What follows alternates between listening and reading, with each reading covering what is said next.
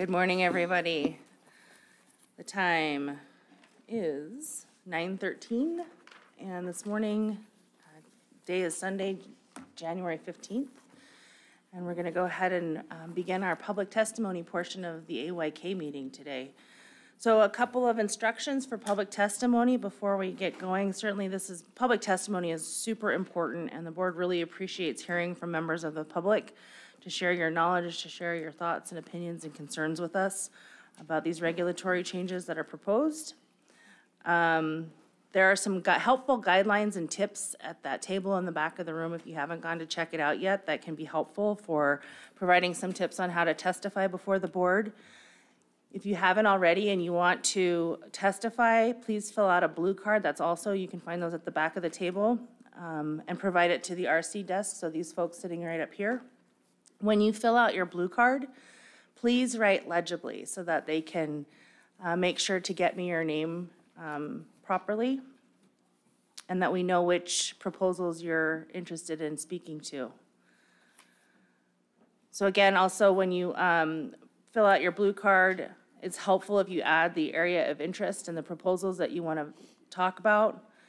The cutoff time for signing up for public testimony, originally I had said it was 10 a.m. Today I'm going to extend that 1 hour since we're starting public testimony a little later than our agenda had indicated. So I'm going to cut off sign up for public testimony today at 11 a.m. Okay. When I call your name, please come up to the front table. There's microphones up there. When you're ready to begin your public testimony, please press the on button. This red light will come on, and you'll be ready to go. Please identify any written materials that you have submitted, either as a public comment number or an RC number if you have them. I'm not going to charge you any time for introducing yourself or for mentioning which materials the board needs to get in front of them for your public testimony. So please come up, introduce yourself, let us know who you're affiliated with, if anything, if anybody or any organization, excuse me, and let us know what proposals you're interested in speaking to, and if you have any reference materials that the board needs to get in front of us. You have 3 minutes if you're a member of the public. The ACs and the regional advisory councils will have 10 minutes to provide testimony. So this meeting, it's a little bit different than has been done in the past. If you've been here before, our red, yellow, green light system has been malfunctioning lately. And so we're going to use a simpler timer for testimony at this meeting. So you'll hear a beep when your time is up. So that red, yellow, green light indicator that is typically in that little box on the table, if you've been here before, we're not going to have that, but you'll hear a beep when your time is up. And we ask that you confine your testimony to the subjects at hand and you're respectful of that 3-minute time limit so that everybody can be treated fairly. And if you don't stop talking when it beeps, I'll let you know to stop talking. Again, it is the intent of the board to deal with the merits of the proposal based on the general principles used by the board. The board does not deal in personalities. Thus, I ask that public testifiers don't refer to people by name, any person, any staff member, any board member, or any member of the public in a disrespectful way. Advisory committee and regional advisory council representatives should also fill out a blue card and indicate whether or not they wish to testify at the beginning or the end of public testimony. Please note on the card which advisory committee you're representing, and please be prepared to describe the general membership of your committee. Please confine your testimony to the position that the committee took on proposals or issues and give minority opinions of the committee, if any. And if you wish to provide your own personal testimony, please fill out a separate blue card and submit it to the board staff. If your name is called and you are not present to testify, a second call will be made. Second calls are typically made after the lunch and evening breaks if the board holds an evening session. So if you receive your first call this morning and you're not here, and we'll take a break for lunch, and then I'll give your second call when we come back after lunch. And if you're not here for your second call, that's your kind of last shot to provide testimony. All right, I think that covers most of of some public testimony instructions, so we'll go ahead and get started.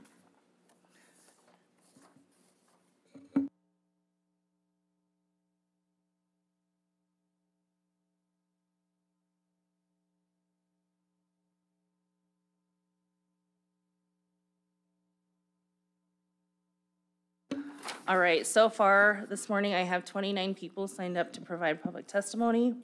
And like I said, that cutoff time will be 11 a.m. So if you're holding on to a blue card and you're thinking about dropping it, I would encourage you to do so sooner than later. Thank you very much. All right, our first person to testify this morning is Alyssa Rogers. Good morning, Alyssa. Thank you for being here.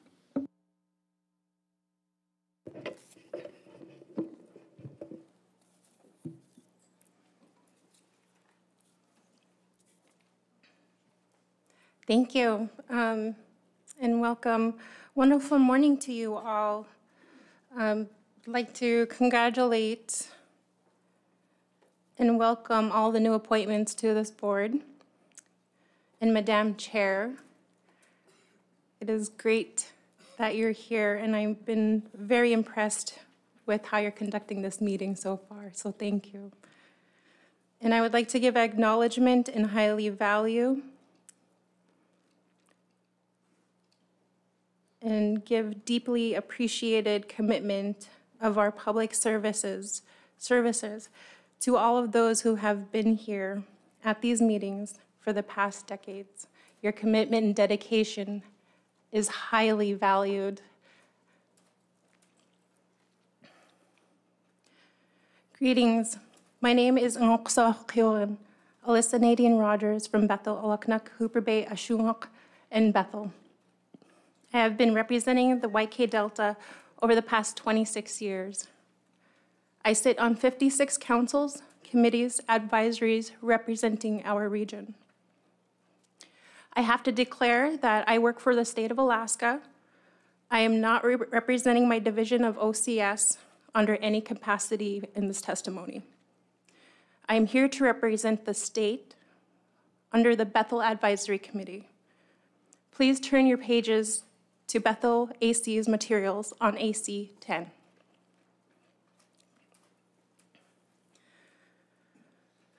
Our fisheries in the Kuskokwim are a very sensitive topic, so our advisory committee takes care into ensuring that all users are equally represented. Proposal 87. Eels are becoming more prominent and showing themselves on the Kuskokwim River. There is a subsistence harvest of eels, but not by many communities along the river. There is 2 runs, one in the spring and one in the winter. The main harvest of eels is during the winter. Proposal number 90. The Tier 2 systems were not developed by bush communities or primary subsistence economy-driven agriculture. The tier system is a system used to determine those of greater stakeholders and who have used the priority uses. Unfortunately, this only can properly work in communities from 50 to 100,000 people or more. Our communities in Bush, Alaska nearly meet the 6,000 population threshold year-round. This making it ineffective and sets our user groups up for failure. Putting all user groups into this repeated developing culture cycle of we are not going to meet and get out of this tier system within the 20 to 30 next years. Not all systems and tools in our regulation Bible properly reflect the pros and cons of the system. Therefore, they should be carefully evaluated when making decisions that can affect the longevity relationship between users and species. Proposal 92 and 91. More effective positive tools provided by the state's management will better implement management decisions and flexibility in navigating through these challenges. We are in a crux, and no one has a crystal ball to ensure that future of our resources is known. So we have to make sure that we are ensuring the best tools are available at any given notice that will not put our user groups at fault or in legal binding. The more benefit to both resources and user groups and equitably and beneficial both sides should always be our end goal, even in times of suffering. Proposal number 97. Let me put this in perspective, our Cusco fisheries. The definition widely known is everyone goes fishing with gill nets as openers allow. The unknown definition is catcher-sellers, which is a sign up to commercial fish in a smaller capacity. Historically, the Kuskokwim commercial fishery is known for having the largest Chinook in the world. They were fished hard, they were fished fast. Today, we don't have any historical commercial fishery openers on our river. The new norm is the catcher-sellers who are limited, and just a small handful of folks actually utilize this opportunity. But it is a way to provide income to communities and people in our region. This proposal gives an opportunity by giving more legal tools to allow this economic opportunity to communities who want to utilize this opportunity, which is a win-win for those who participate and allows selective harvest to earn the necessary income to purchase the loss that we have all felt with the subsistence salmon harvesting. Our advisory committee had supported proposals 92, 91, and 97, had opposed 90, 165, and did not take no action or take into discussion of 95 and 96. Proposals 92 were supported across the Kuskokwim ACs, and proposal 90 was also unanimously supported under being opposed to proposal 90. Thank you. Do you have any questions or comments for me at this time? Board have any questions? I don't see any. Thank you very much. Kanyana Chaknak for your testimony today. Thank you. Karma Olvi.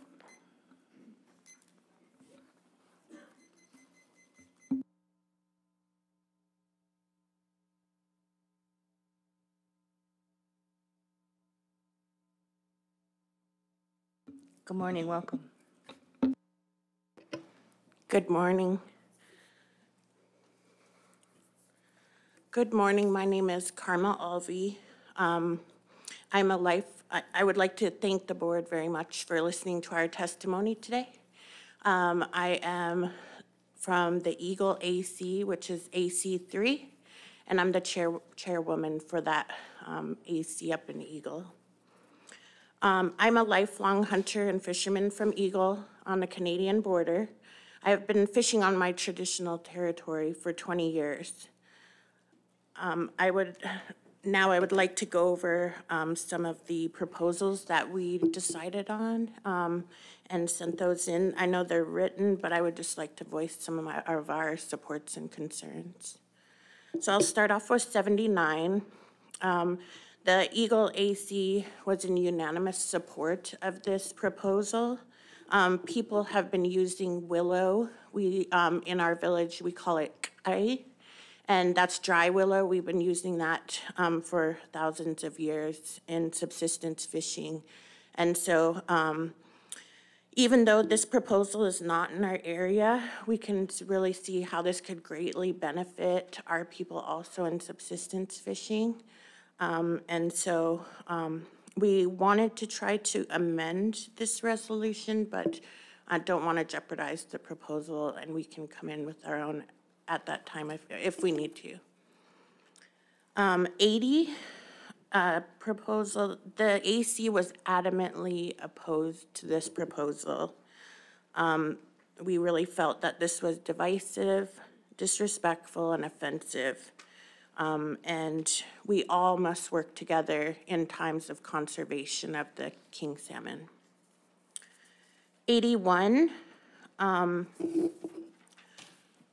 we opposed this proposal maybe 10 to 20 years ago, given the current, maybe this could have been a good proposal 10 to 20 years ago, but right now, every king salmon that enters the Yukon is crucial to the survival of the stock. It would be unwise to harvest any kings regardless of size, and fish under 24 inches still contribute to the genetic diversity of the population overall. We really feel like every fish counts at this point, so we were opposed to that.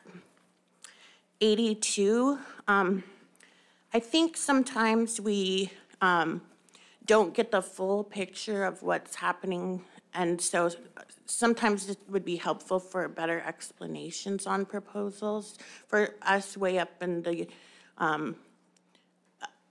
up on the Yukon towards the Canadian border, we may not know really what's happening down in the lower Yukon. But for 82, we supported this proposal to help reduce the occurrence of illegal salmon harvest on the Yukon. 83, we were in support of this. Again, every Yukon king needs the opportunity to get to their spawning grounds. And we felt that late-running Chinook salmon are usually large fecund females. And using a 7.5 gill net in these mixed stock fisheries late in the season has the potential to catch those large female Chinook and could help in the decline of the king salmon. We know that sometimes people with 6-inch mesh downriver get a lot of chum and other smaller species in those, but we really feel like up around Eagle and stuff, we get a lot fewer species, and we have a lot less resources to target. And so conservation, again, is a big thing for us on the Yukon and Tana River. 84, we felt that was a good housekeeping proposal. 85, same thing, to just help in conserving the kings. 86, on this one, we were opposed to this. We feel like the language in the proposal, specifically any salmon removed from the water must be retained. We can't support this proposal during times of low salmon run. We feel like it could be a loophole by anglers and cause illegal retention of kings. 87, that we support the definition of eel stick. 88, we feel that that was good for conservation, builds more flexibility for managers to be able to manage during this time. And 89, on the dip nets, we've watched a video on that. Members of the AC all expressed concerns about this fishing practice, especially in terms of ethical fish handling and the viability of fish being released back into the river. The handling and bruising of the king salmon was one of our big concerns with this. If using the net and the hoop with just a line, we feel like bringing those onto the boat and them hitting the boat and stuff could really cause bruising, and even if they're going to be released back into the water. Also, a dip net on a line will allow for fishing deeper in the water column where kings tend to swim. And we just feel like there should be more education and outreach on safe release practices during times of conservation. And I just wanted to touch really quick on Proposal 140. Our AC will be meeting the third week of January, so we're going to go over this more and come back with our responses to Proposal 140, but we are in support of it. So, do you have any questions for me? Thank you. Any questions for Karma? I don't see any, but thank you for the excellent AC report. It was really well done. Thank you. Next up is David Carl.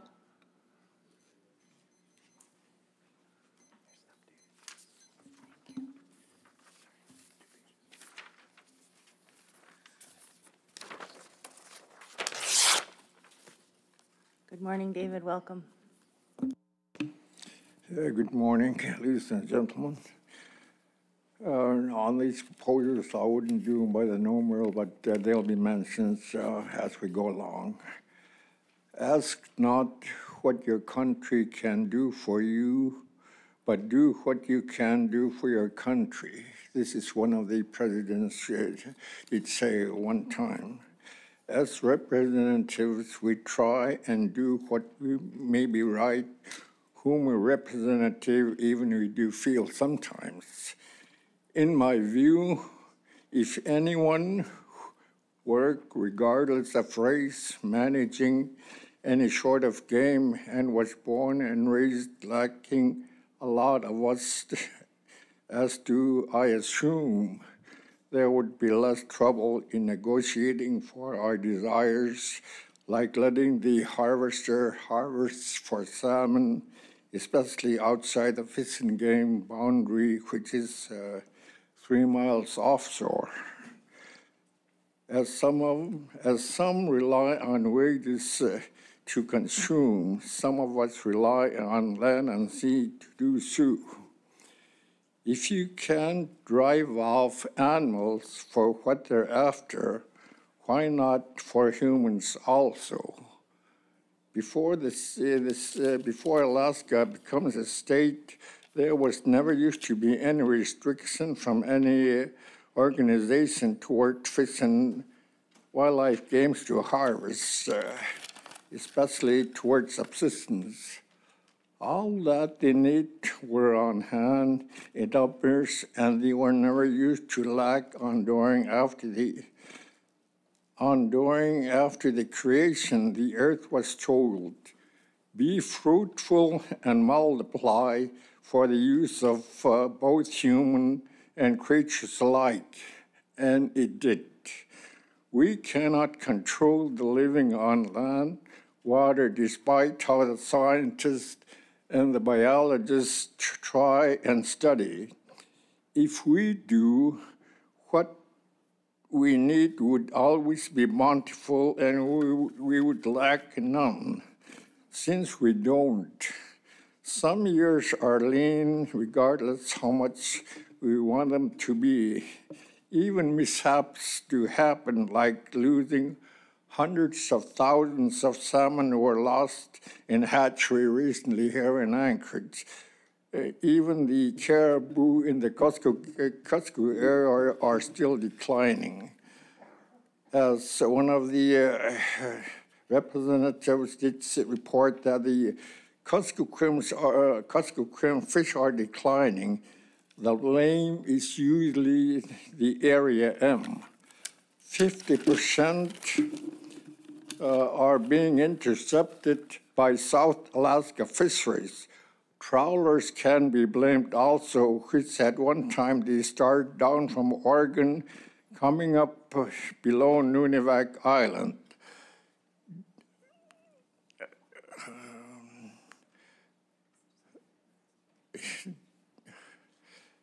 Okay,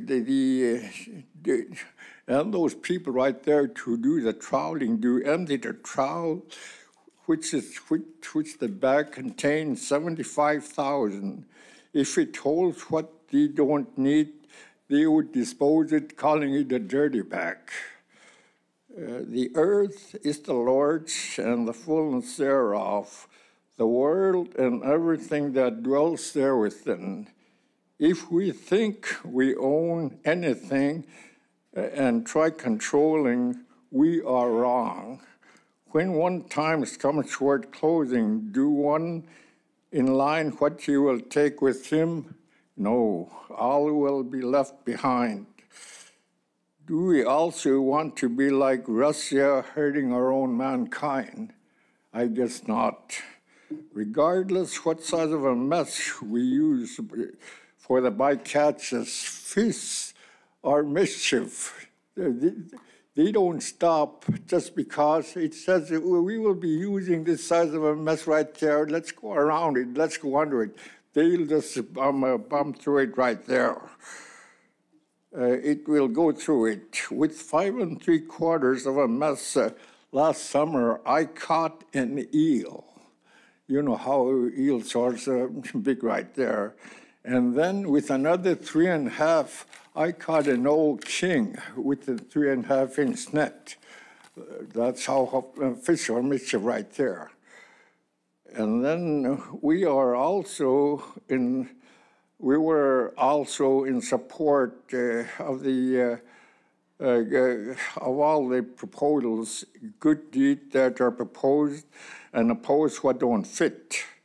For number 81, that is, we totally did support the bright vision for the Yukon, which is retention of king less than 24 inches, and even they're 10 for a year. And then that's for a bright vision for the Yukon, and we are very grateful. For conclusion, we were made to adventure so we may create our will. Be fruitful and increase in number, fill the earth and subdue it. We have to have a draw to invent, take risks, and create new things as we fruitfully rule the earth. Such adventure may be large or small, but they benefit others. Thank you. Thank you, Mr. Carl. Appreciate your testimony, and thank you for your service on the AC.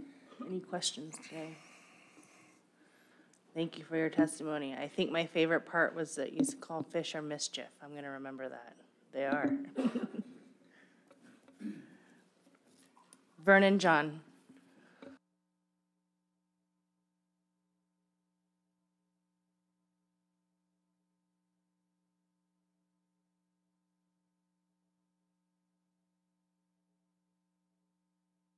Good morning, Vernon. Welcome. Good morning, everybody.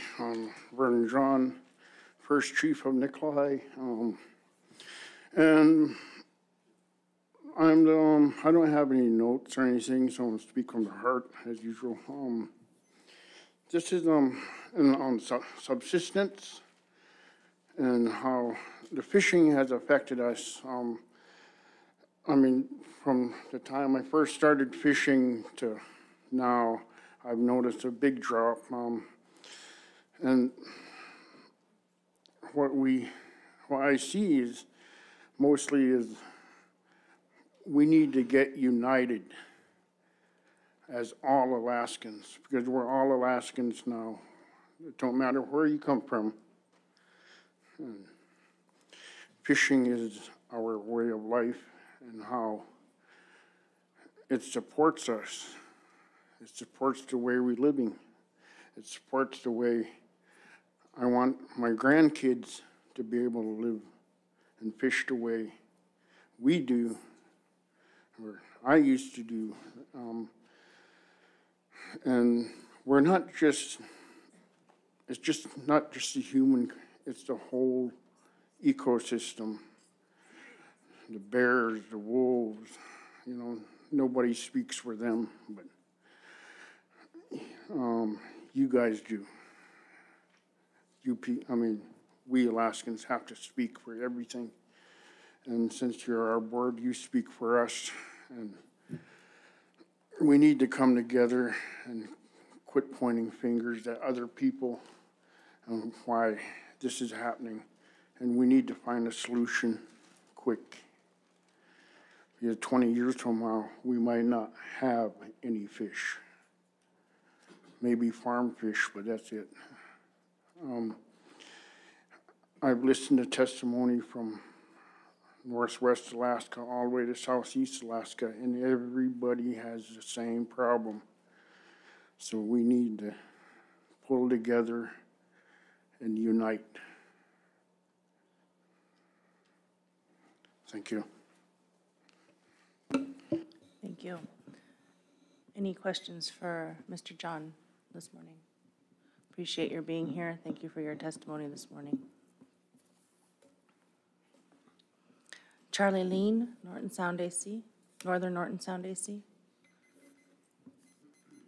Welcome, Charlie.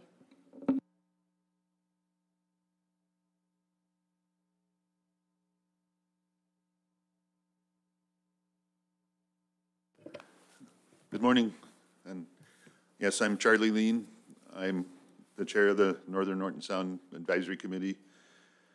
I'm a mostly retired fisheries biologist for most of my adult life, and currently am occasionally employed by NSCDC, the local CDQ group for Norton Sound.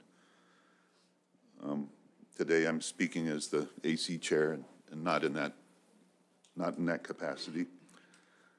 If I could, I'd do my AC testimony first. Okay. So we have relatively few proposals. Number 75 is a sports fisheries proposal about grayling. We split as an AC on this, 5 supported, 3 opposed.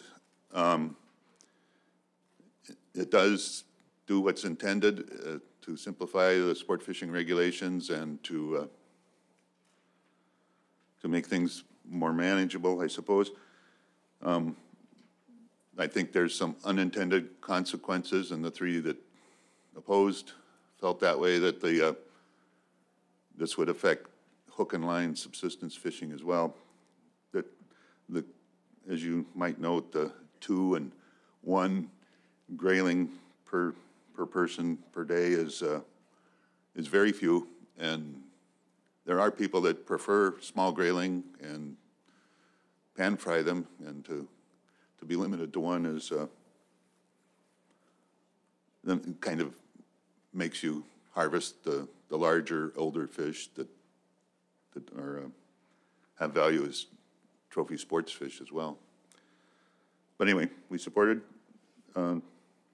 Number 76, we talked over but took no action on. That's the Kotzebue untended gill nets in the commercial fishery. That's a method that's been ongoing since statehood, but it has to do with a region outside our own, so we didn't comment. The number 77 is a proposal I wrote, but the AC did endorse. The intent there is to address management of the sockeye and pork clearance.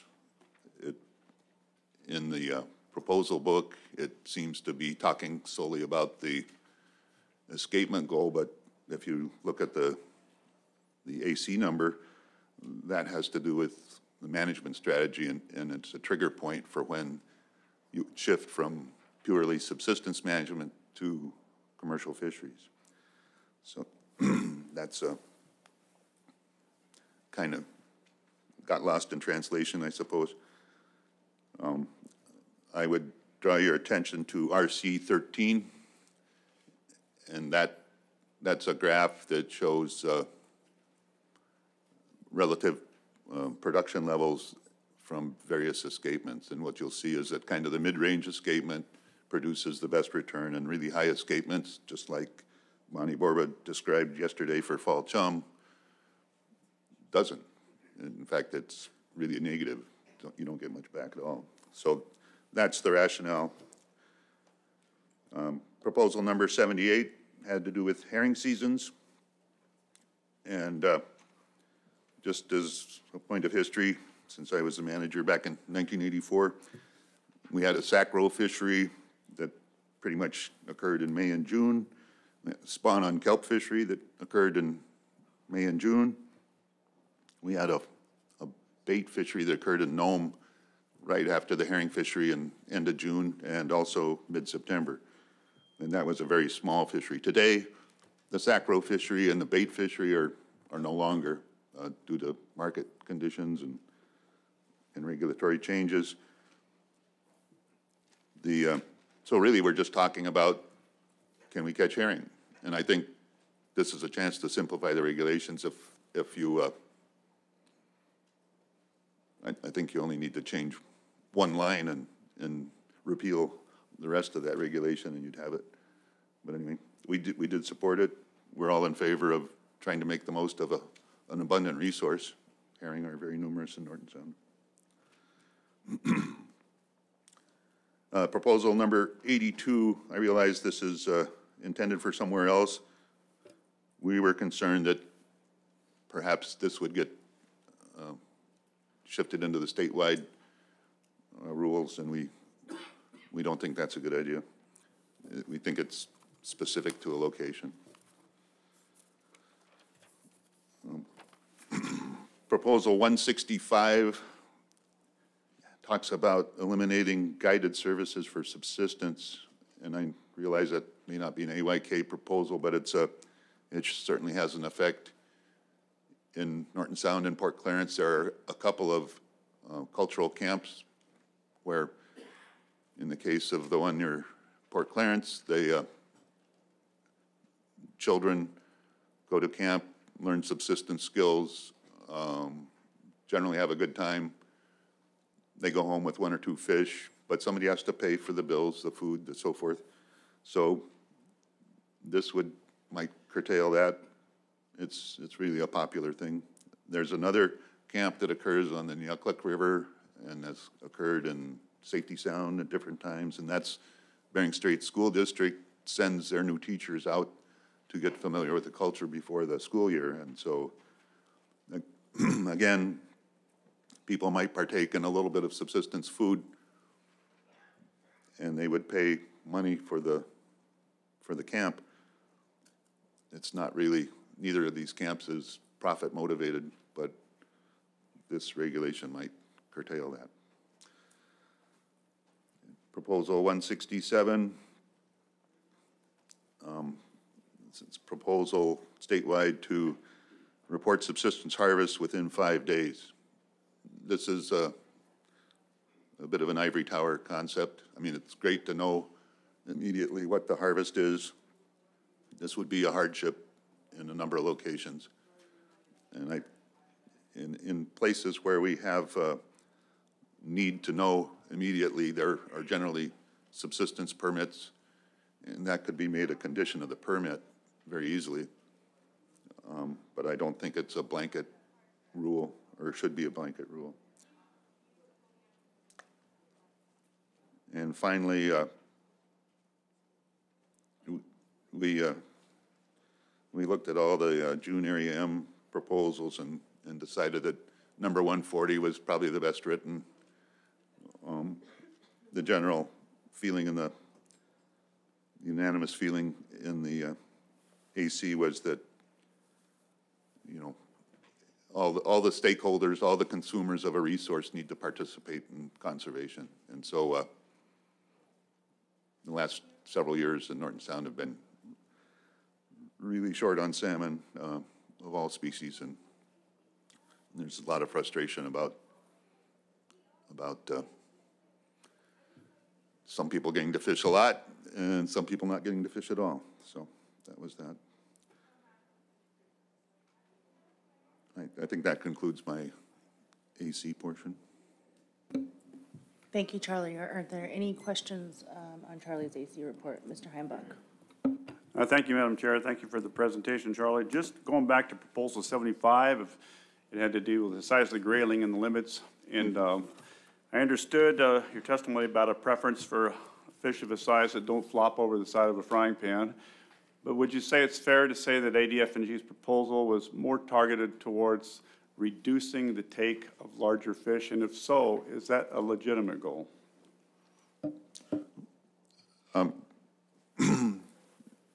I guess my interpretation of this was that it wasn't designed to do conservation. And in fact, it says so in the regulation. I think that it says in the regulation that the harvest has declined somewhat, and there is a sports fishery, trophy sports fishery that goes on the Seward Peninsula. And so it seems to me this is, that I don't really understand any biological reason to do this, except to make a more orderly fishery, easier to understand regulation. I don't see any other questions. Charlie, would you like to give your personal testimony at this time? Yeah, so the RC, if you will, I'm sorry I don't have it on screen, but there's a graph there that's kind of confusing, and you'll see the large green bars. And this graph is the time period when we've been fertilizing Salmon Lake. And by fertilizing, we increase the plankton in the lake, the phytoplankton, the plant plankton, which in turn increases the zooplankton, the animal plankton, which in turn increases the survival of the juvenile salmon, and they're more numerous going to sea. Except when we put too many adult fish back in the lake, then the egg or the over escapement results in overbrowsing of that algae and or of the zooplankton, and the lake crashes. And so in this graph, you can see how it's been cyclic. You've had a couple cycles now, really, really strong, really weak, really strong, really weak. And that's brought on by boom and bust escapements. The idea here is to try to hit that mid-range and level the escapements a bit, and also level production. So we've been working with the Limnology Lab based in Kodiak. They've said almost the same thing. You know, you need to limit the number of fish in that lake. If you get more than 13,000 spawners, you're doing yourselves a disservice.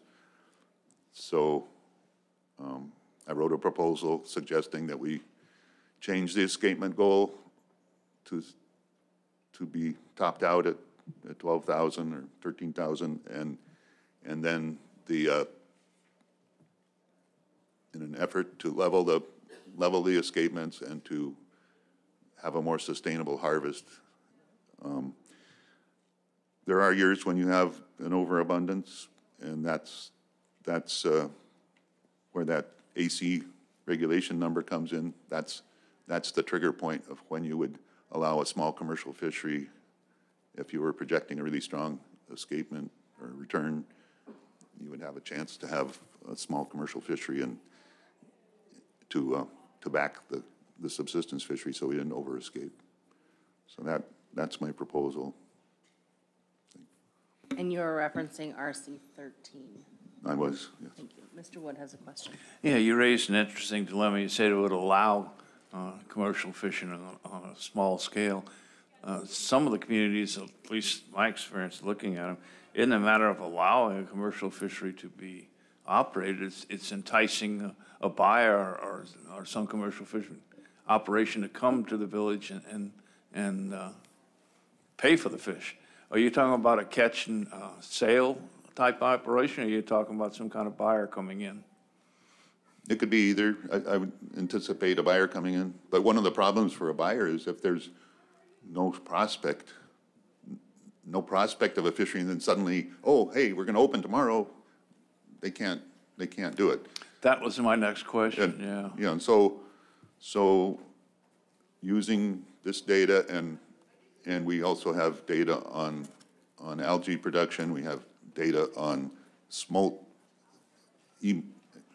migrating out of the river system. We have 3 different tools to project the run, and so it could be done prior to the season, and potential buyers would have a warning that indeed there might be a chance here. That would help solve that problem. Okay, and you're familiar with that operation much more than I am. Are there commercial buyers out there that you feel would come in? That's up in the air. When I worked at NSCDC, we did buy there. It was an experimental fishery for a couple of years. Thank you. All right. Thanks, Charlie. Thanks for your chairing the AC up there, too. Appreciate you. Next up is Steve Kakaruk. I'm sorry if I mispronounced your name.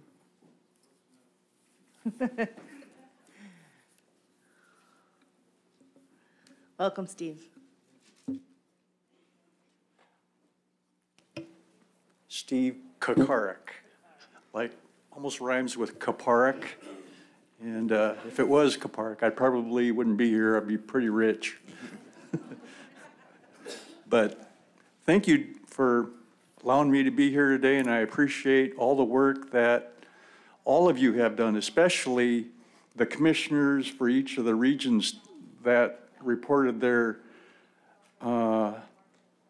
reports, because it has shown that, for me anyway, that they have done their job and reported that commercial harvest is taking up about 90 to 98%. When we look at the game management units, it's evident that that is what is happening, and that there's really, the conservation efforts are failing to a certain degree, in my opinion, because those reports show me anyway, as a fisherman and as a user that loves dry fish, for example. Does everybody love dry fish? Everybody loves smoked salmon, jarred fish, especially elders. And the elders have taught us to conserve and think ahead for the sustainable use for future generations. When I talk to elders, I'm from Fairbanks, by the way, and I go to a wonderful lunch program, which is a Title VI elders food program, which sustains a lot of elders that may or may not have the ability to have proper nutrition. And this is an important aspect where folks are taking care of themselves through proper nutrition. If we were to, for example, just look at that and say, well, why aren't we utilizing these types of practices to save the fish stocks? What I see from the graphs that were and the bars that were on the screens yesterday, it showed me that subsistence was just maybe 1% of all the usage. And I think about that, and I wonder why that the elders, and I'm going back to the elders again, that taught us to always think of future generations and utilize these fish for our use, because it was culturally and traditionally inherent to sustain us and make us strong. And so we practiced that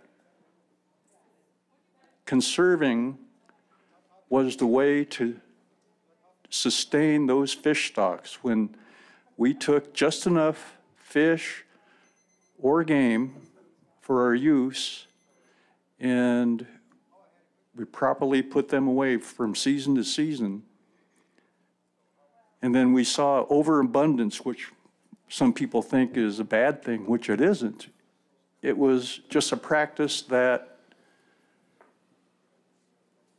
showed that the native people that passed down the information how to care for the resource from year to year was doing properly, and that future generations were able to use and hand down how to take care of the salmon through dry fish, jarred fish, sharing with other elders in other communities. So that's one of the reasons why I'm here today, to talk to you about how important it is. Thank you, Steve. And to not forget that. Thank you. Thank you. Any questions? Appreciate your being here, and thank you for Yes. your testimony on those points. Ernie Weiss.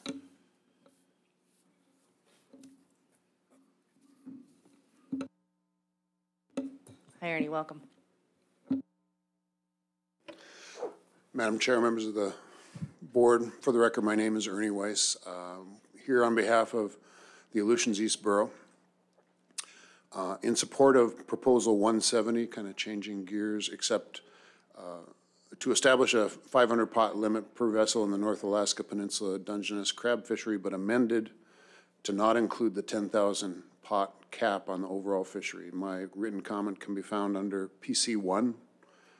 Our support for an amended Proposal 170 is based on written comment and conversations with fishermen that participate in the fishery, and almost all support Proposal 170 as amended. Just one that I've spoken to supports it as written. I'm sure you've seen how this Dungeness crab North Penn fishery has ballooned in harvest and effort. Establishing a vessel pot limit we think is important for the sustainability of this fishery, but we believe the overall cap would be hard to work with. Adopting Proposal 170 as amended would make the North Penn fishery consistent with what you did for the South Penn in your action in March on last year's Proposal 267. And we hope that you can take action on 170 at this meeting one way or another so that regulations could be promulgated in time for the season opener May 1st. And we're hearing lots of talk about vessels gearing up to bring lots and lots, thousands of pots. So that's all I have for now. I do appreciate being here at this meeting, hear the department presentations and the public comment. It's a pleasure. So again, thank you for your time. Thanks, Ernie. Any questions? Mr. Carpenter. Thank you, Madam Chair. Thanks for your presentation, Ernie. I just had a question. I mean, you're down there, you're talking to folks that are, you know, there might not be a lot of testimony from people on this proposal because the fishing season has begun. So it'd be interesting to hear what maybe the talk was around, you know, the cyclical nature of Dungeness crab and, you know, the amount of people that have typically fished on average is quite low. What's the thought about if the pot limit was set and the populations did dip to where it wasn't a profitable enough nature for a lot of boats to fish, which potentially could happen? What's the nature? Are people willing to fish with the pot limit even though there's only 1 or 2 boats fishing? Thanks for the question, through the chair. So it looks like what I'm looking at from 2009 to 2019, it was 4 or 5 or 6 vessels, and then suddenly we're over, you know, 16, 26, 19. The guys I've talked to say, yeah, they're willing to work with that if you put in the overall cap and then you have a bunch of vessels, then it goes down, you know, and you make people register by April 1st, a month before it opens, and then everybody's limit goes down. They're not necessarily, they wouldn't be too happy with that. So the guys I've talked to would be willing to work with the 500 pot limit.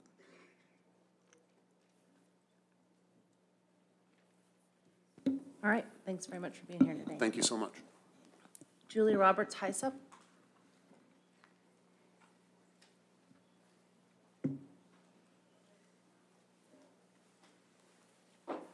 Good morning, Julie. Good morning. First of all, I just want to thank all of you for serving in the capacity that you serve in today. Your job is very important to all of Alaska, and I really appreciate you taking the time out of your lives to sit here and to make decisions on behalf of all of us. I think it's really critical that we all think about the conservation of the resources that we have available to us right now.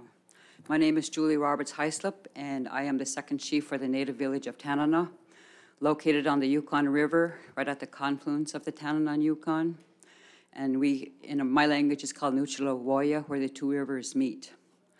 I'm here representing my tribal council, the native village of Dena'ina, and we have over 1,300 members that we serve.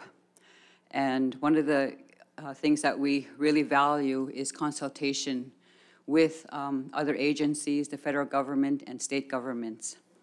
And so having the consultation policy that the Fish and Game has, I think is very important to us. One of the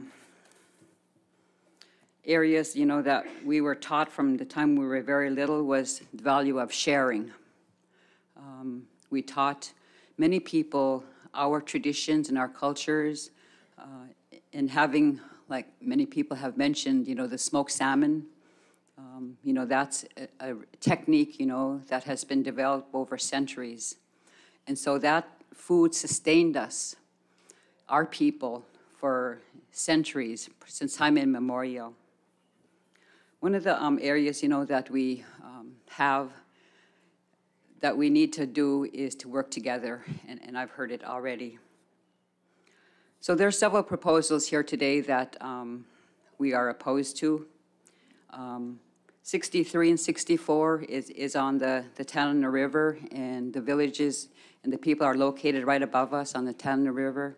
And so we support the people in those areas because, having the resources available is really important.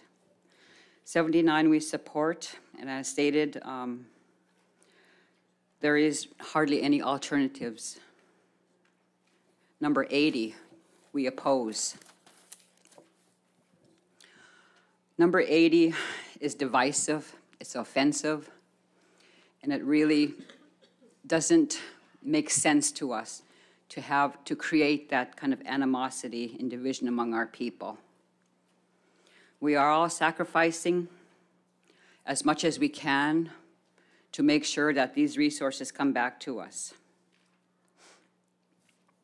Number 89 is on the dip netting, and it was mentioned before about this technique, and we must do everything we can to make sure that nothing is done to harm these salmon that are trying to reach their end goals and to bring back more fish for us.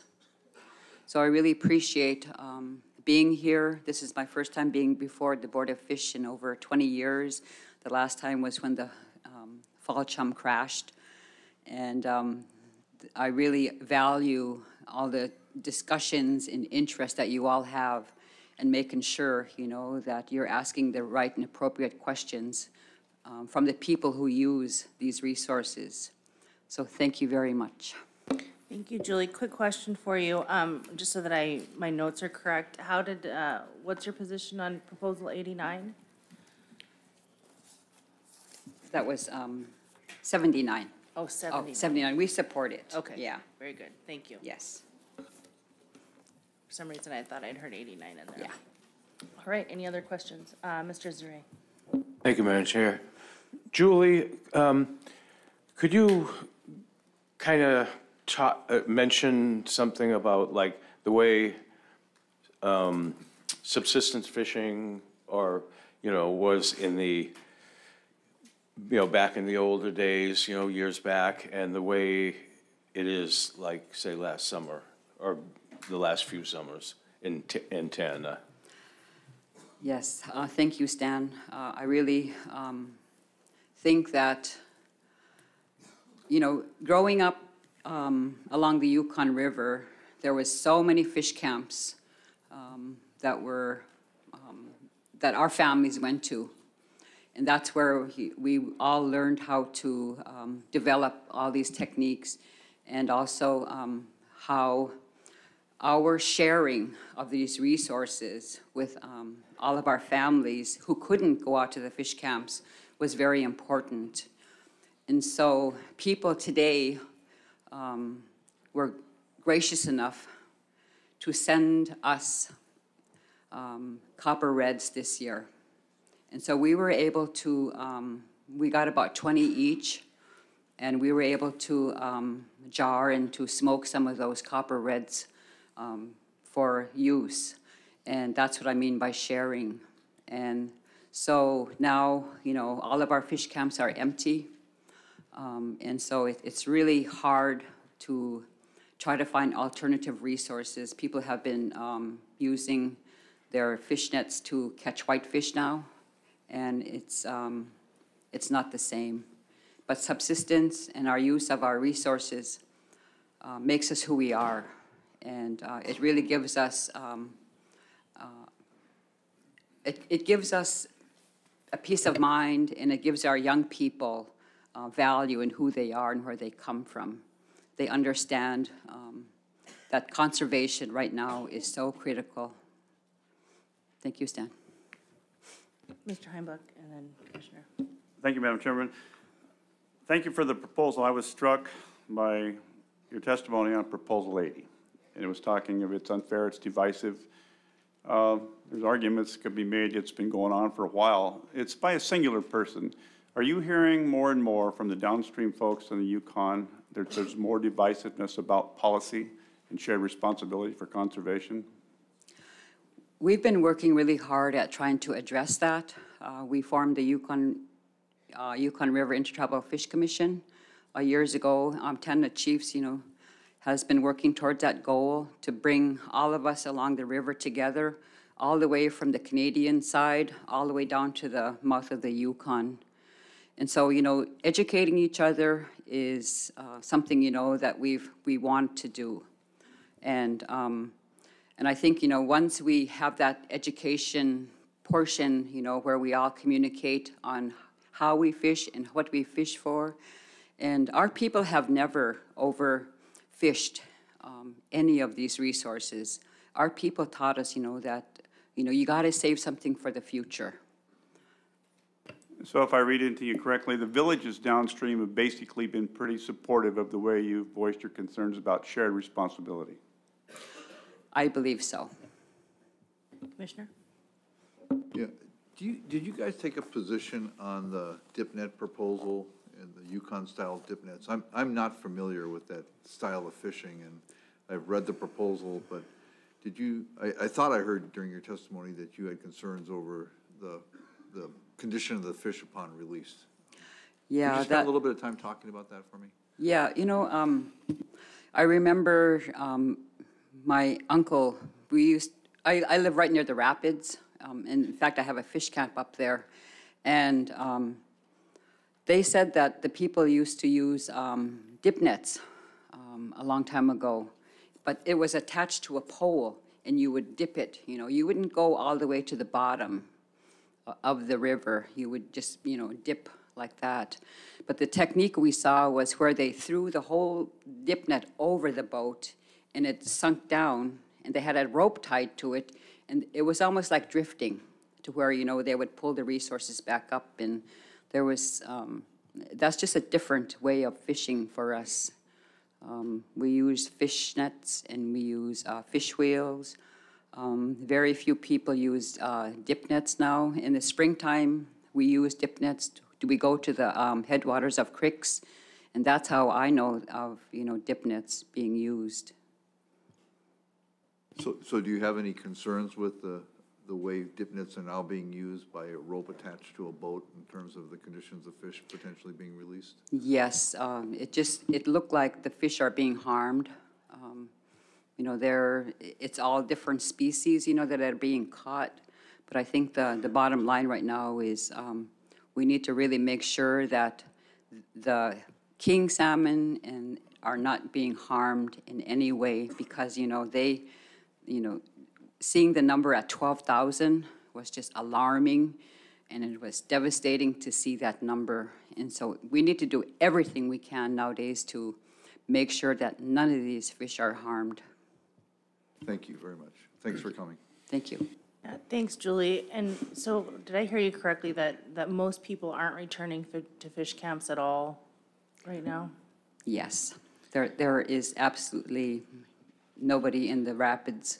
The only one who was up there was the person doing the research on the Ichthyophonus. And so there is absolutely nobody in any fish camps now. Yeah. And that's a time that is used to connect with extended family and, share knowledge. Right? Yes, exactly, yes. It really gives people that connection, and it really brings families closer together, and that's very, very important. Thank you. Any other questions? Appreciate your being here today. Thank you.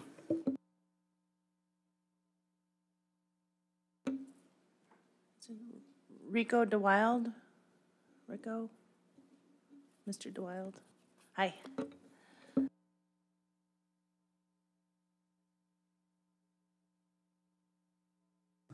Good morning. Thank you guys for letting me have this opportunity to speak.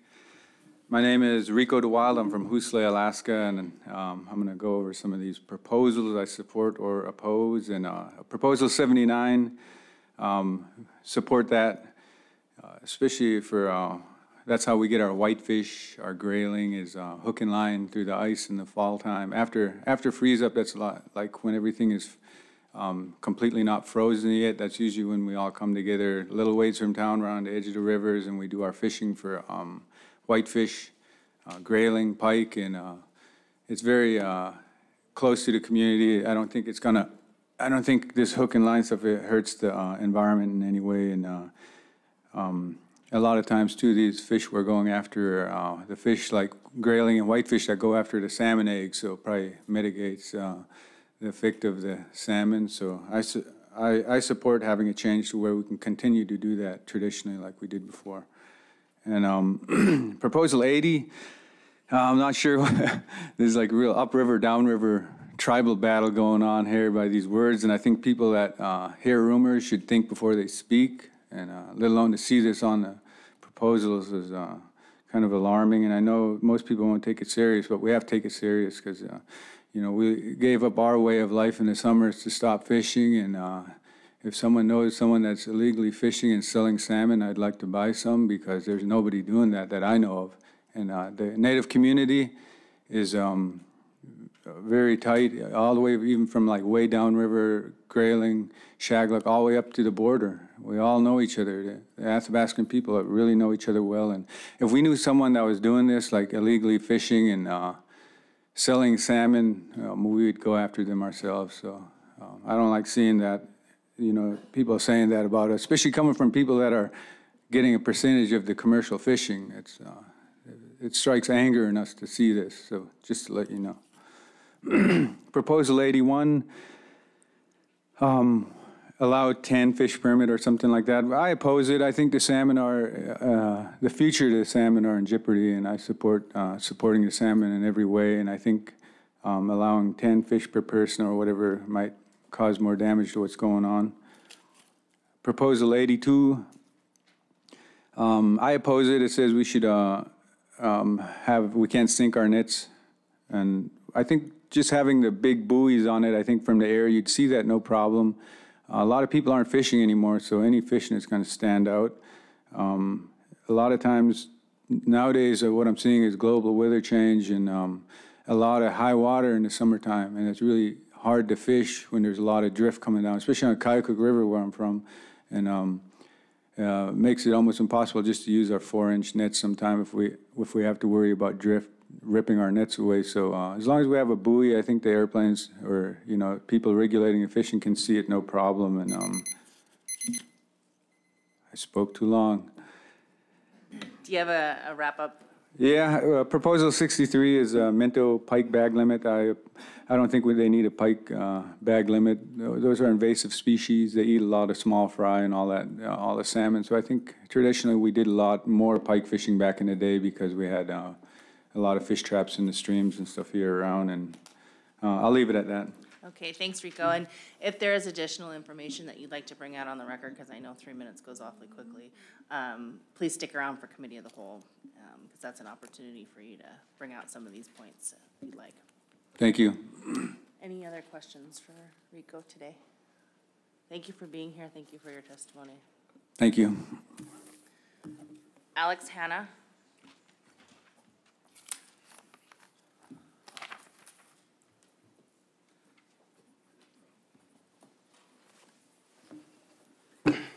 Hi, Alex.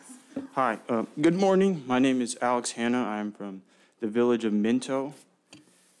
I grew up hunting and fishing there my whole life on the Dena'ina River and in the Minto Flats. And I just would like to speak about a few proposals here. Definitely 63. I hope we could all get on the same page here that pike do a lot of damage to our ecosystem out there in the Minto Flats. Not only are they eating a lot of other fish, but they're also eating a lot of muskrats and baby ducks and other small birds and animals. And we've been seeing the decline on muskrats, ducks, geese, all kinds of things out there. And a lot of times you'll get these big pike and you'll cut them open and you could find anywhere from 3 ducklings to a whole king salmon in there. And I just think we don't need a bag limit on those pike. There's already too many of them, and there's no data that shows we've had low pike numbers, and there's no data that shows low pike numbers are affecting the ecosystem. That's kind of the only proposal that's really affecting me in my area, but I would like to touch on a few other proposals like 79. Definitely, and for that, people have been fishing with hook and line for thousands of years. Pretty no-brainer on that one. Definitely 82 on sinking the nets. I could feel Rico on that one. The reason a lot of time we sink those nets is to get the drift, so we don't get drift in our nets. And if this proposal does get passed, a lot of our people, when we do have to start fishing, we're going to have to buy a lot of nets. A lot of us cannot afford to be buying 3 or 4 nets a summer because we're losing them to drift.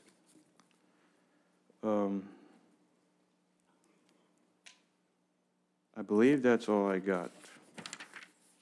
Oh, I would also like to just state to the Board of Fish that me being a resident of Alaska, growing up here my entire life, my subsistence needs are not being met, and they haven't been met for a very long time. And I think I could speak for most of us on the rivers when I say that. That's all I got for now. Thank you. Thank you, Alex. Just so I'm clear, what was your position on 82? Opposed. Got it. Thank you. Any other questions? Appreciate your being here today. Thank you for your testimony.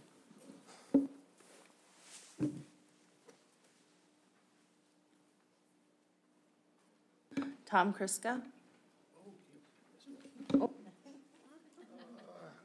Oh, Robert Pilot, sorry, I missed one.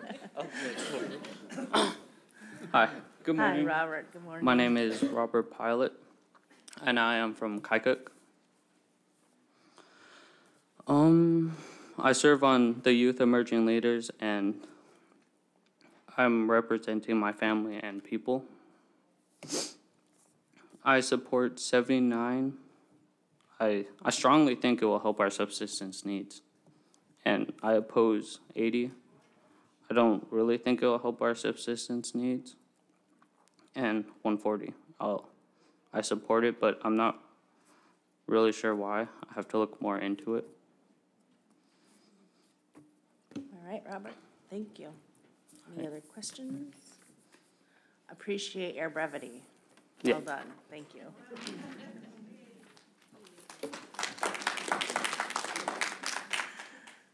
Okay, Tom, we'll talk to you now. Come on up.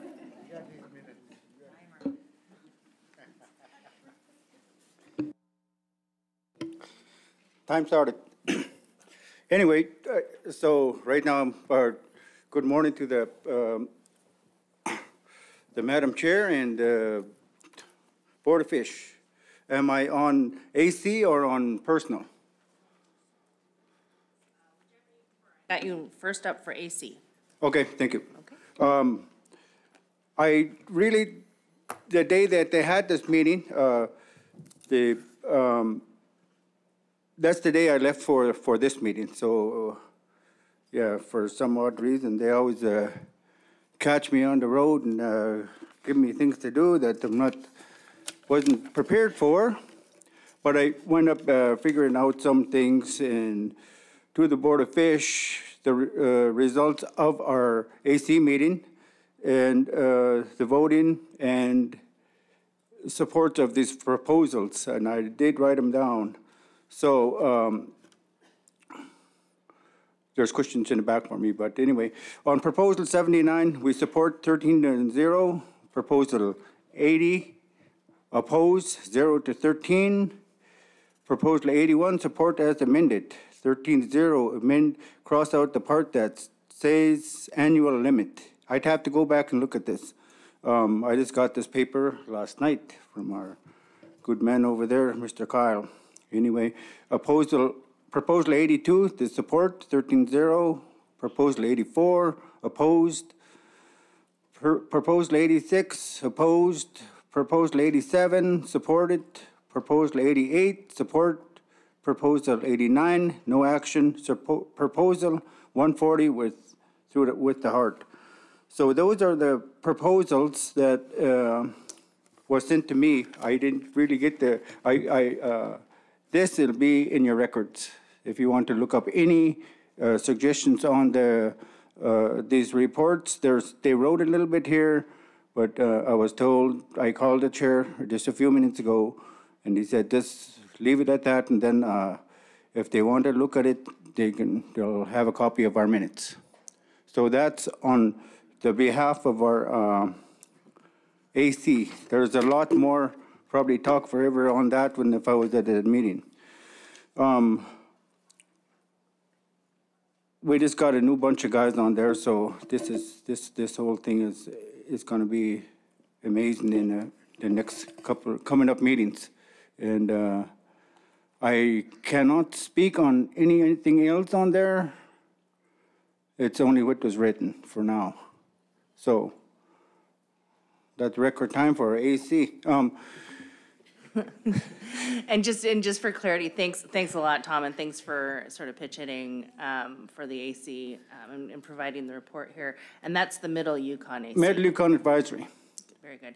And I don't see it in the on-time advisory comments, committee comments. Was that submitted as an RC, or was that submitted so that the board can review those AC comments? Mr. Kyle? Thank you, RC number 12. Yep, Appreciate it. RC 010, that's what it is. Okay. Would you like to do your personal testimony now? Give me a couple seconds. Okay. Because yeah. Anyway. You had some time left for your AC, so I didn't want to cut you off early. Okay, If you had well- more AC reports. Well, my personal is longer than my AC. All right, well, whenever you're ready to begin your personal Okay. comments, you may do so. Let me look it over for a second. Oh, you need glasses. Anyway, I'm ready. Okay, on the behalf of my own personal is this. Hi, Madam Chair, Rips, great to see you here. I was really surprised and happy to see where your everything went with the reports yesterday and the question that you asked that really helped me out. My name is Tom Kriska. My testimony today is on behalf of the 79, 80, and 140. On 79, the hook and line that really helps us.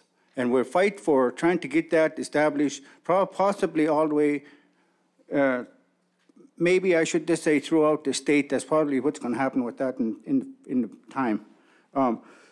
Because once you can't hook with nets, or you need something to eat out there. You got to have something to eat. And if you're down to no nets, no fishing, and it's crazy.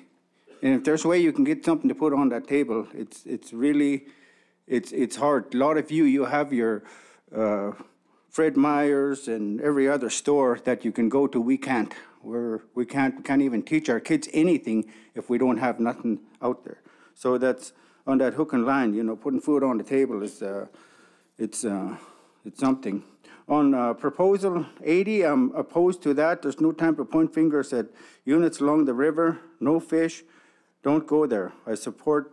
I highly recommend that this kind of slide that away in some way. I'm not up against anyone, But if you're here to point fingers and situations that in the inner river, and all of us along the river can't even do anything about, and if we really do anything about it, what's the point? Because there's no fish anyway. In my place here, like I said, I supported 140. That one is a go for my parts. And then our needs aren't being met in anywhere. And what really get me is when I said our needs, it's even whether we get fish or not, it's hard to even be dealing with getting no fish at all. Is because the thing really gets me is that I can't teach my kids anything. Can't teach them what I put them on this earth for. I can't teach them how to fish. I can't do anything, but there's ways to do it. I will cover that in a minute here.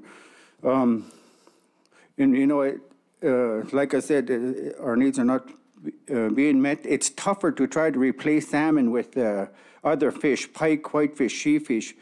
You know, it's hard to do that because the traveling in our areas, the fuel, if you look at it, and if any one of you want to feed your family that day and then have to wait till 11, 12 o'clock, 1 o'clock for a gas station and then to pay $10 a gallon and to go 20, 30 miles, and some of these places are 30, 40 miles away.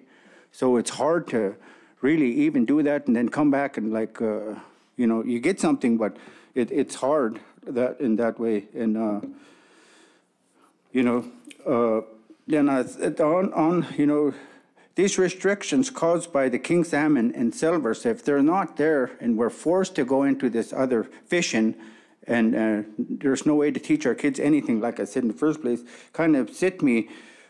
On another thing here, what's going on? It kind of upsets me.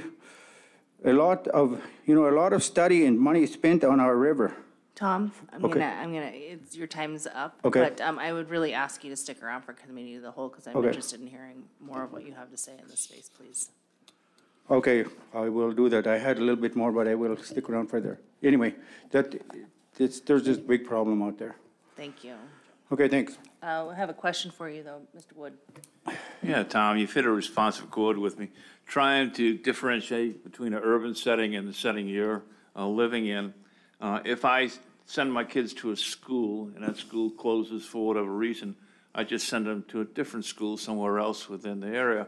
Your situation is if indeed the fish camps are closed, et cetera, are there any other options to teach your kids what they need to know to be able to harvest into the future? Well, you'd have to look more toward the pike, the whitefish. There's options, the moose, and even right now, you know, with these little options like that, and then there's caribou way up north, and we never did that before, but right now we're looking into it. We need some of that to... Let's restrict my question just to salmon, okay? Okay. The harvest of salmon. Is there other alternative mechanisms whereby you can teach the kids this, or it's a hands-on learning experience, is it not? Yeah, yes it is, but there's no way to do it. Yeah, that's my point. Thank you. Okay. Thank you. Thank you for being here today. Appreciate you. Michael Peter.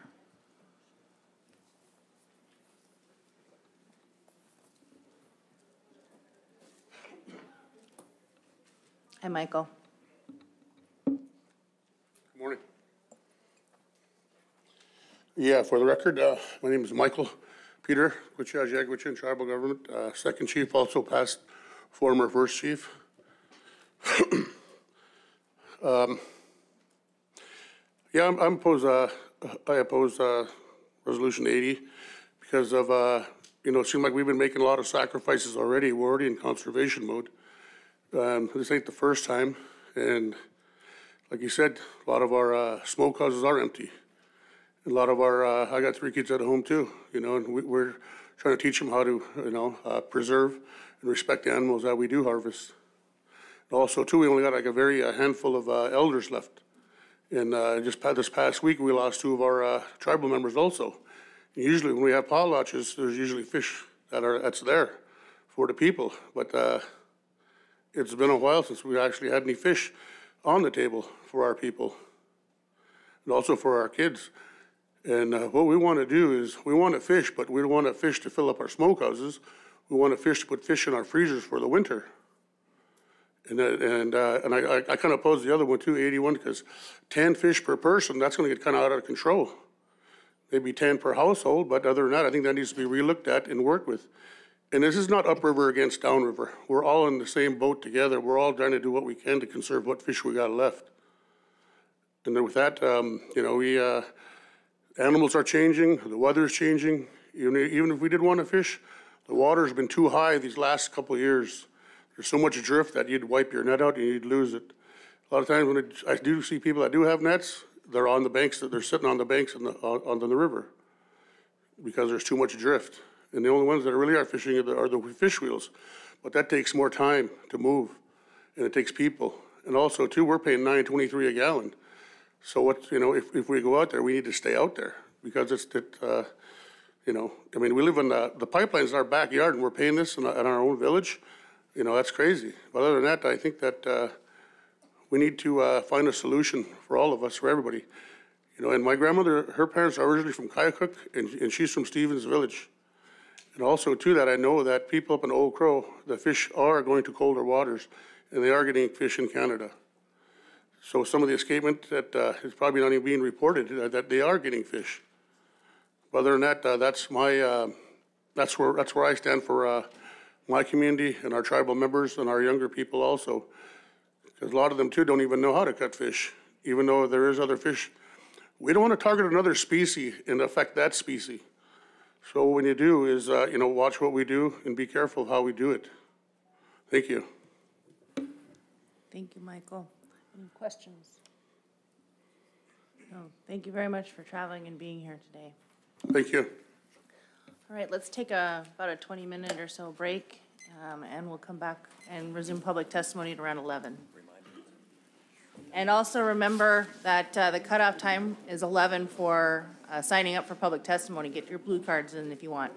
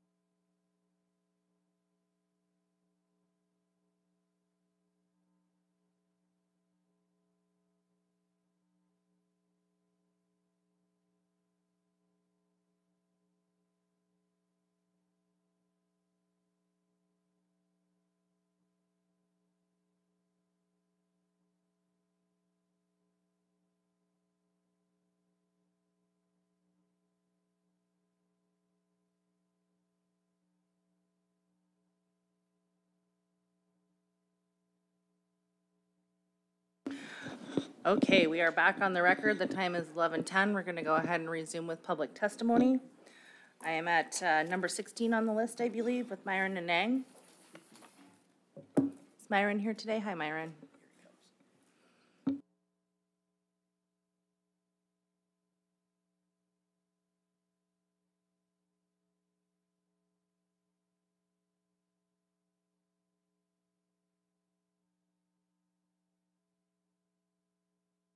Good morning, welcome.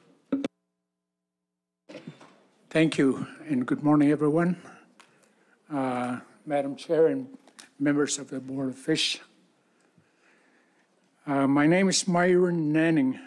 I'm testifying on behalf of the Yukon Kuskokwim Delta Regional Advisory Council as the Vice Chair. At our fall 2022 meeting, the YKD-RAC voted and commented on 3 AYK proposals, and I will read the positions and the comments now. The Council voted to support Proposal 80, which seeks to restrict subsistence salmon harvest, or subsistence king salmon harvest in the middle and upper Yukon. And we'd like to see a restriction on that. The Council supported this proposal because they feel that lower Yukon River fishing districts have been unfairly restricted in the past, while upriver districts were allowed more opportunity. And we've seen that happen many a times over the years, as well as the prevailing winds that come out on the coast especially, but not necessarily in the in-river system. It has impacted coastal villages that only fish for king salmon when there has been a prevailing northwest wind during the wintertime. And the Council voted to oppose Proposal 90, which seeks to create Tier 2 subsistence salmon fisheries in the Kuskokwim River. The Council does not support this proposal because subsistence fishers should not be more heavily regulated under Tier 2 system, while commercial fishers in Alaska Peninsula continue to intercept our salmon stocks for profit. This is unjust and does not adhere to the subsistence priority. By law, restrictions should be put on commercial fisheries before subsistence fishing. And I think that with the reports that you've seen from some of your staff, there has been a very big impact on many of our subsistence fishermen, both on the in-river systems where many of the fish camps are empty, no families working together, while commercial fisheries allowed to happen in the known migratory routes of the salmon bound for the Yukon and the Kuskokwim and other tributaries in western Alaska.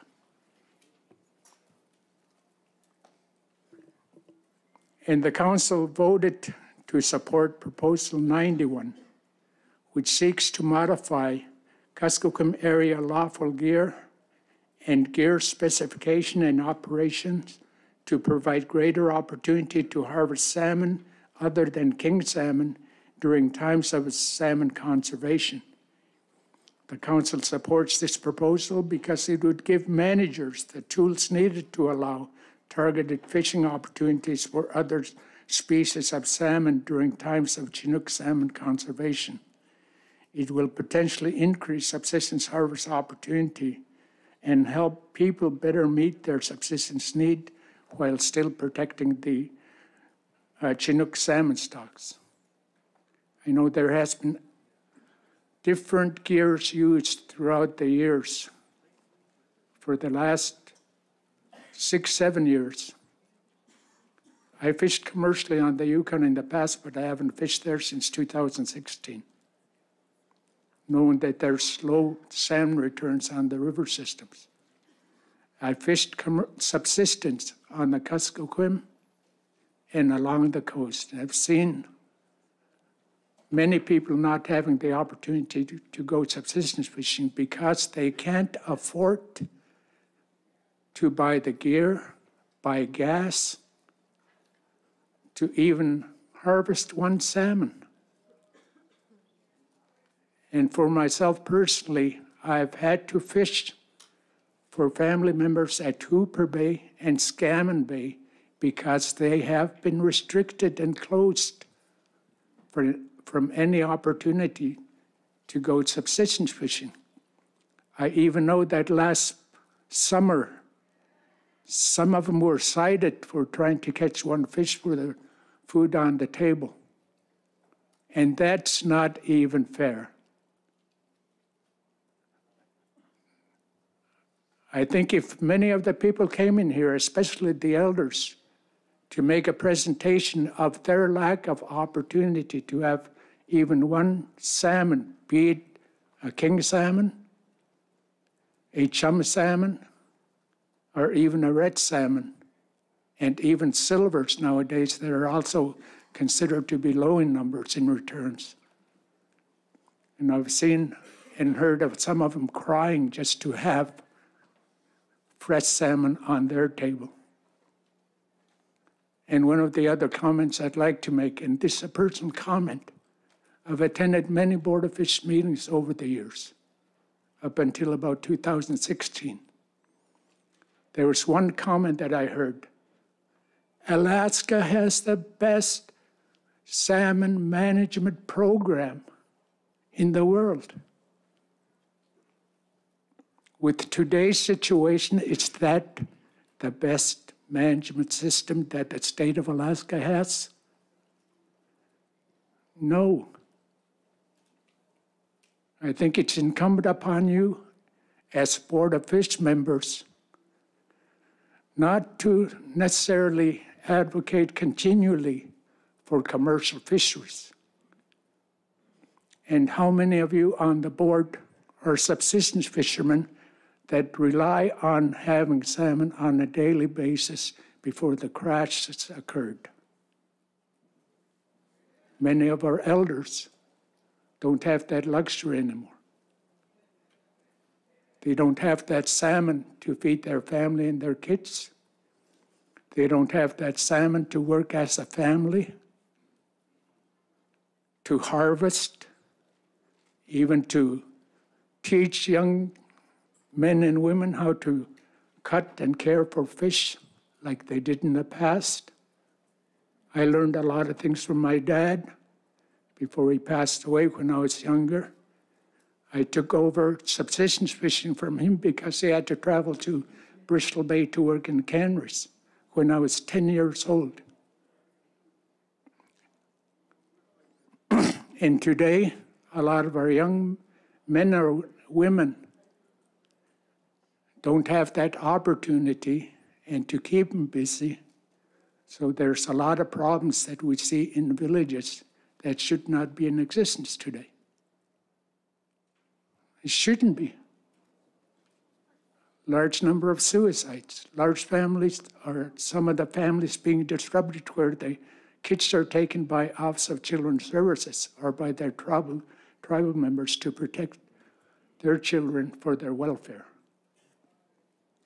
You know, we think that we're only concerned about salmon numbers and issues, but we're also concerned about the social impacts, human impacts that the fisheries managers have to consider in trying to deal with some of the issues that we're all facing out in the villages.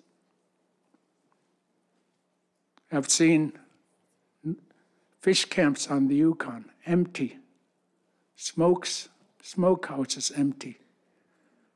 I've seen fish camps, fish wrecks empty on the coast. I've seen fish wrecks and smokehouses on the Kuskokwim empty. So I think the challenge is upon each and every one of you to ensure that our people are treated fairly. And what does fairness mean?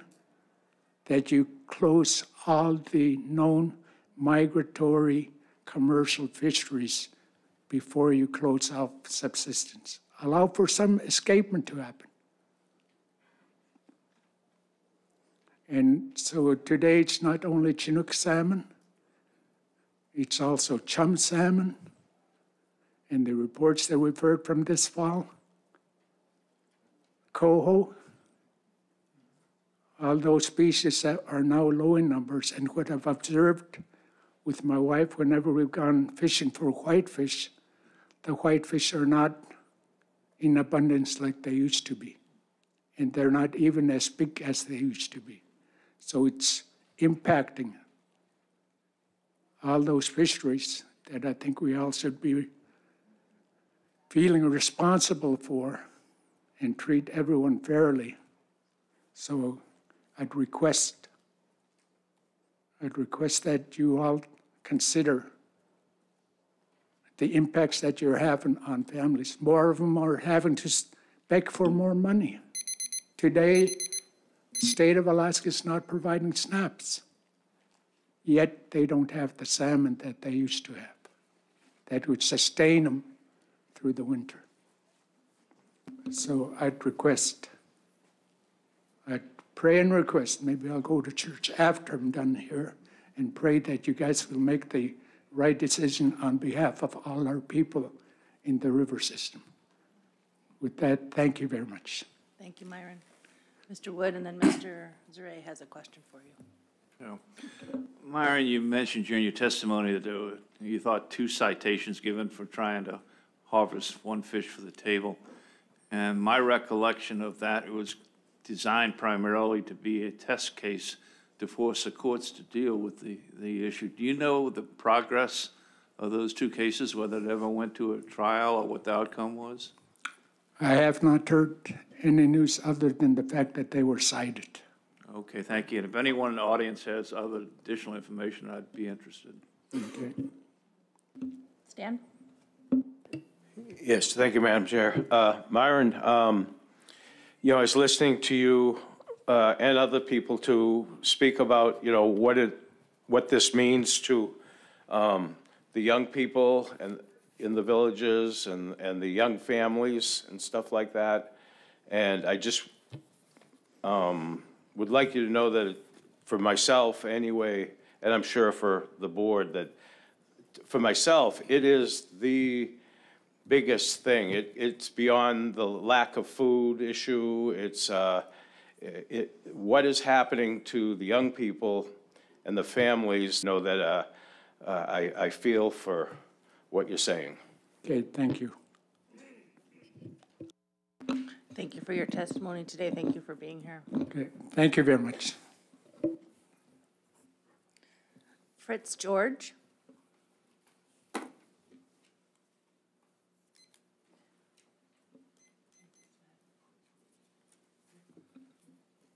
Good morning. Good morning, Fritz. Welcome. Koyana, thank you very much for the opportunity, giving me the opportunity to testify on behalf of my tribe. Some time ago, I served my village as a member of the advisory committee during the late Chuck Chalak's chairmanship. And I'd actually working with him. And also, I've served YK Delta RAC during Harry Wild's chairmanship. That was some time ago. But anyways, after listening to the managers reporting on what they're doing to save the salmon, it kind of scares me to kind of see it might happen, the wild salmon going extinct. But the gentleman before me can do is save them by installing hatcheries. Seems like the only hatchery program the state of Alaska's letting it happen is down southeast for pinks. And I don't know, maybe they do it with chums down in Sitka. way back, I was appointed by the then Chairman Chuck Chalak to attend the Board of Fish meeting in Fairbanks. And during that meeting, I was told that the 8-inch is going to shrink to 6-inch. And it's working in Queenhawk. If it's working in Queenhawk, then it's going to be working in the Kuskokwim too. Queenhawk Fishery, the 6-inch working, it's really shallow bay. And during the low tide, sandbar soaks up, it dries up. And when we're drifting it, the net is like slanted this way. And the king salmon that way gets stuck in a net. And using the 6-inch on the Kuskokwim River, it's deeper. Most of the time it's hanging and drifting down, and seems like all the king salmon that hits the net, we know it's king when it's hit it, and it's gone when we pull it in.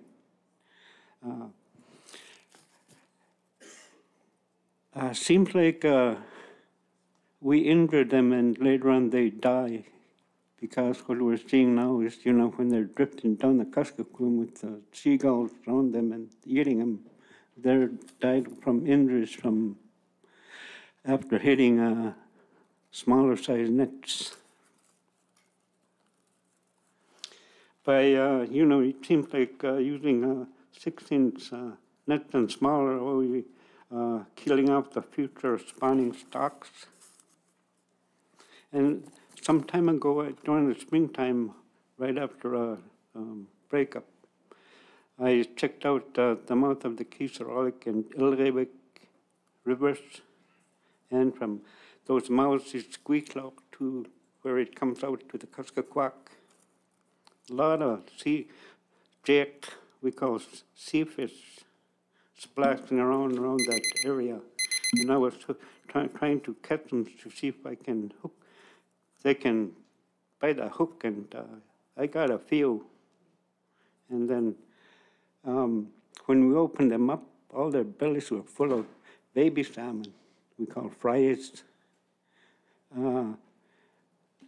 Seems like the sea fish eats more than the beluga and the sharks down in the ocean combined. And they don't got teeth, they seem like they're suckers, and they're killing them off. Fritz, do you have a concluding statement? Your time is up. Do you have just a last statement to wrap it up? Yeah, I got a couple of questions here. Subsistence was a hot issue during AFN convention. How are you working with AFN?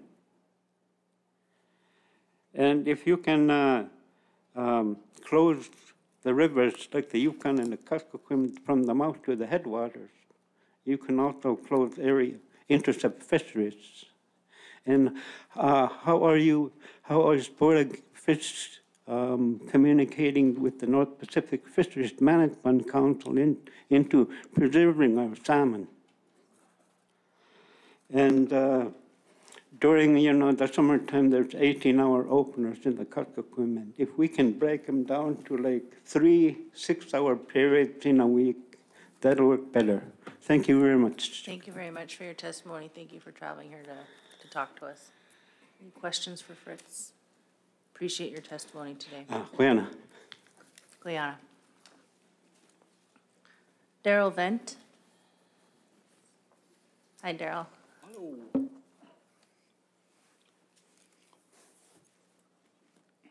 Daryl, just quick question for you. Are you going to do your personal testimony first, or are you going to do your AC testimony first? I would rather do my AC. That way I kind of prepare myself for my personal. Very good.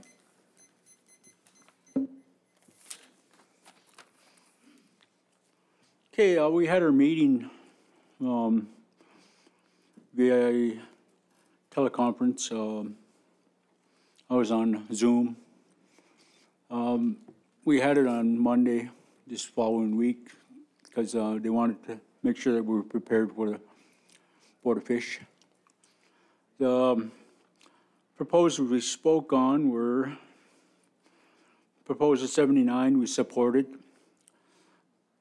Its proposal allows customary practice of taking fish with hook and line. The reason that we considered this proposal was that it was up to the Nolato River, and we know that we have been doing this for, years. We've been using, which when we first started, probably a well or something, but, it's just something that we've been practicing. And it helped us with our subsistence. Proposal 80, we opposed. And the committee feels ADF&G has management authority to manage subsistence take of Chinook salmon for sustained yield. Subsistence users' needs have variation due to household size. Proposal 81. The committee felt that small jacks are a natural part of the run. Jacks do spawn and contribute to the defense of the red from predation. Handling of fish to assist a marginal size then release and ones found over 24-inch may lead to subsequent mortalities. Proposal 82. Support as amended. The committee deliberated the intent of the proposal with other fishers' comment and modification suggestion. The company felt that placement of marking buoys to still allow submerged nets. And I think in further detail on that, up in the Kuskokwim River, our waters are a lot higher than normal now, and we have a lot more drift. So putting in this proposal for the Yukon also affects its tributaries, and we're concerned with that. Because it rips our nets up, it takes away our fishing time. If we are able to put it down below and let all the drift go over the top of it, it would make it much easier to fish. We're not fishing for chum or king, but we do fish in the times that you have marked on the months. And those are issues to us. We fish for sheefish, we fish for whitefish, we fish for grayling, and it's pike. Pike is a normal. They're there all the time. And these tributaries that we fish in, there's not a lot of chum or king in those areas, but we are going to be affected by this proposal. So I'll just let you know that we support it as amended because we need to make sure that our area is excluded from where you have this proposal intent for. Proposal 84, the committee discussed several aspects and clarified the proposal. The changes will be beneficial to an in-season manager's ability to optimize conservation and harvest of subsistence fisheries. Proposal 86, the committee is supportive of reducing incidental harvest mortality of catch and releasing fish, especially salmon stock of concerns. Proposal 88, committee supports the department's ability to surgically manage fisheries to benefit harvest of mixed stock and all user groups. Just to let you know that, we have on our Kuskokwim advisory Jack Rekoff. He's pretty knowledgeable in a lot of these subjects. And also we have Kevin Whitworth. And, when we discuss things, these guys go into in-depth looking at, what would result from these proposals. So just, letting you know where our committee comes from.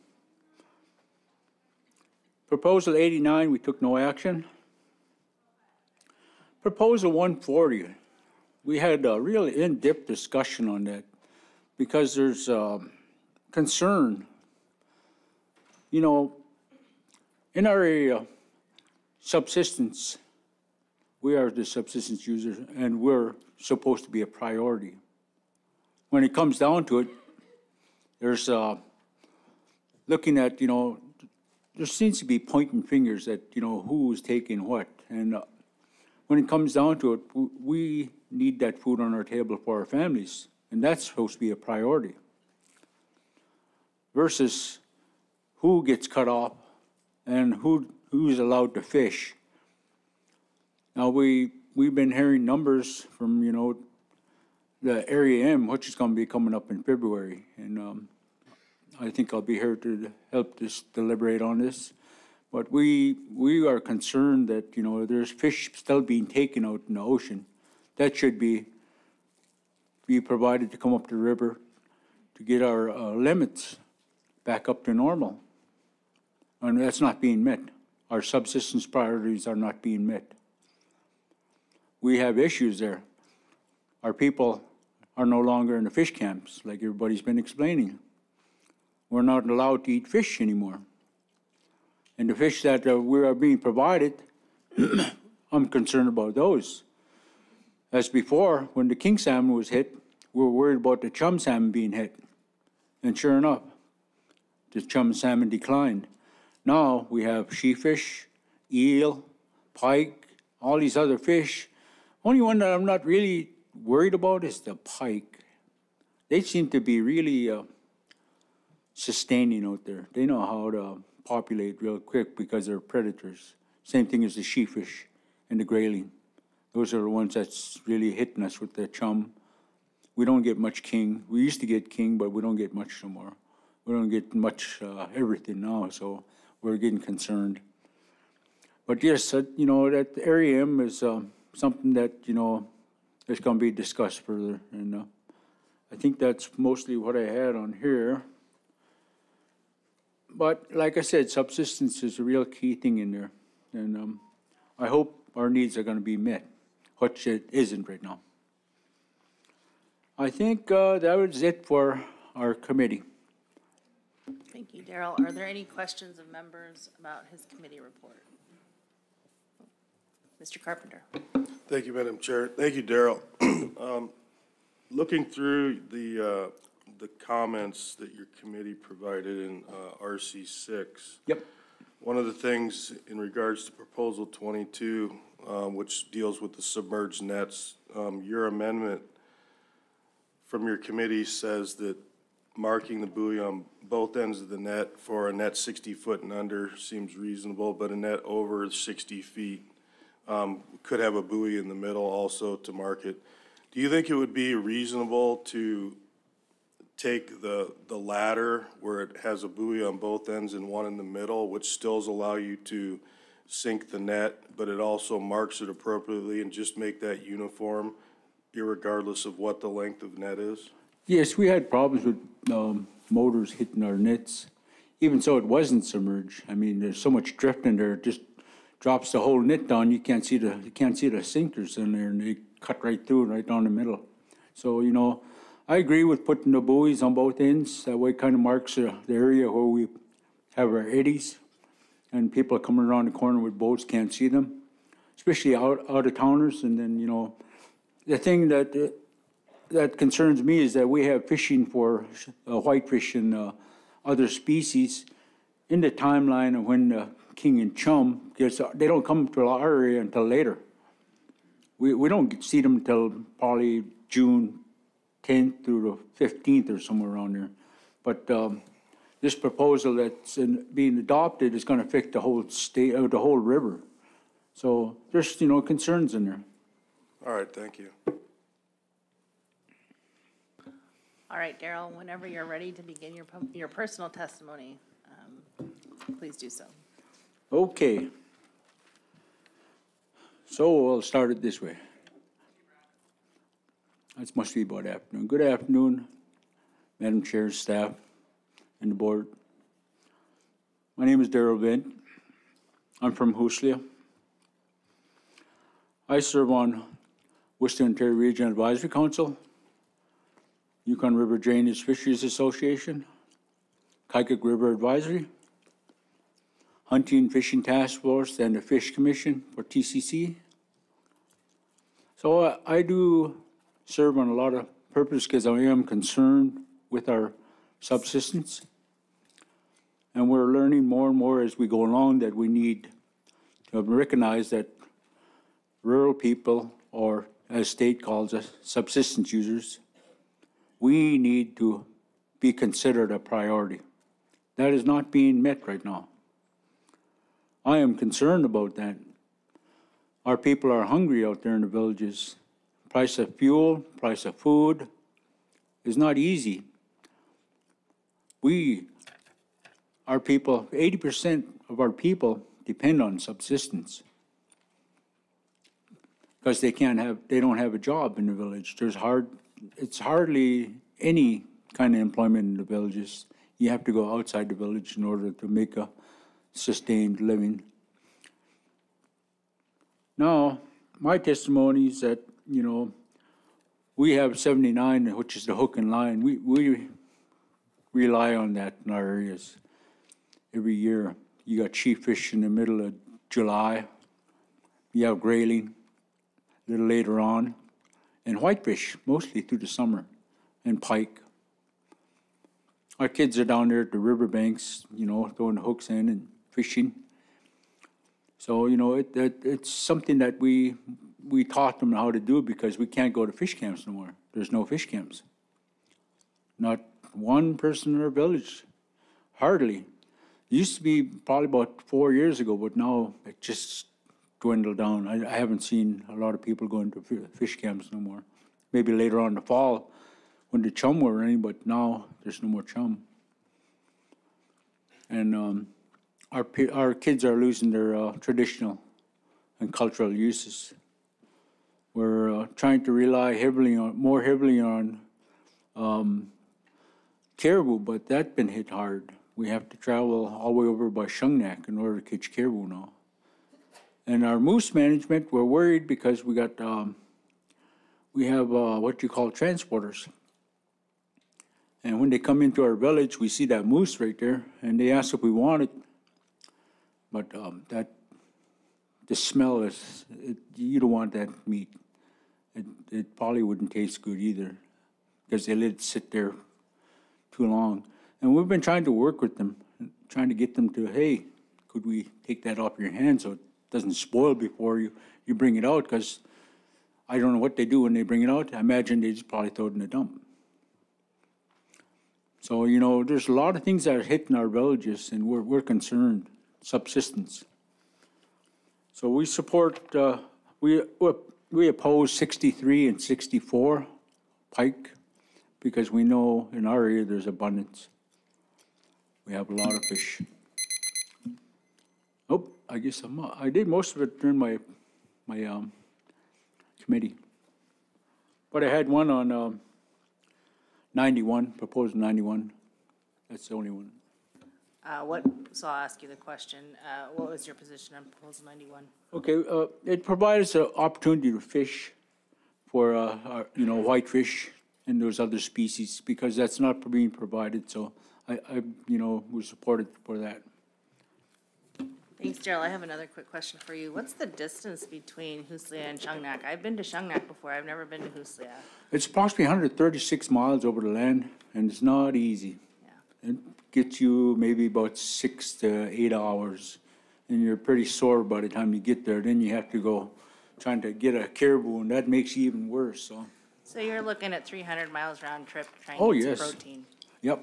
Any other questions? All right, thank you very much for your testimony today. Yep. Thank you. Charlie Wright?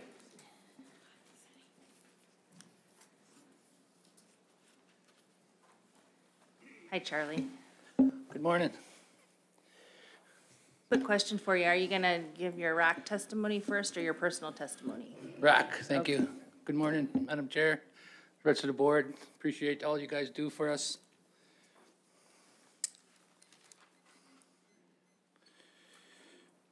I am going to start. My name is Charlie Wright. I'm here representing the Eastern Interior Subsistence Regional Advisory Council today. I'm the vice chair.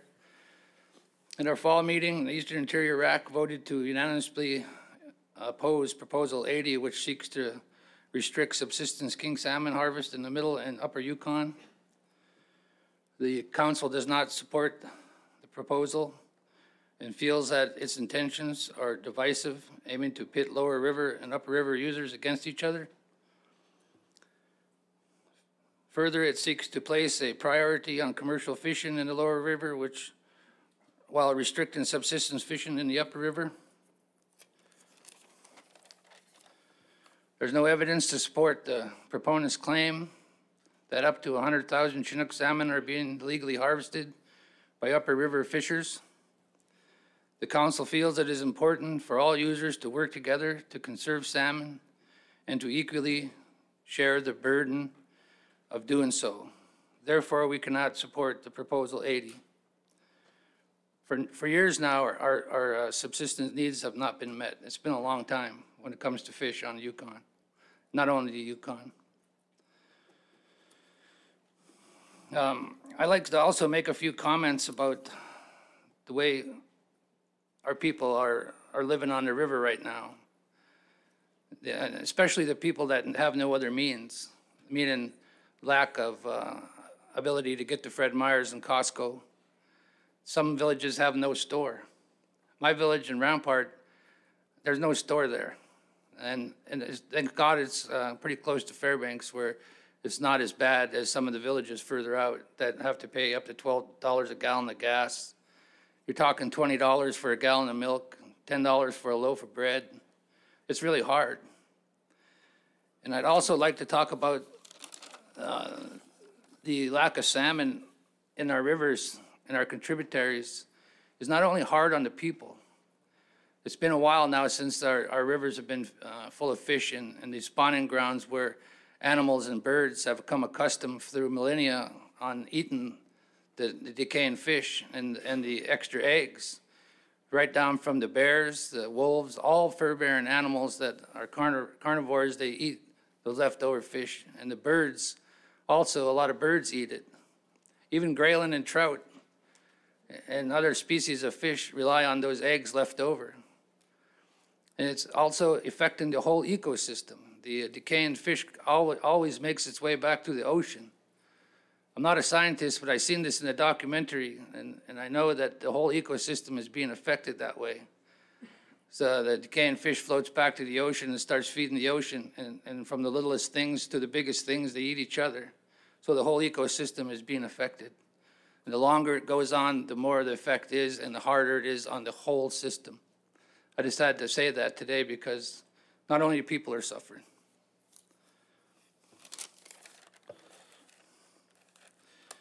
That we wanted to say a little bit about Proposal 140. I know it's just not the place and time, but it's really important. The escapement goals have not been being met going into Canada for a while.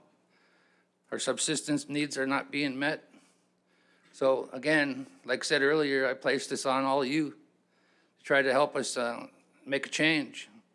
Start turning that around and try to get the escapement goals met. We've tried everything. We've been fighting this battle for a long time and trying to follow the right channels and go the right ways through the ACs and working our way up to this level right here. And we found everything we could do in the rivers is being done, and it's now up to the Board of Fish in the North Pacific to make those decisions, to make the right decisions to get fish back on the spawning grounds in these rivers. So it's gotten so bad in the interior for the animals that I spoke about a little while ago that rely on these fish, that the wolves are coming into town and taking dogs off the chain. In one village, the village of Dena'ina last year, 9 dogs got taken to chew their collars off and take them right out of the dog yard. This happened in Rampart. I've got pictures on my phone right now of the dogs running around town. The people let them loose. The wolves drag them off in the woods and eat them. That's how bad it's getting. Everything is getting hungry, and things are getting desperate. And so are the people that have no other means. So I really appreciate you guys really digging into this and helping us. We're all connected through salmon, and we all need to work on this together. The subsistence users have been packing this on their shoulders for quite a while now, sacrificing. So we really need your help. So I appreciate that. And that's pretty much all I have right now for my AC. The other proposals we worked on will be spoken on and testified on in your next meetings. Appreciate you. Thanks, Charlie. Appreciate you too. And if you'd like to give your personal testimony, you may do so. Okay, if there's no questions, I'll start now. Thank you. Thank you guys again for your time through the chair. I'm a lifelong fisherman, and trapper, and hunter, and I grew up on the Yukon River between Dena'ina and Rampart. I serve on many boards, commissions, councils, including my local AC, Dena'ina Rampart Manly AC, the Eastern Interior RAC. I'm a newly appointed chair to the Dena'ina SRC. I serve on the Yukon River Drainage Fisheries Association, Yukon River Intertribal Fish Commission, my tribal council, and my village corporation. So I also serve 40 tribes as the secretary treasurer of the Dena'ina Chiefs Conference Executive Board. So I pack a heavy load for my people, and I work very hard to try to get these issues addressed for my people so they can eat and live their way of life. I'm here to testify on the Proposal 82 today, gillnet specifications. There's been some talk about it already. And all through my life, I lived, like I said, I fished king salmon near Rampart where the river narrows, and the driftwood is really bad. When it's running full blast, the driftwood on the Yukon in my area, you can almost walk on it. So as a young teenager, I was taught to put my net under the water, about 4 feet. As you go out from shore, you start 4 feet and maybe end up at 6 feet on the outside so the big logs and stumps don't catch it. But we always put a big buoy on the end with our name and our village and our permit on there. And about every 20 feet to shore, we put more string with about gallon-sized buoys on there so that it's still floating and it's still visible.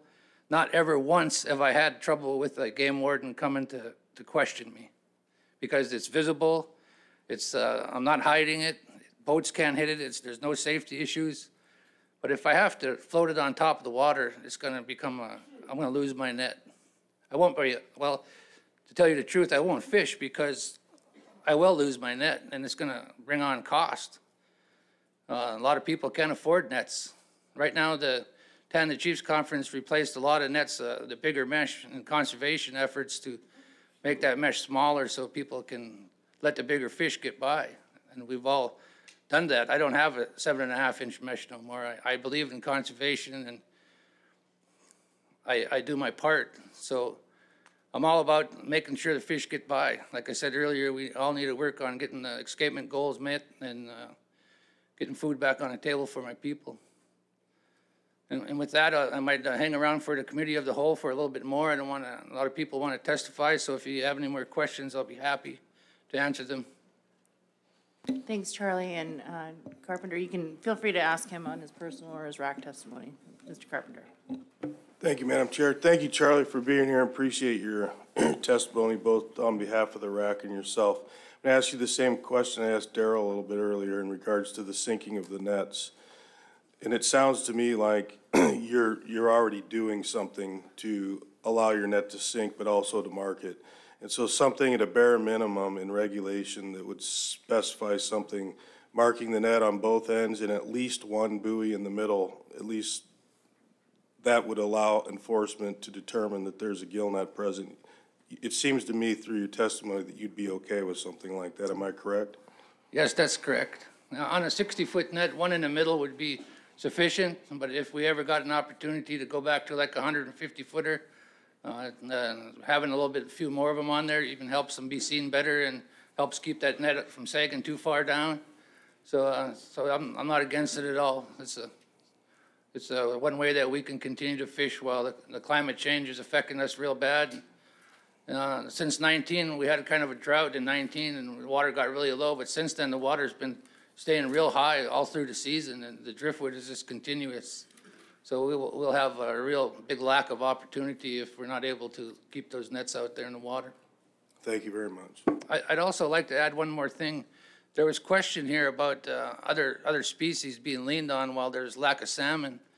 And continuously in the last couple of years, people are telling me, because of the boards that I'm on, I hear a lot of people call me, I meet people on the street, they tell me that they're not seeing the whitefish on the Yukon and the Dena'ina River, and some reports of some dead whitefish also. So the opportunity for more to lean on other fish is also going away. So I think obviously there's something going on in the clear water, and it'd be really nice if we can direct some of our research towards clear water to see what's going on with the fish that, salmon that are going out, not only going out, but the local fish that have been being affected.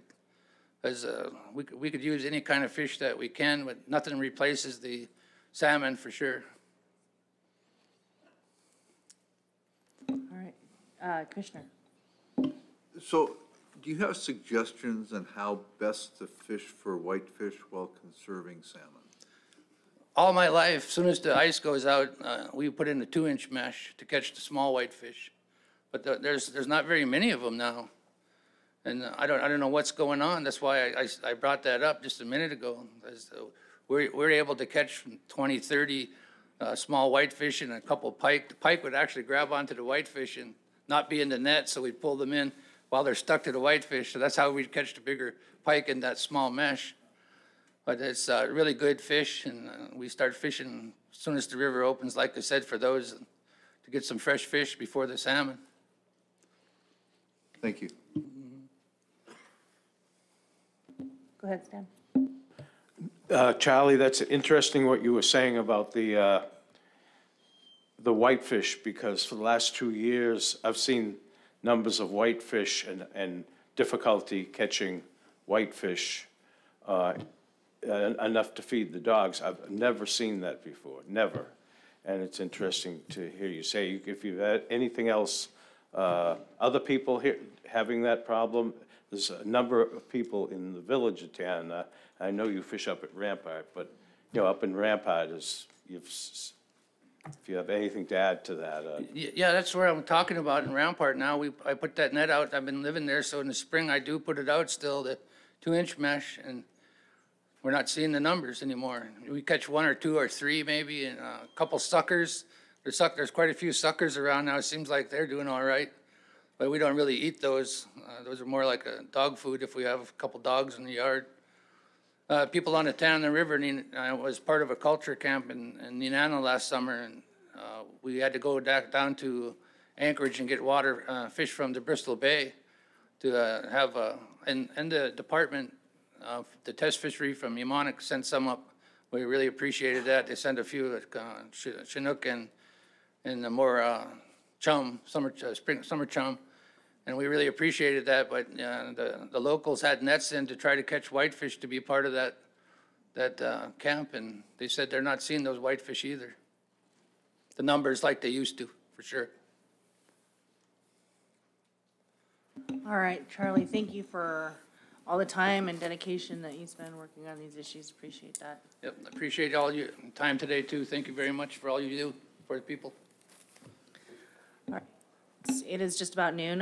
Let's go ahead and break for lunch at this time, and we'll come back at 1:30, and we'll begin with Barbara Carlson and the Stony Hulitna Advisory Committee. So we'll see you all back here at 1:30. Thank you very much.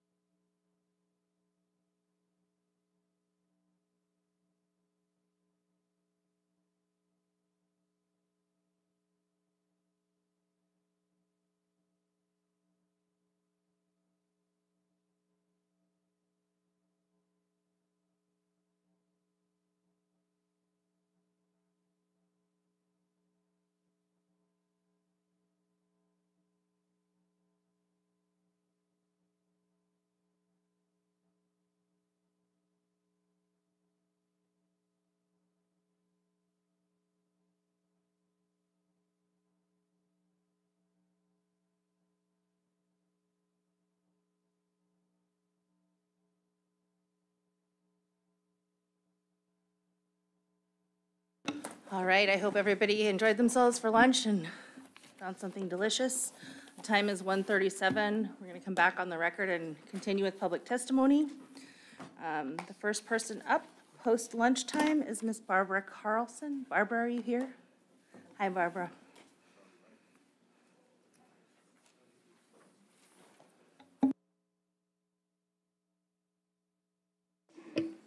Hello, Madam Chair, and thank you, Board, for being here and listening to us today. Really appreciate the time and the thought and the questions that we're hearing. I am here representing the Stony Halitna Advisory Committee, and I think I'm also signed up for my own individual testimony, so I'll do that second part. The Stony Halitna is on the Kuskokwim. We're in that small upriver part with the tiny villages that only end up using 5% of the salmon that get caught on the river. So very small villages, pretty much all under, 100, often under, I think I've got one village in my area that's under 10 right now. So really, really tiny, fairly far apart, fairly remote, and fairly subsistence yet because they're small and difficult to get to. So that's kind of where I'm coming from. All of the members on our AC are subsistence fisher people. There are some sport fishing outfits in our area, although none of them are actually represented in terms of having a person on the AC. No, most of them don't live there year-round, so that's part of the issue, that they're not there for meetings. But we try to represent them as well as we can, but we are all subsistence fishermen on the committee. I've got 5 proposals that I want to address for the AC, starting with Prop 9, which was the Tier 2 subsistence permit one for the Kuskokwim. Our AC unanimously opposed that. And there were a wide variety of reasons, starting with the one that you've heard often, that we're not big fans of Tier 2, that it doesn't seem to be a real equitable way to do fishing. But the other thing was, looking at how that proposal was written, it seemed extremely complex. You'd start the season off with a close time that has some openings. Then you go into 2 weeks of Tier 2, followed by another period where there may be more or less openings just called. And it seemed like it'd be really, really hard for people to understand how that worked and for ADF&G to come up with a number of permits and a number of fish to put on each permit ahead of the season that would not jeopardize our king salmon. It just didn't seem workable logistically to us. And the other thing that didn't seem workable was, as I believe the manager, Nick Smith, said, our river for the last 8 years has been divided up where the lower half of the river from Antioch down, where most of the people live, has been under federal control through special actions. And the upper half of the river above Antioch has been under ADF&G management. This whole Tier 2 proposal wouldn't apply to the lower river. It's not a fish and wildlife thing. And that was perhaps the part of the river that could have most used it, because the reasoning behind this prop I thought was good. They wanted for people to not have to be doing combat fishing so much. If they had a specific number of fish they could catch, they could go out and get them when they wanted to, instead of having every household out fishing on the same day each week. I think the goal was good. I don't think that this proposal is the way to get at it. So we definitely would not like to see that passed. Looking at Prop 9, which changes the definition of lawful gear in terms of area and times and type of operation and types of gear available for all salmon species. We were in unanimous support on that for the people that voted. There were also 3 abstentions. So I'm going to start by explaining the abstentions before I explain why we think it's a good proposal.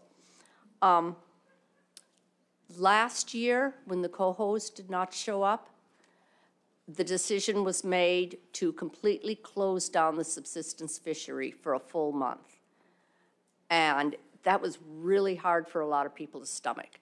It meant that it's not only could you not catch salmon, you couldn't go out and catch whitefish during that time. You could not put a net in the water anywhere. And there was still a lot of residual anger about that. And my 3 folks that abstained were people that were angry enough about it, and when they read this proposal, it was in enough of ADF&G jargon that it was hard for them to understand, and they weren't convinced that having these options available would make it any better for them in the coming years. So they chose to abstain. But the people that voted all voted for it and felt like this was our best option. It was certainly a lot better than what happened last year. And it would give us the opportunity, whether it was with fish wheels or beach stains or different sized nets or bank orientation on the nets or different lengths of nets, to do more fishing during times of conservation, be it kings or chums or coho or reds or heaven forbid pinks someday. That we found that we weren't keeping up with how fast our fish were disappearing. And this kind of covers all of those things that are needed to do to let people fish for the fish that are there while still conserving the fish that need to be protected. Felt like it was a good proposal. Prop 93 concerns closing the Buckstock River to both sport and subsistence fishing from June 14th through September 1st. The Buckstock is not in the area where my AC lives, it has jurisdiction. It's in the area right below us, and at one time, the Shack AC was part of the Central Kuskokwim. So I've heard lots about this issue over the years. This isn't something that just cropped up brand new this year.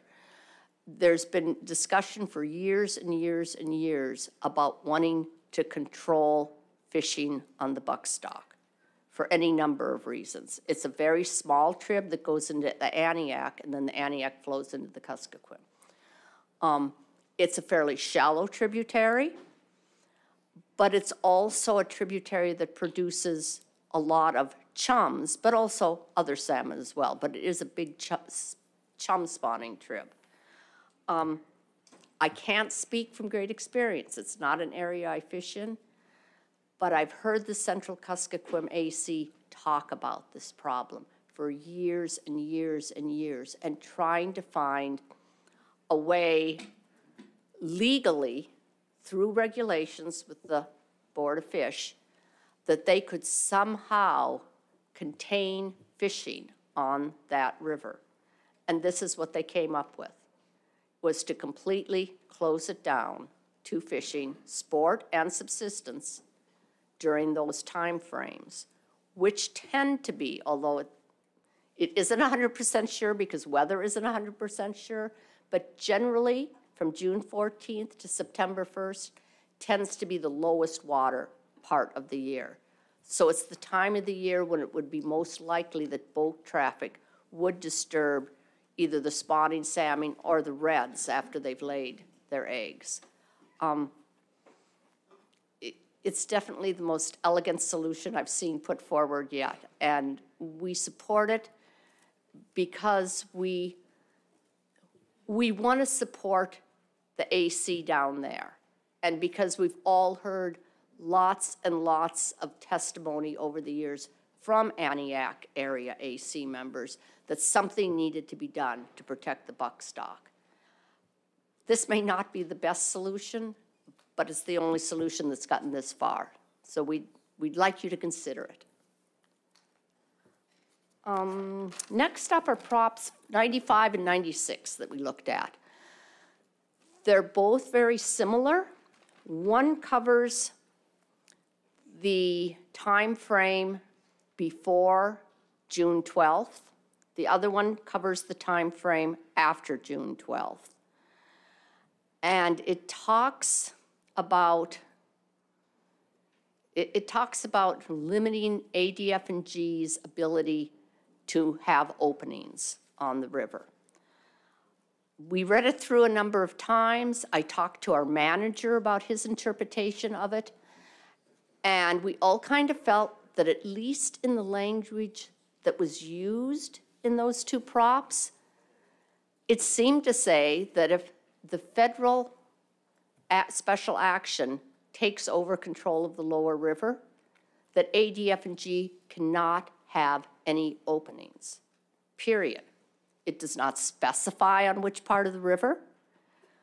It just seems to say, in our interpretation of how it was written, that perhaps if, and I'm sure there will be another special action this summer, once those are in place, ADF&G could not have openings. Well, there's already a battle, and it's in court right now, about whether they have openings on top of Fish and Wildlife's or not. But right now, there's an injunction, and that's at a standstill waiting for a court decision. But this would also keep Fish and Game from having any openings for us folks who live above Antioch. So we could be shut down for the entire summer and not have a single opening, because Fish and Wildlife does not have the jurisdiction to give us an opening either. So therefore, we're really strongly opposed to both of these. I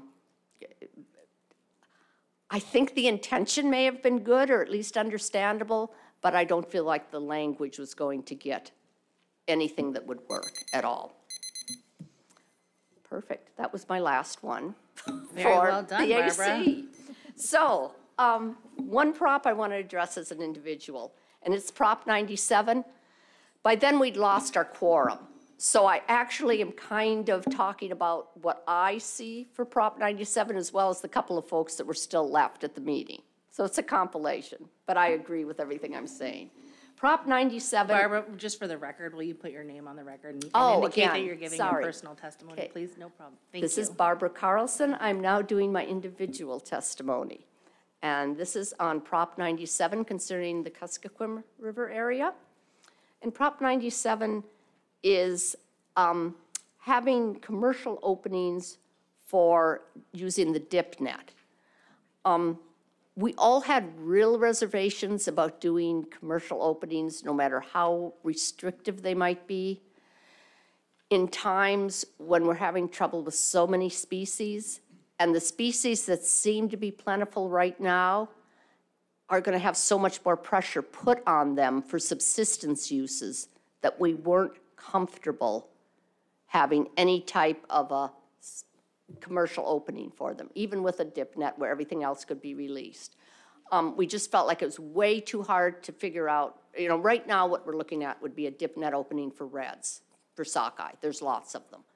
But if people aren't catching kings, aren't catching chums, and aren't catching cohos, there's going to be a lot of subsistence pressure on our reds. So we didn't feel comfortable at all with that part of this proposal. However, we did like the part of the proposal that writes up the specifics of what constitutes a dip net and how it can be operated. That part we really liked, and no, we didn't put it in an amendment, and no, I did not put it in an RC. But if there's some other lovely soul out there that would like to do that, it would certainly be something we'd support. Thanks for your time today. Thank you, Barbara. Any questions? Mr. Wood? Thank you. It may be more directed to you, testimony with AC cap on. The proposer rather, for 95 and 96 is the Kuskokwim River Intertribal Fish Commission. And I'm looking on my list of people who are going to be talking to us today, and I don't see them anywhere on it. Since you're dealing with the issue, I'll ask you the question. What is the justification for coupling the federal decision to a compulsion of the state to act in a certain manner? I don't understand the reasoning behind that. I can tell you what I perceive it to be. I'm not a member of the Intertribal Fish Commission. I think their intention, as stated in there, is probably good. Right now, the Kuskokwim doesn't operate like the Yukon, where there seems to be a more seamless interfacing. of the federal lands and the state lands and the federal managers and the state manager. We've got that definite cutoff. One part of the river is federal, one part of the river is state. The state is mandated, and this is my understanding from what I've heard, in announcing openings for the entire river. And so they have been. The federal folks are announcing openings for their part of the river, and most of the time they announce it at the same time, but the rub is that the federal folks are for federally qualified users only. When the state announces an opening, it can be anybody in the state that can go down there and subsistence fish, whereas a federally qualified user would have to be a resident of the area. And so the Intertribal Fish Commission wanted to lessen the rub there and the confusion on the part of people that might see the ADF&G opening and see the federal opening and not understand who actually could get to fish right then. I'm not sure that the intention wasn't really good, but the outcome and how the language was written was not good. Thank you. Thanks. Thank you, Barbara.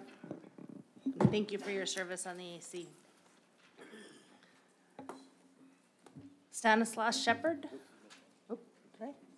Oh, I'm sorry, Patricia McDonald. First, sorry. Hi, Patricia, welcome.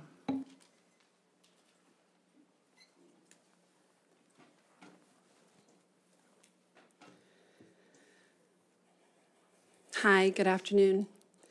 Thank you to the board for seriously considering my comments. My name is Patricia McDonald. Shishen Zeche is my Naltzin given name. I'm the daughter of Rose Ruth Woods of Healy Lake and Tanacross and Alfred John Woods from Rampart, or as some of you may know him, Gootsy. I am the president of the Healy Lake Village Council, and I am also a member of the Upper Dena'ina Fish and Game Advisory Committee. However, more importantly, I am the daughter of a Yukon River Athabascan elder who has lived his entire life providing for his family fishing on the Yukon River. My dad grew up on the river, and he knows it like he knows his own name. From the time he was able to learn, he began fishing the Yukon. In his 80-plus years, he has taught that tradition of respect for the river and what it provides to all who would learn. His life has been built upon the indigenous knowledge that he's been blessed with, and he's blessed that knowledge with countless others. During the reports yesterday, a woman from the department spoke about replacement for the fish, perhaps hunting, but as she stated, that's not an option for many. Many, like my dad, due to age, others due to financial costs for rifles or traps, others lack of skill set, not having been taught that skill. The last 2 years have been heartbreaking. My dad has traveled to camp with heavy heart. He has told me that he questioned his very own existence as he watched that river flow, unable to provide. It's heart-wrenching. I ask all of you, if you were suddenly unable to provide for your families as you have done for year after year, what impact would that have on you? What impact would it have on your family? The loss of fish is personal. It has taken our identity, not to mention the severe loss of a primary nutritious food source. This loss has impacted countless people. Our people have faced many challenges and losses over the years. Those who walked this land before us lost their land, they lost their culture, they lost their language, and even their children. Both my parents were sent to boarding school, yet they have had the strength and the resilience to build a stronger tomorrow for their children and grandchildren, yet now they face the loss of even more. I ask you, how much more do the indigenous people of this land have to lose? It is time to stop saying that the people on the river need to fix this problem. We are Alaska's first peoples, and we have a birthright to provide for our families. Our tribes are facing huge food insecurities, cultural loss, and the impact of wellness. Year after year, Fish and Game have put limits on fishing on the Yukon without any successful return. or answers. Yet for millennia, Native people have taken what we needed without adverse impact to the ecosystem. We need you to do whatever it takes to meet the promise made by Congress in ANILCA Title VIII to provide for Alaska Native people's way of life. I support 79. This is already legal by Federal Subsistence Board, and long-term traditional and customary use should be available to the whole river. I vehemently oppose 80. It is inflammatory, based upon opinion rather than fact, and is divisive of Yukon River people. And clearly, as you can see today, we stand together. I oppose 81. Our salmon are in jeopardy, and we must do whatever it takes to protect them. And I oppose 82. As you've already heard, the drifts due to the nets will incur a loss of nets, the cost to replace them, and time. If we use buoys on our nets to identify them for aerial enforcement, the sinking of nets should be allowed. Thank you. Thank you. Were there any other proposals that you took a position on? No, thank you. Okay, very good. Any other questions? Thank you for your testimony today. Thank you for being here. Thank you. All right, Stanislaus, it's your turn. Stanislaus Shepherd. Wakachangachit. Asechta Koyana. Madam Chair, huinga yuchtun atkaka utuk, ang lichas honga azatzakzami, quickpam wakakan. Good afternoon, Madam Chair, Board. My Eskimo name is Uduk. I was born and raised in Mountain Village, formerly known as Azatzakzak. Lived a subsistence lifestyle, taught by my grandparents, taught by my parents, and taught by the village elders that seen if they speak to me, I could provide subsistence to them, since there are no other means for them to get it. I'm speaking on behalf of the Middle Lower Yukon Advisory Council. Our representative that we picked, Basil Larson, wasn't able to make it to attend this meeting due to weather, I think, travel. You could find it on RC10, the Middle Lower Yukon Advisory Committee meeting. I wasn't really expecting to give a presentation on our AC meeting, but really briefly, I can go through some of the proposals that we went and addressed. For Proposal 80, everybody voted yes. And I'll just go through them real quick so you could see the remarks we made on the RC10 here. For Proposal 81, everybody was for. Proposal 82, 4 yes and 1 no. Proposal 84, 5 yes. Proposal 85, we took no action. Proposal 86, everybody voted no, not support. 87, everybody voted yes. Proposal 88, there were 5 no's. Proposal 89, 5 yes. Proposal 165, 5 yes. Proposal 134, 5 yes. Proposal 141, 5 yes. Proposal, oh, no, excuse me, I go back. Proposal 134 to 141 as a group, we took that, everybody said yes. Proposal 87, we voted yes. On the last proposal, I might have made a mistake on this notes here, but everybody voted yes for that. We we do have a little problem with our AC having to meet, and that's once a year. Most of the answers we get back from the state and the board and others, they say due to funding, it is hard to, it shouldn't be a problem when we gather once a year, and sometimes when needed, we do a teleconference.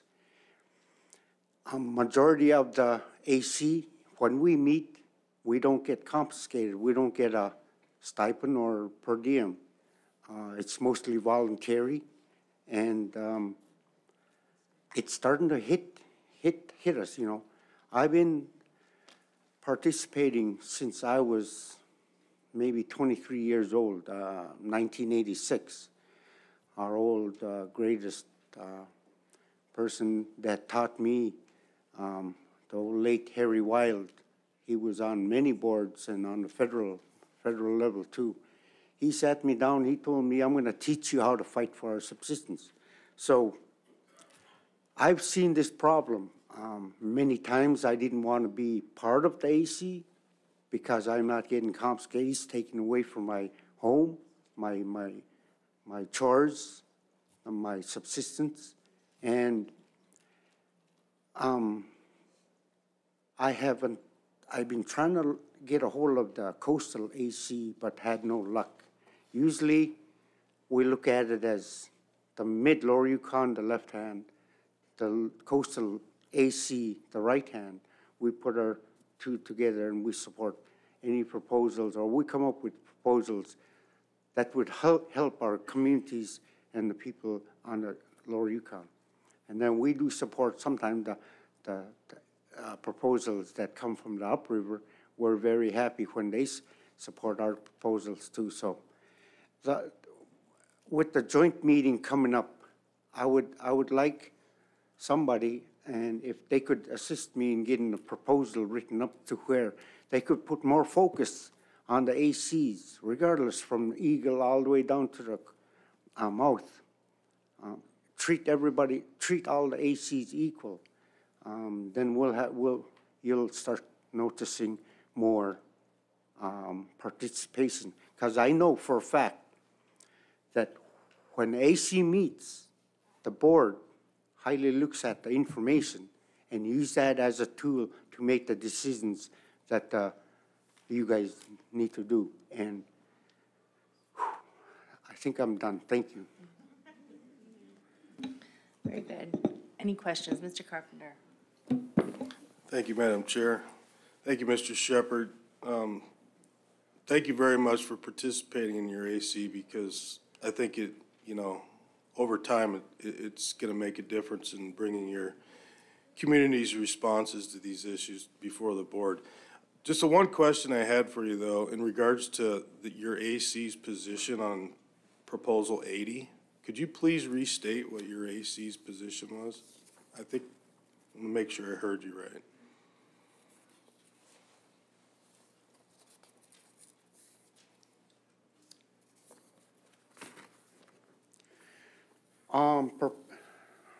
Madam Chair, Proposal 80 was for 6 yes, or 5 yes, and Proposal 80 under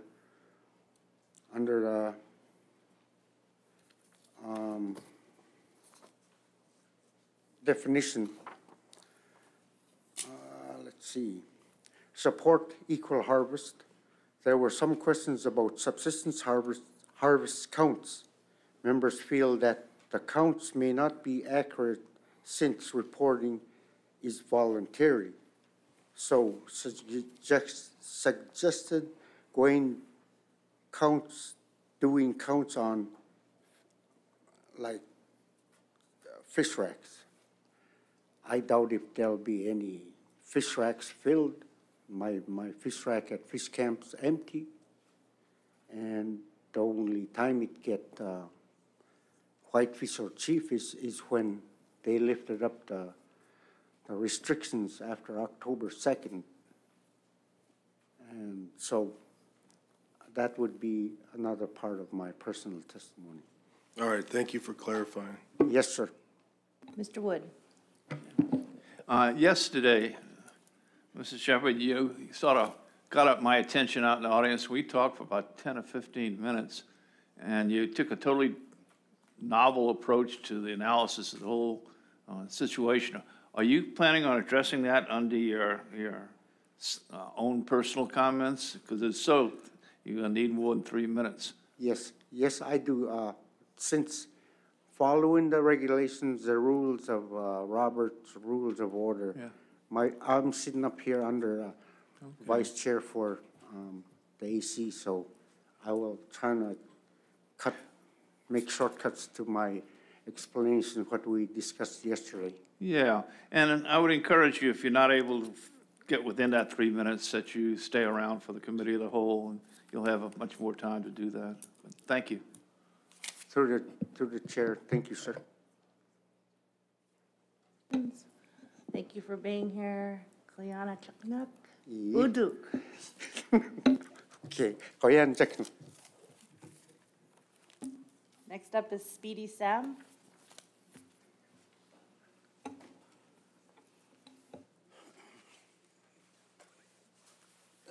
Welcome, Speedy.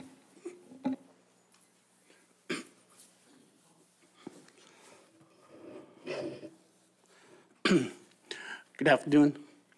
My name is Speedy Sam. I'm second chief for my village of Hoosley that lays on the Kuskokwim River. I'm a longtime hunter and fisher and trapper, and also a provider for my family. Thank you, Madam Chair and the board. Thank you today for letting us sit at the table to hear our word today. Now, I'm a veteran of the Marine Corps for 4 years. I was honorable discharged. And, you know, we were put up in the front line to fight for our country. And when I came home, that's what my people did. They offered me to sit at the table with issues that come that either help or not helping our people in our lifestyles. And today I sit with you guys and give my testimony on some of these proposals that's helping us and that's not going to be helping us. But that's where they point me. That's where they have me sit at the table with you guys today. On the Yukon River and the rivers that drain into the Yukon River, it's a unique. You know, each fisherman has their own way of harvesting the fish. Some places they have dip netting, some places they have drift netting, some places they have sit nets, fish wheels. Each part of the river, some of them have eddies, what they have sit nets, and some other parts don't. And now the river is changing, so that's where I speak up for our people to use the tools to harvest their fish, like Proposal 79. You know, that's, I support that, because where I'm from, on the Kuskokwim River, is that we also do the sit nets when they're allowed to, but mostly we do our hooks and lines, especially like during the fall time, when the graylings, that's when we're allowed to, or that's when it's a good time to get the grayling is fall time. So that's where we do the hook and line, and also with our sea fish. On the Kuskokwim River, it's we don't really get kings like Longo, where I grew up in a fish camp. You know, we lived in the fish camp year-round throughout the summer, and my dad, you know, he does the count on the fish that we need to keep our dog kennels for the winter. So when we get to that point, my dad keep count of it. He asked my mother, how are we doing on eating fish now? Well, we have enough for the winter. So, you know, that's how she keeps the count on it. And throughout that summer, we visit other fish camps along the river. And that's where my dad will ask other fishermen how they're doing at fish, what kind of fish they're catching. back in those days, that's how they managed our fish in the water. That's how they managed it. They asked other fishermen when we visit the fish camps, how are you doing the fishing this year? Soon as we have enough for the winter, that's where we roll up the nets and lock the wheels. Nowadays, it's different. It's a different time, but we also got to work together. Just like this proposal 80, I don't support it. We always talk about sitting at the table and working together. A few years ago down in St. Mary's, the Yukon River, it's the Tribal Fish Commission. Speedy, I'm sorry, your time is up, but I would like to ask you if there was other proposals that you wanted to talk about and give or if you were supporting them or not supporting them. Okay, I supported number 79, and I did not support number 80. Okay, were there any others? And there was a 140 I support. Okay, thank you, sir. Are there any questions? Any questions? No, are you going to be here for committee of the whole? Yes, ma'am. Great, I'm glad to hear that. Thank you. Okay, thank you for your time. Thank you. All right, Ludwig, oh gosh, Gurecki? Gurek, sorry.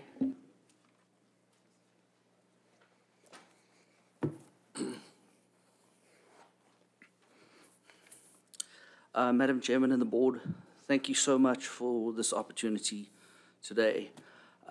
This is my first foray into this forum. And, in the past, Fish and Game I've been on the Anchorage River for over 20 years, and Fish and Game to me has always been a list of do this and don't do that. So seeing and hearing the participation today has been an absolute eye-opener for me and has been really, really encouraging for me personally and for the people that I represent to be able to participate. And I'll definitely be back, because it's been absolutely significant for me today. In fact, so much so that the testimony that I wanted to lay out here today has changed completely. I already had this all laid out in detail, but just seeing the spirit of cooperation today has been absolutely encouraging. And I'm going to take that back to the people that I know and represent. And hopefully, we'll be able to participate in future as well. So let me tell you a little bit about what we do. I am the owner-operator of Aniak River Lodge up in Aniak. I have been intimately involved in this fishery for over 22 years. And I've seen there's been a lot of divisiveness relating specifically to this Proposal 93 on the buckstock. And a lot of it has been because of a lack of information. Now, I have put forward two papers, a PC7, I believe, and an RC21, and it is a significant amount of information, but it's really it's technical information. So 3 minutes is really not enough time to go through that there. So I just want to tell you that when I see, when I'm sitting here and I hear the issues that are being raised, it almost seems when I talk about representing sport fishing, that it seems quite insignificant. However, it's not insignificant to us. We represent a big group of people. I have 15 staff members up there. We have 200 people per year come and fish in this drainage. It's a drainage that we love this place. We respect it. Our staff conduct themselves with the highest integrity when it comes to the ethics and the moral of fishing up there. We are a catch and release operation, single point barbless. We do not harvest fish per se. If an individual comes in, by virtue of the fact that they've bought a fishing license, they have a right to harvest a fish if they want. Last year, we did over 1,500 angler days, and I think we harvested less than 15 fish. So the impact that we have is really insignificant. This protection that has been afforded to the Buckstock River, really, we think is based on a lack of knowledge. We spend so much time up there. We have made inroads on how that fishery has been managed up there. We self-police up there. And we just think that this proposal has really gone beyond what it set out to do. In my opinion, it offers no significant protection to the buckstock at all. But it does, however, infringe on our rights up there to fish. You know, I compare the subsistence needs, and let me be quite clear that we recognize, is that me? Okay, well then I'll come back again when we have the, what's it called, the open forum or? Committee of the whole. Yes. Very good. Okay. Before you take off, let me make sure Sure. there's any questions for you. All right, thank you very much for being here, appreciate you. Thank you. Brian Ridley.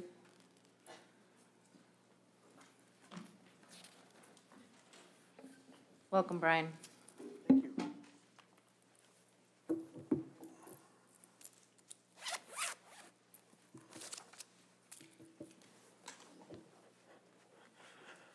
Thank you for your time today.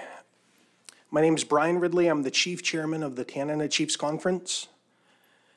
And I'm from the village of Eagle on the Yukon River at the Canadian border. I appreciate the opportunity to present testimony regarding this important topic. But before I start my testimony, I want to remind you of your role with the Board of Fish. According to your website and Alaska State Statute 16.05.251, you are directed by law to adopt subsistence regulations that provide reasonable opportunity for subsistence uses first before providing for other uses. This is a subsistence priority, and I feel like you continue to fail to not only prioritize subsistence, but fail to ensure sustainability of the salmon populations. Commercial harvests and sport fishing have been prioritized over subsistence and the livelihood of our people for too long. In 2021, when there were no chum salmon harvests on the Yukon, over 740,000 Western Alaska chum were legally caught between Area M and the Bering Sea pollock fisheries. Meanwhile, our people are criminals if we catch one fish. The only time in the past 20 years that escapement goals were met going into Canada was when tribes instituted a self-imposed moratorium 10 years ago. Though I'm here on behalf of the 37 federally recognized tribes of the TCC region, we're also part of the AYK. I have supporting resolutions that we worked on this winter from AFN and NCAI on Area M and on bycatch, specifically at the National Congress of American Indians, which is like the national version of AFN. It was unanimous consent by the 574 tribes. You, the Board of Fisheries, should take seriously your statutory obligations to provide for customary and traditional subsistence salmon fishing opportunities first before providing commercial fishing opportunities. When harvestable surpluses of salmon are insufficient to provide for all subsistence uses, the law states that non-subsistence uses are to be eliminated first before restricting subsistence opportunities.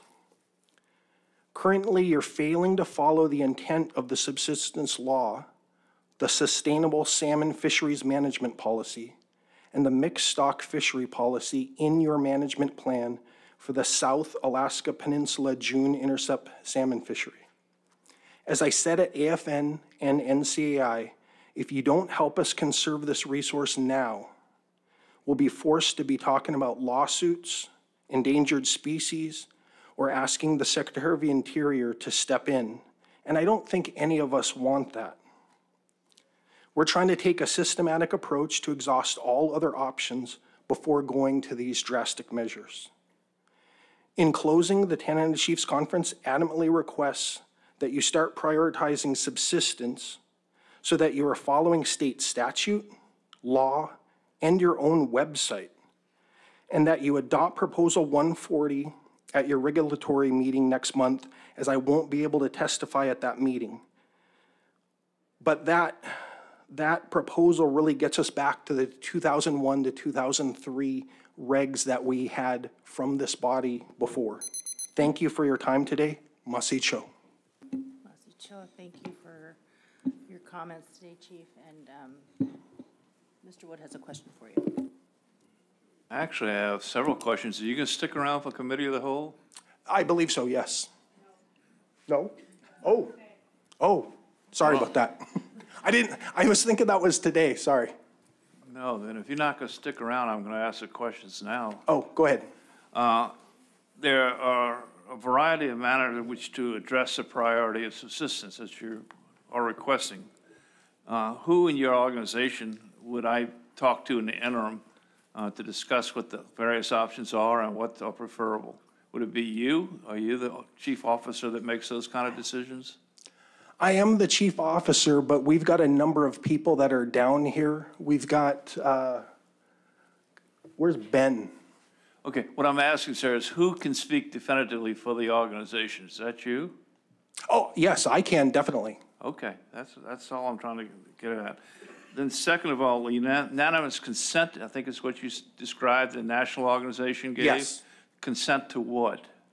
Passing the resolution in support. That one was specific to the bycatch issue. Specific in what manner? I hate to dominate this, but I really want to get on the record what it is we're dealing with here. So we had a two-pronged approach. We're trying to tackle the areas where we feel like we can have an impact, because there's a lot of things affecting the salmon, but the two areas are bycatch. So I had the same conversation with North Pacific Fisheries last month, and it sounds like they're going to start at their April meeting, instituting bycatch limits for the first time ever, I believe, on chum salmon. And so that was the big thing with bycatch that we were trying to get done, was we felt like there weren't any teeth, anything to it.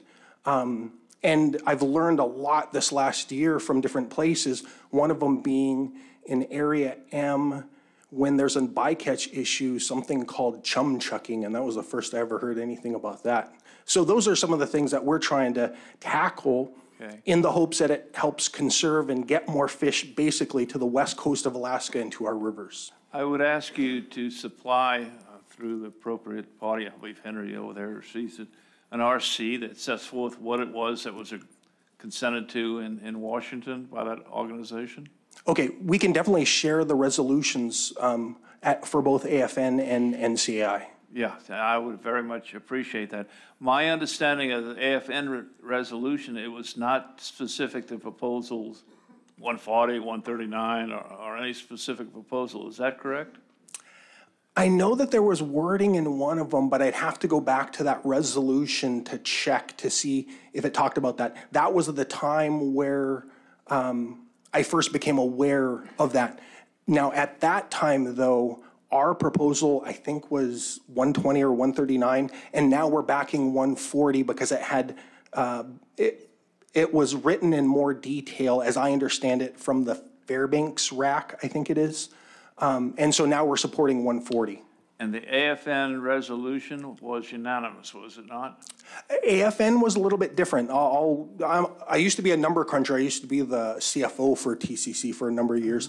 It was an 88% support of the resolution. So there was 12% of the tribes in Alaska that didn't support it, but it was strong enough that that resolution passed on the Flora Convention. So it passed that threshold? Yes. Okay. And then what was the action 10 years ago that addressed the Canadian escapement issue? Oh, that at that time,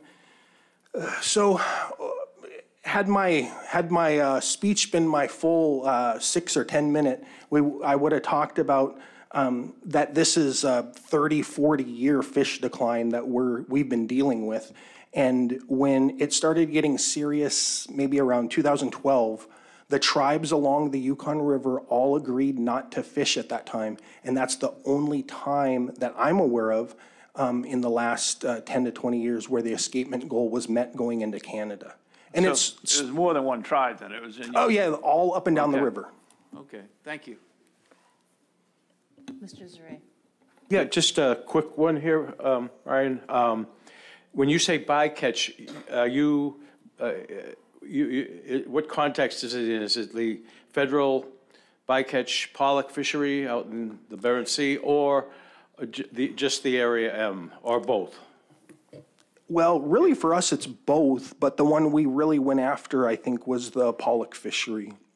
So at least in my mind, and our people can jump in and help me out here, the experts, the two prongs to us, or to me, was the bycatch. I viewed as more of a federal issue, so we really pushed that at North Pacific Fisheries, and the Area M being more of a state issue. And I apologize that I'm already going to be in DC when you guys are meeting, and I won't have that chance to push that proposal 140. Thank you. Any other questions?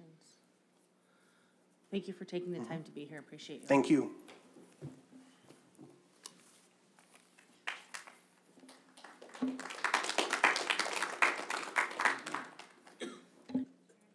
Sharon Hildebrand.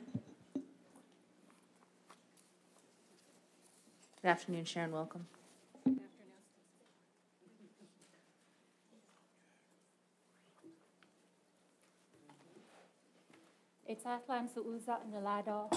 Thank you. Masi.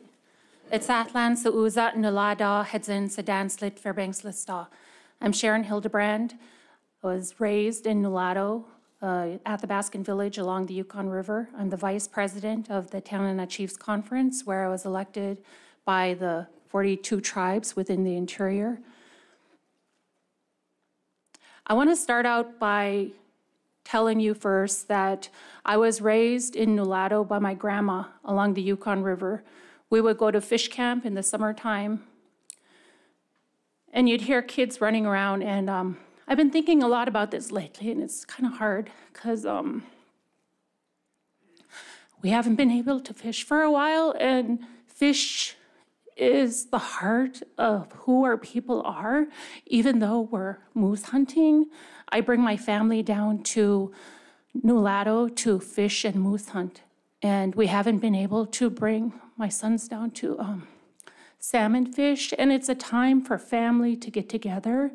We learn communication skills, we learn the transfer of knowledge, of traditional knowledge from our elders to our young people. It's a really important time for our people, and another important factor I heard earlier is that the impacts to the commercial fishing and such, we're telling you what the impacts would be if you restricted the salmon in that area. Right now, we are totally restricted. We have nothing. I think it's a shared responsibility by everyone along the Yukon River to share this weight and burden that is happening to our people, because without that, we won't be seeing salmon no more along the Yukon or anywhere else. As you've heard earlier in testimonies, whitefish are being impacted, birds, there's an ADF&G memo out, the birds are impacted by these various things.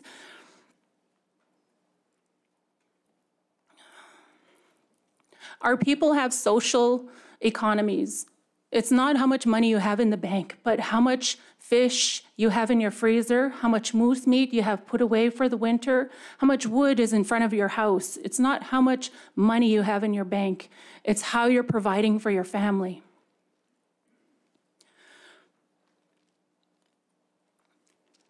The burden of survival of the species has been on the shoulders of tribes along the Yukon River for a long time now, and it is now time to share the burden and take measures as partners to be good relatives to our salmon and practice precautionary management in hopes they return in abundance for future generations.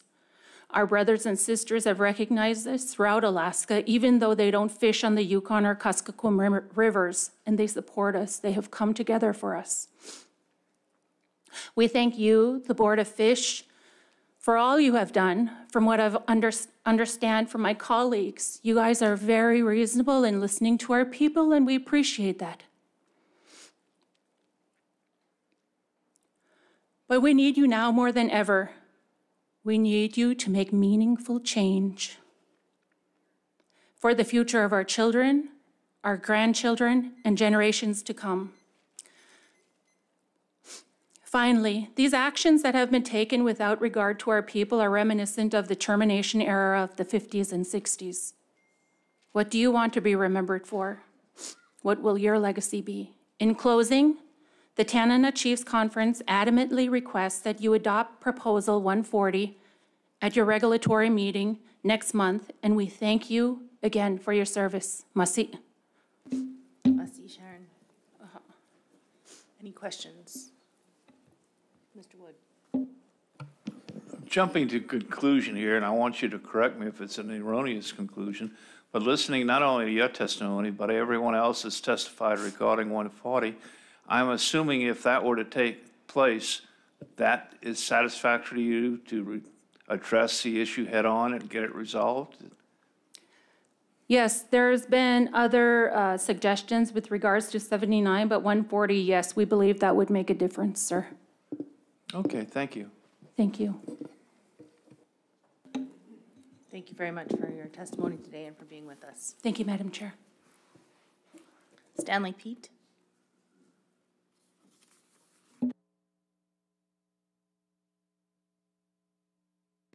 Good afternoon, Stanley. Welcome. Thank you, Madam Chair. For the record, my name is Stanley Pete from Nunamiko. Thank you for this opportunity to testify before the board.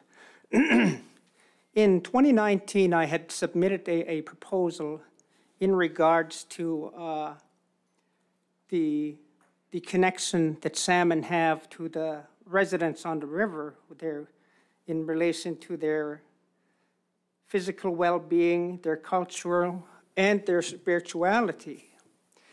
And, 4 years now, we see, 4 years later, we see that resource gone, and we're seeing the full effects of what I was trying to address. It's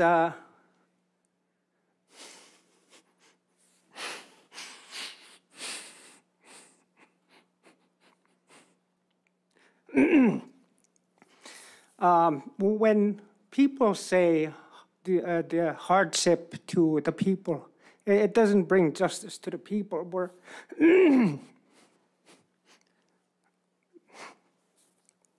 We're seeing a culture disappear. Traditionally, kids ran around in camps and were taught to be a family unit. Now kids are shoved to educational institutions and say, hey, raise my kids, which is really, really a sensitive topic for me. We're seeing families that gathered and put aside differences with the common goal of providing for their households and make amends with each other, that it's not there no more. We're seeing a huge division of family members that not even Christmas or Thanksgiving can remedy. The people out there are grieving. I hope I do them justice by trying to relay the hardship of the people that's happening out there. Almost weekly, we see near-death accidents or even loss of life because of some people's attempt to make a few bucks with the loss of the commercial fishery. Some people are using this opportunity or at least trying to make ends meet and start peddling alcohol and drugs to the people, and it's been really devastating. I've heard of testimonies earlier where high rates of kids are now in OCS custody, and we're seeing family feuds with nothing to unite them and set aside their differences and have a common goal of peace in their lives and given the children a sense of belonging. It's no longer there. You just heard earlier one of the individuals say you have it in your power to address the situation. I hope I did justice to the people suffering out there to try to relay what's going on out there. With that, Guyana. Juliana, thank you for your testimony today, Stanley. I think you did them justice. Any questions? Thank you for being here today. Jimmy Hurley, Sr.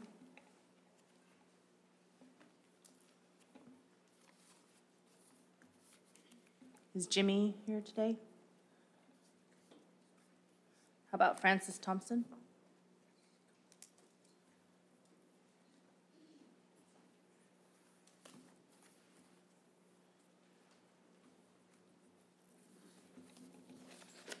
Welcome, Francis.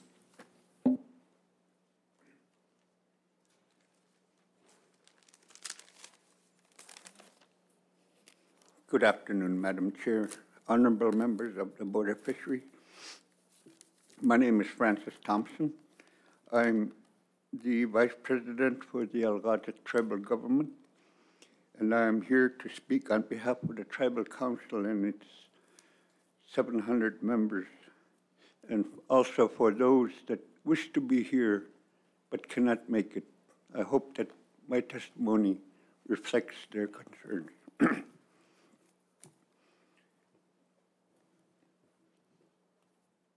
For the AYK proposals, 63 to 74, the non-salmon proposals, we have no comment. For the salmon proposals 79 through 86, we would like to suggest no action because there are no salmon to manage and one being contentious. So we recommend no action. On proposal 88, for the mess depth restrictions for chum and chinook, we'd like to make that request, make that uniform to be 45 mesh deep for 75, 7.5, and for 6 inch or less 50 mesh, because that is what is currently our mesh restrictions for districts 1 through 3, but districts 4 through 5 have different mesh depth restrictions, being 60 and 70 mesh for the gears. And also to implement 4-inch restrictions 60 feet long when times of conservation is needed.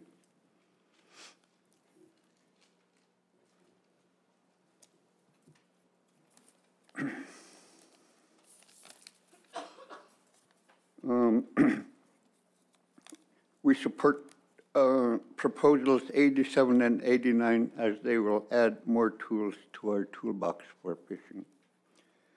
Madam Chair, honorable members of the Board of Fisheries, we have no more to give on the Yukon to save our salmon returns. We are reduced to 4-inch, 60-foot-long nets to satisfy our fish needs, but not our salmon needs. Ever since the adoption of the Magnuson-Stevens Act in '74 and the establishment of the area of fisheries by the state of Alaska to target 8% of the Bristol Bay sockeye stock, the fisheries in the AYK region have been going downhill. We are at rock bottom. We kept foreign fleets at bay pre-MSA.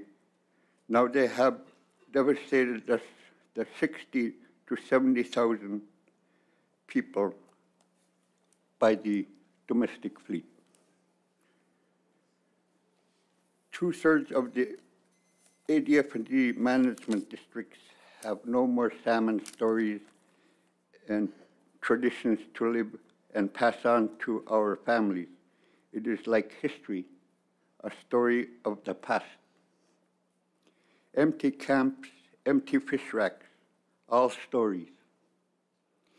You have heard the reports of how salmon have been declining by your staff, the AYK managers, yesterday, and suggesting that more studies need to be done, but no money for research.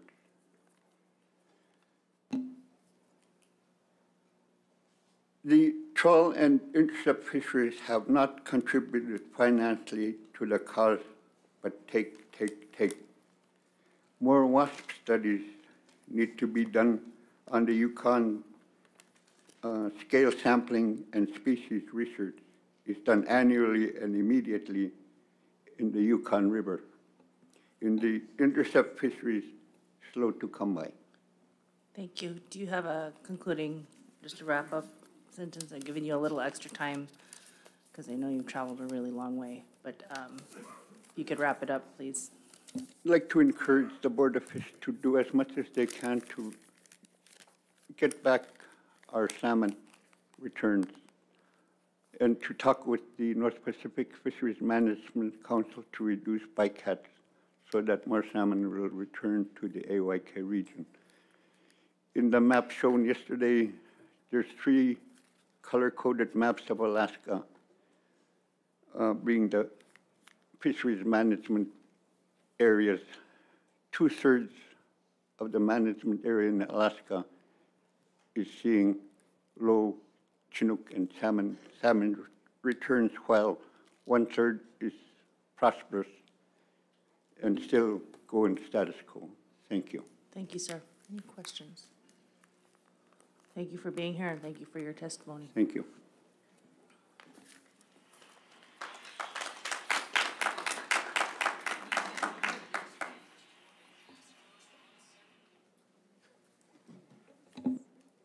I'm sure that's turned off now. Alyssa Nadine Rogers.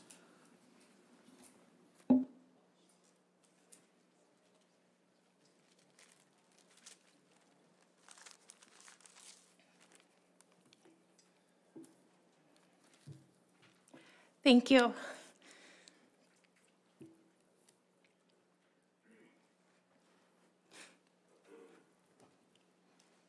I'm sorry, I don't make myself.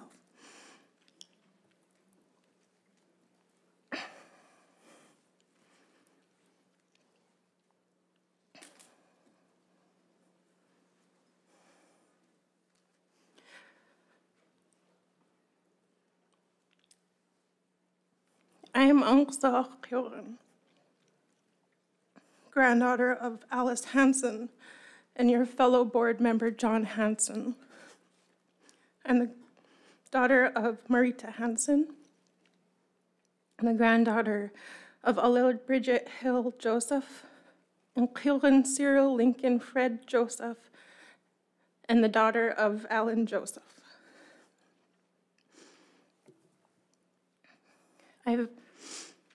In the past 5 years, prior to stepping down as Madam Chair for the Yukon Kuskokwim Subsistence Regional Advisory Council, I also am the Madam Co-Chair of the Kuskokwim River Salmon Management Working Group, and also Madam Secretary of the Alaska State Fish and Game Advisory Committee, along with many others.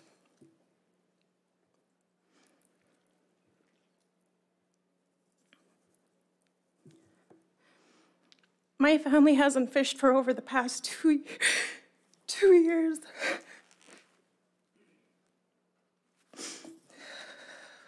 We haven't humped moose for the past 2 years. We go out fishing, but there's no fish.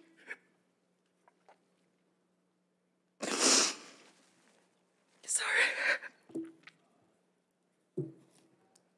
We go out hunting for moose, but we only see cows, and we can't hunt cows in our area.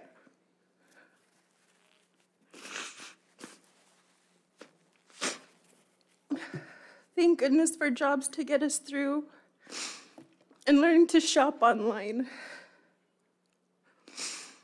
Families are falling apart in my region because they can't support their children. Mothers are giving up their children because they have no support, no food, no funding to take care of their children. And by the time it's already been 3 days that her children have been starving. There are a huge extent of families falling apart, and this is breaking our culture and our society. Yes, we are adaptable, resilient, strong, capable people. Yeah, we have breaking points as human beings. Even the strongest men and women cries and breaks down in the shadows. But sometimes we can't be silent anymore. This is the truth of what you see that our people are going through. In every meeting, I always bring up 3 points, which I do every year. 1, subsistence harvesting is our main economy and the last remaining subsistence economy in the state of Alaska.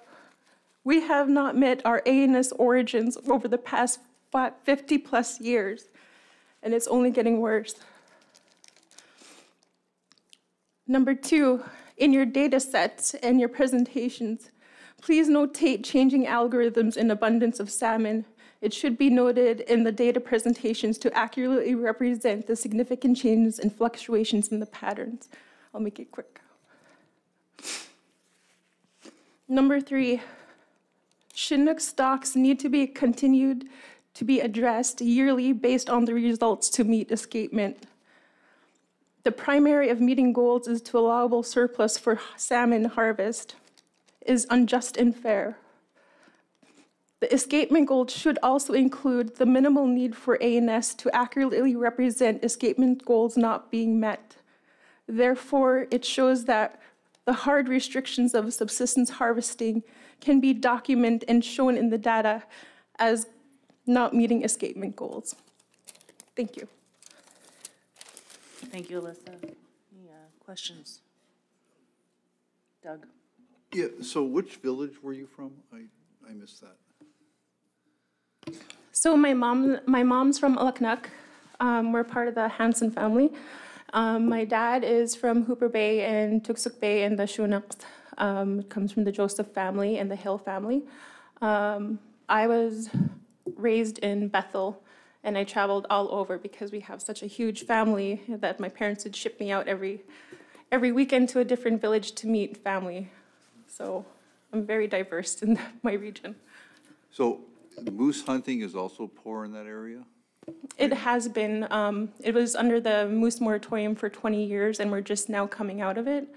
The best moose hunting is in the lower Yukon River, where there's so much abundance of moose, but the problem is, how do you get the moose to the other side of the region?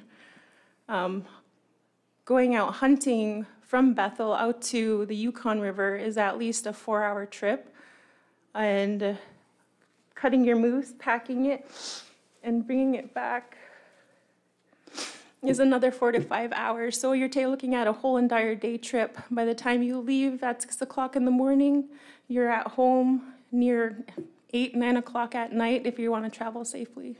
Yeah. Thank you. Thank you.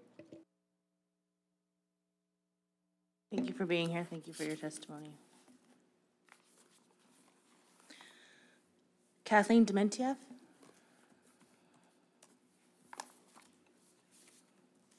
Hi, Kathleen.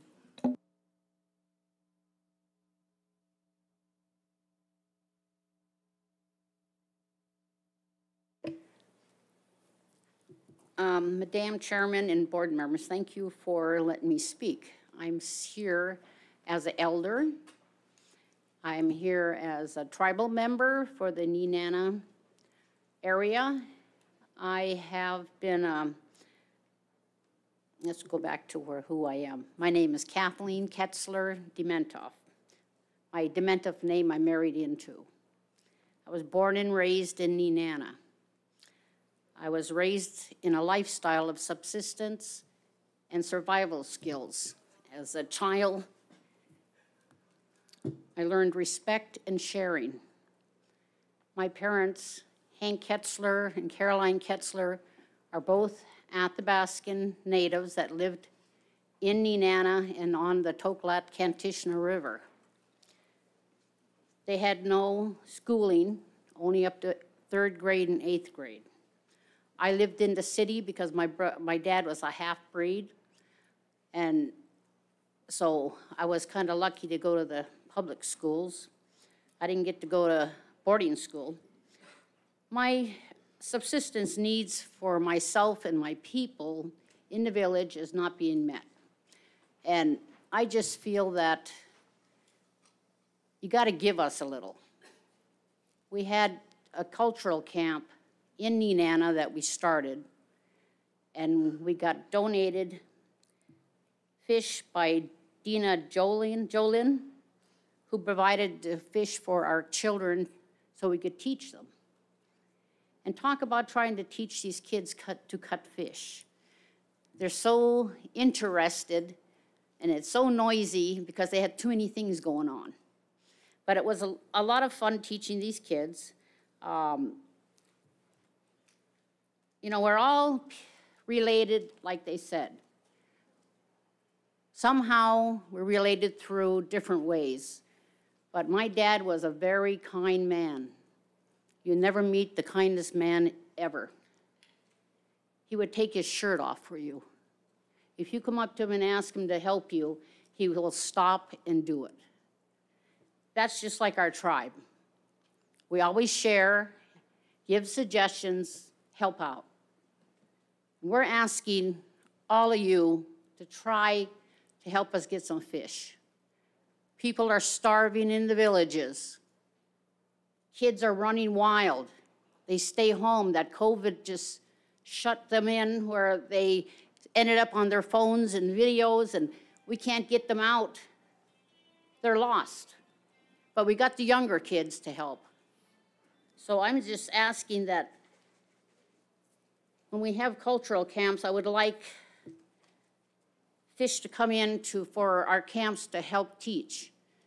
That's the only way I kind of thought we can get some fish if we close down. The other thing is, I thought, I'm on the Dena'ina River. There's the Yukon, the big Yukon. Our river is a lot smaller. Why are we shut down? Our fish don't go to Canada. We get the spin-off. And I just feel that if we're all going to be shut down, everybody should be shut down for a year or two so our fish can come back. And I believe 140 would make a difference for everybody. And I believe in our TCC, and I hope that you would listen to us and try to help everyone. Thank you. Thank you, Kathleen. Any questions? Thank you for your testimony today. I appreciate you being here. Stanislaus Shepherd.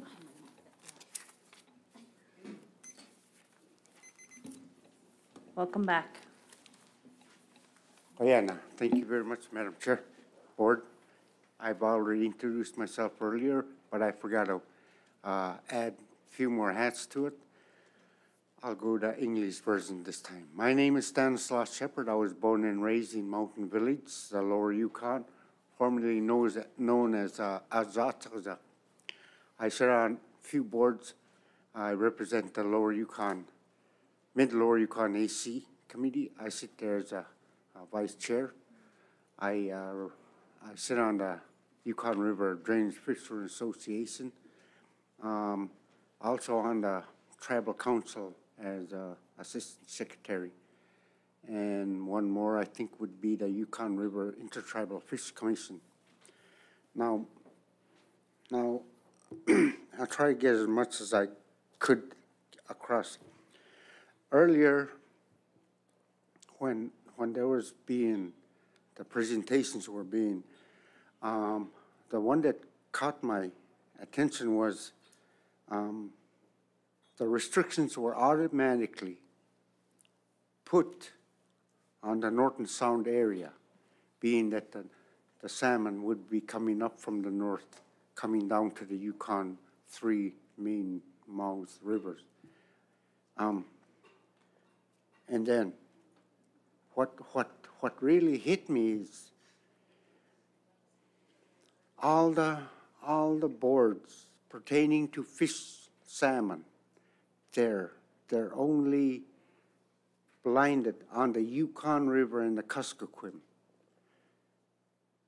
They don't focus on the area the fish go out to be raised.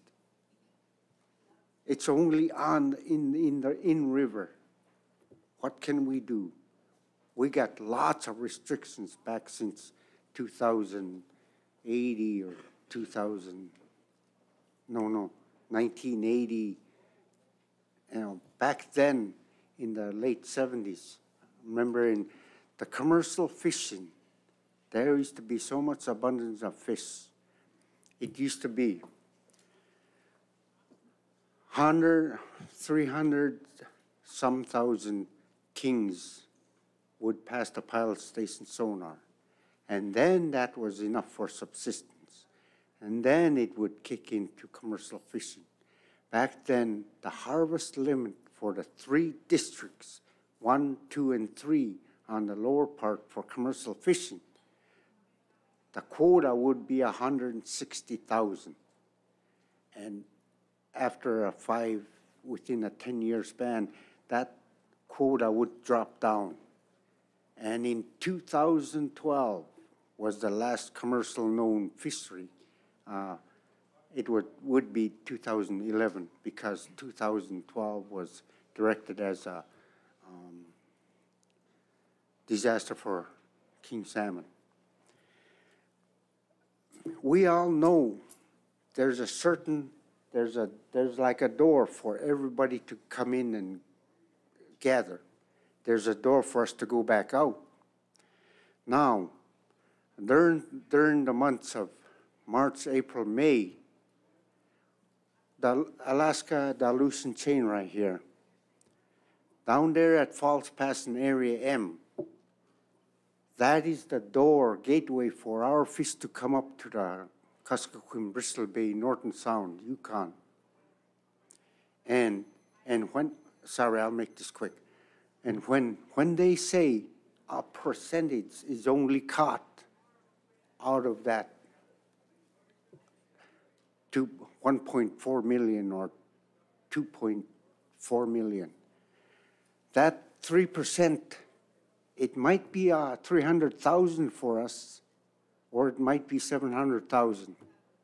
We don't know. They never give us really the accurate number for that 3%. So thank you very much. Thank you. Questions? Liana? Yeah. Let's take about a 15, 20-minute break, and we'll come back on the record at about 3:20.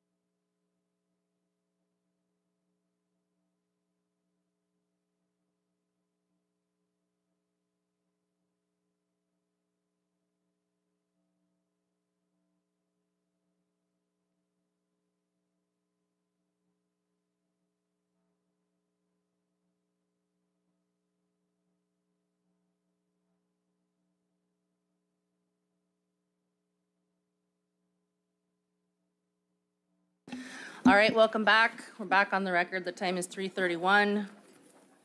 And we are going to continue with public testimony. The next person on my list is Casey Hobson. Welcome, Casey.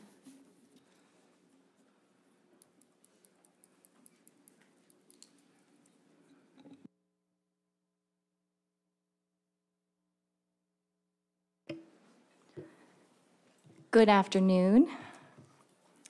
Thank you for allowing me to testify today, and thank you all for your service on the board. My name is Kunmiru, or in English, Casey Hobson. In my professional capacity, I serve at First Alaskans Institute, but today I'm speaking on my own behalf. My roots are in the North Slope communities of Utqiagvik and Olorunnik. Olorunnik is also known as Wainwright. I am Inupiaq, and I'm a citizen of the native village of Barrow. My people are whalers, trappers, seal and walrus hunters, and also fishermen. So though I am not from the Yukon or the Kuskokwim, I'm here in solidarity of those who have testified before me. And I also wanted to say that our people all across the state are intertwined. We frequently share or trade the muktuk that we catch.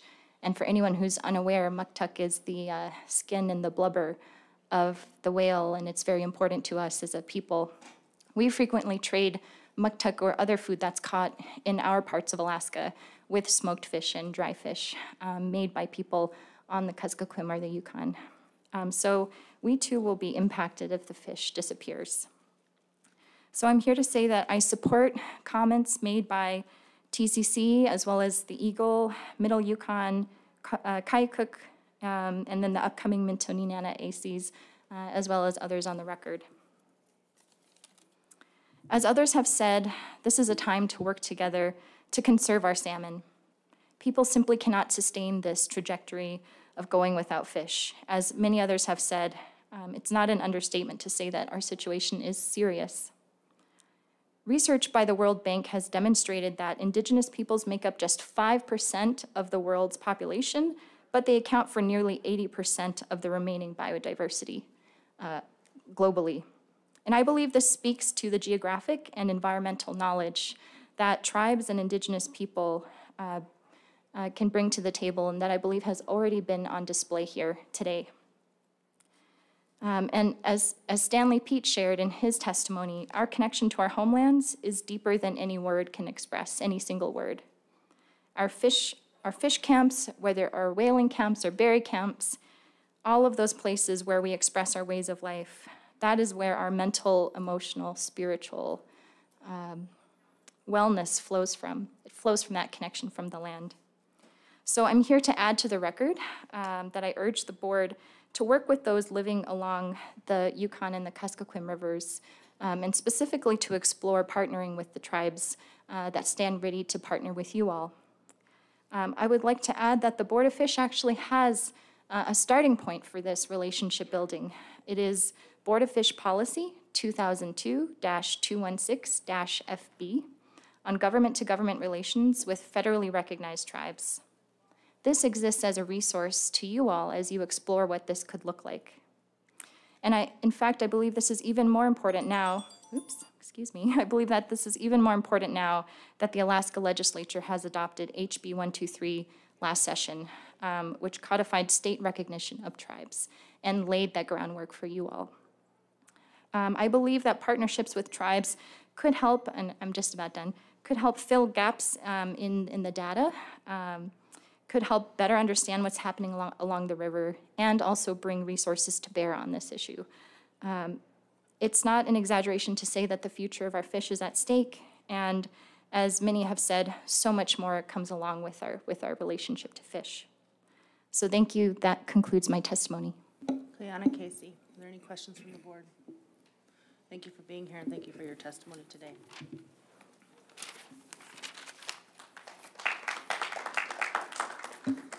Jeff Burwell. Hi, Jeff. Welcome. Hello. Am I on?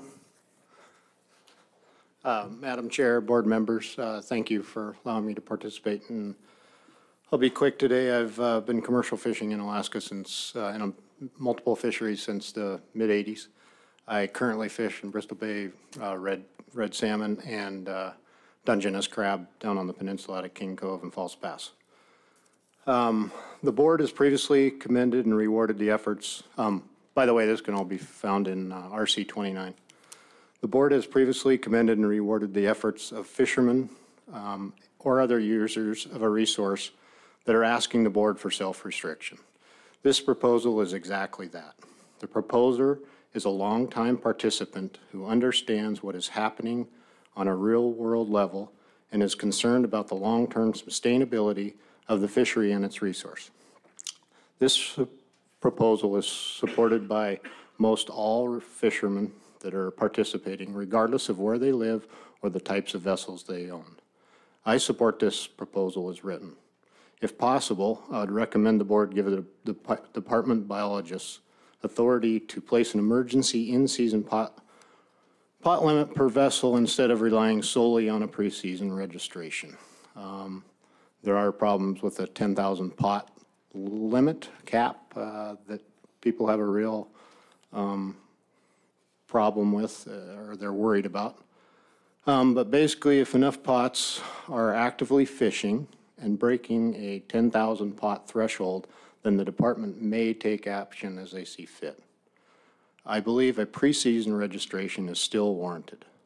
While there may be some validity to some fishermen comments about the size of the area and possibly non-fished zones and untapped potential, we can't just let the floodgates wide open and potentially wipe out another crab stock in the state. This proposal, appreciate you bringing it up at this meeting. It's kind of out of cycle, but it's ultimately important that if the board chooses to pass this proposal in any form, that is fast-track the Department of Law so that it becomes effective this season prior to April 1st. In addition, I wrote in my RC, I don't know how this, in the future, maybe I have to put this, I petitioned the board to also adopt the following languages. Basically, I'd like to see tenders are currently allowed to tender Dungeness crab, and it's only allowed in the Kodiak district. And I'm proposing through my language in RC that it's allowed in all of Area J. That's not, there's no limited entry fishery. I don't see what makes a difference, but personally, I'd like to see tenders for Dungeness crab allowed in that whole Area J. Thank you. Thanks, Jeff. Are you going to be here for committee of the whole tomorrow? Good question. Is that going to be tonight for this, or will we make it? Or? I don't know. We're going to make it tonight. It will probably be tomorrow. Okay. Are you planning on sticking around? I'd love to if I Okay, can. good. We'll see. Thanks. Mr. Jensen has a question for you. Go ahead. Thanks for your testimony, Jeff. Currently, is it illegal to tender Dungeness crab in that area to somewhere else?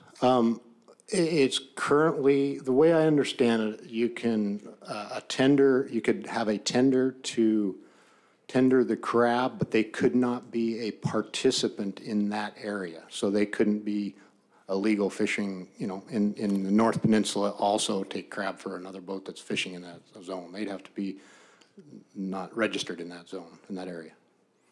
Yeah, I think that's typical. Yeah, it is down where I'm from, southeast Alaska. Yeah, but in Kodiak, it's allowed that a registered boat that fishes Dungeness crab in Kodiak can tender for crab for another vessel registered there. Okay, thank you. All right, thanks for being here. Thank you. Natalie Newman. Hi, Natalie, welcome. Thank you for hearing my testimony. Natalie Newman Suuza, Ina A Don Newman Bauza, Ita A Ben Newman Bauza, Sidadza, Joni Newman Bauza, Setsia Don Anden Yeth, Melton Moses Hebauza, Setsu Barbara Anden Yeth, Margaret Moses Hebauza, Tlaslatanit Slesto. My name is Natalie Newman, and I'm from Rampart, Alaska. I serve on the Dena'ina board as a youth representative, and on the, I'm not remembering at the moment, but I will now begin. growing up, I learned how to fish. I learned how to fish through watching at first, and then as I grew up, I went through stages of how to learn. I watched, I ran errands, I learned how to make brine, and all of these add up. It gives everyone a role, it gives everyone something to do, it brings family together. With Proposal 80, it restricts that. In the past few years, there has been a lot of turmoil in my area that I've noticed, and I've kind of connected it with fish because before this, we all had to be together to fish. We had to be together to fish together to get sustenance, to get food. And now no one has a role, we're all lost. My younger cousin, who is 13, I think, watched us when we were younger, but she never got the chance to cut fish. She never got the chance to learn how to do it for herself. She can watch people, she can try to do it, but she won't be able to do it if it comes down to it. This is upsetting for me because she has 3 younger siblings. None of them can even remember fishing. I asked my 13-year-old cousin if she remembered how to fish, as I'm only 3 years older than her, so I'm 16, and she laughed because she couldn't remember, and that was very upsetting for me.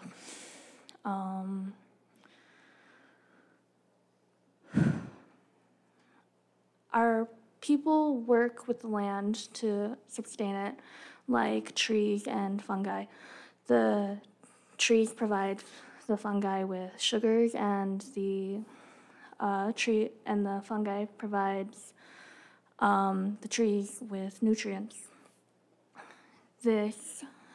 How we do it is the animals will work together to make sure there's a balance in life in our ecosystems.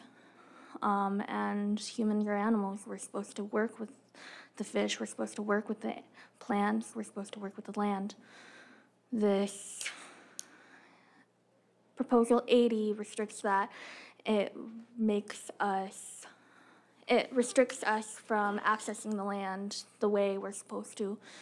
By restricting us from fishing, it brings more turmoil to us, and we look for other resources such as moose and caribou, and that brings down those populations as well because we're relying on a different type of game. And the ecosystems are being upset. We have fires everywhere. It's moving everything.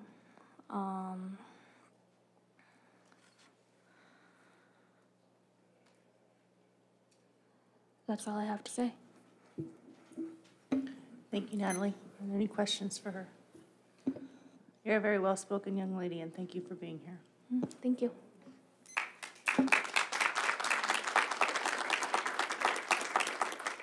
Karma Ulvi?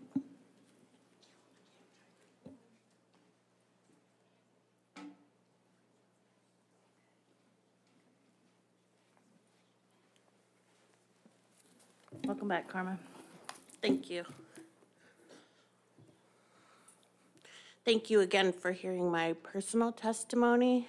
My name is Chief Karma Ulvi. I am here representing the sovereign government of the Native Village of Eagle.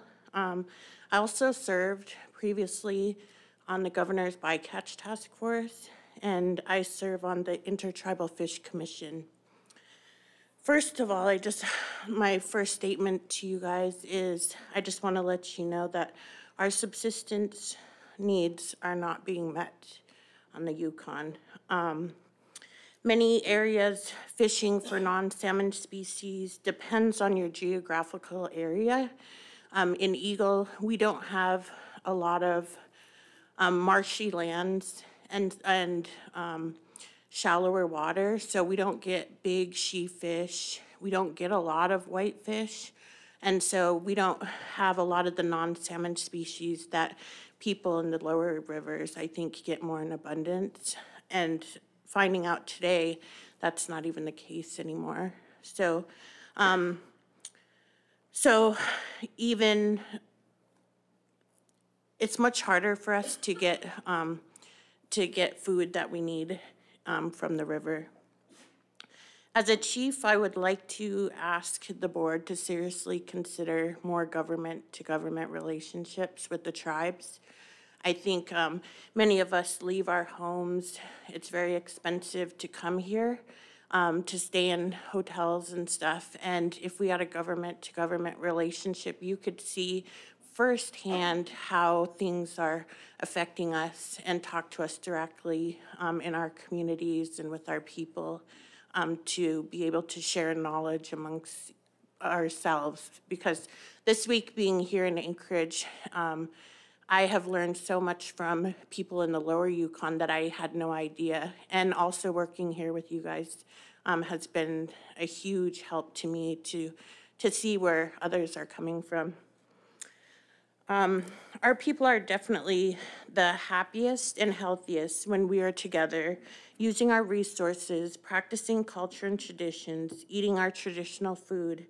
When we can't do these things, you've been to villages, there's not much else, and so a lot of people turn to substance abuse, alcohol, drugs, whatever they need to do to sustain or to deal and cope with their lives, also to make money. A collapse in salmon could very much result in a collapse of our people and our culture. I would just want to touch real quick on Proposal 82. Previously, our AC voted to support that, and I would, for my own personal, I would oppose that. I think that has been legal for some time, and I can see where sinking the nets can be very helpful in the rivers, especially lately with all the driftwood and stuff that we've had to deal with.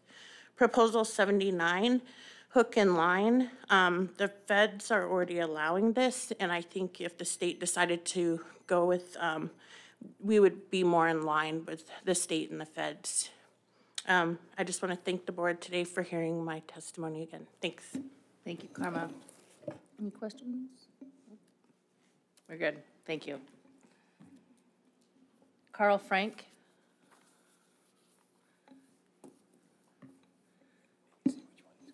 Hi, Carl. Welcome.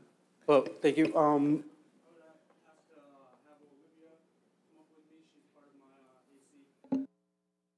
That's fine. Are you going to do your AC testimony first then? Yes, I'll be doing my AC before the personal. Thank you. Okay, thanks.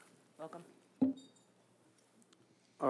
First, I'd like to start with thanking you, Madam Chair and board members, for giving us the opportunity to present our Minto AC testimony, along with hearing the numerous testimonies of the Indigenous and rural Alaskans here today. I am Carl Frank. I am from Minto, and with me is Olivia Irwin from Dena'ina. Olivia and myself were delegated to present the Minto Dena'ina AC testimony.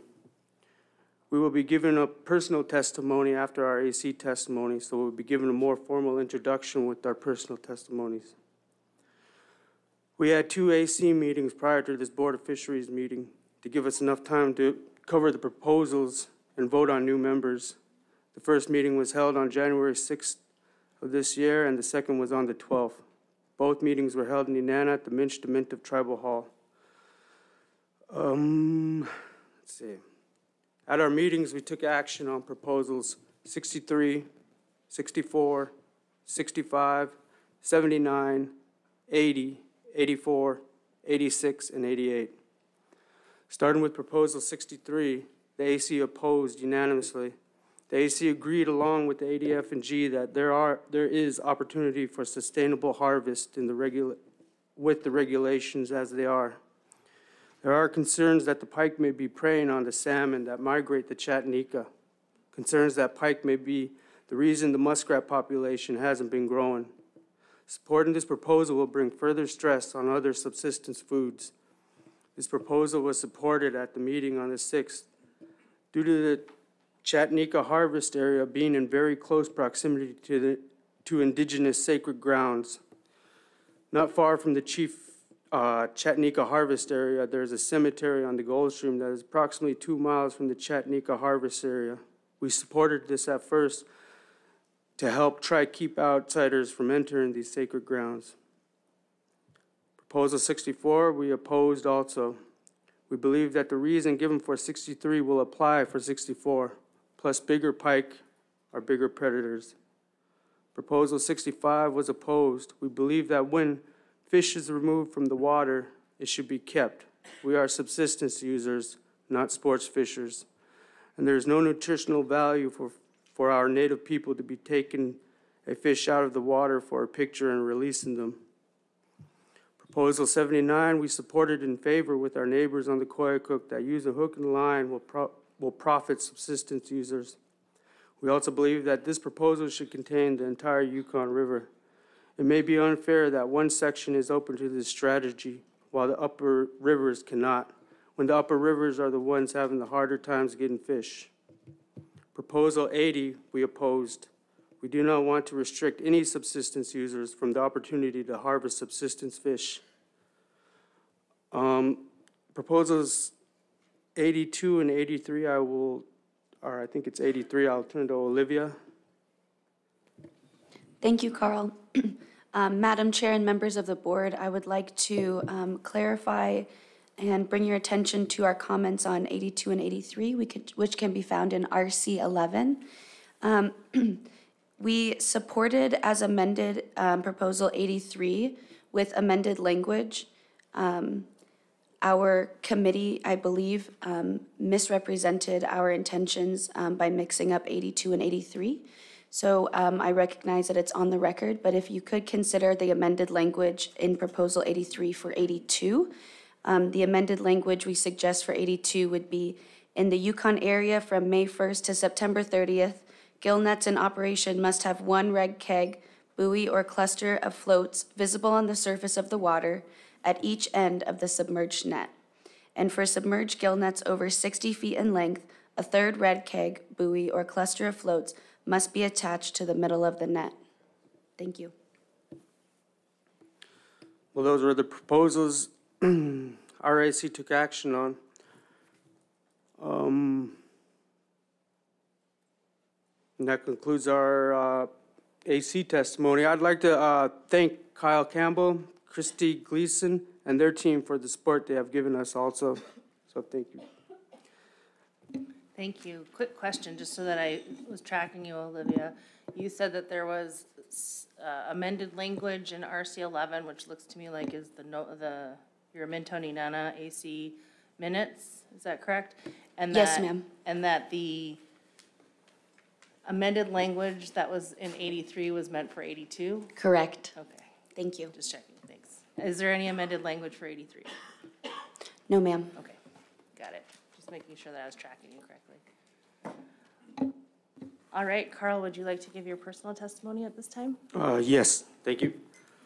As you heard on the AC testimony, my name is Carl Frank. I am from Minto. I'm a lifelong land steward of the Minto Flats.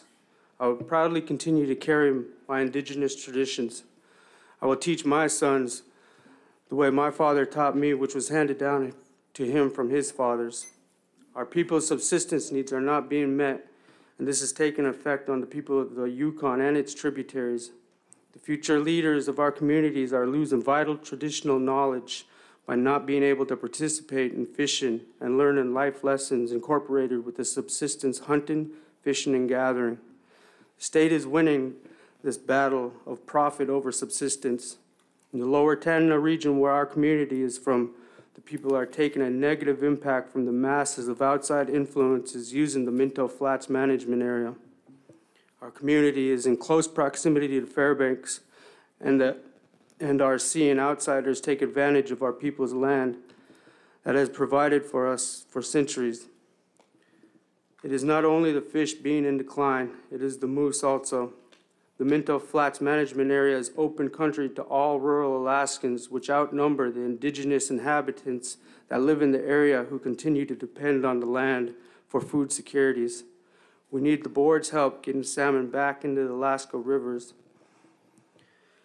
And that concludes my personal testimony. Thank you, Carl. Are there any questions from the board?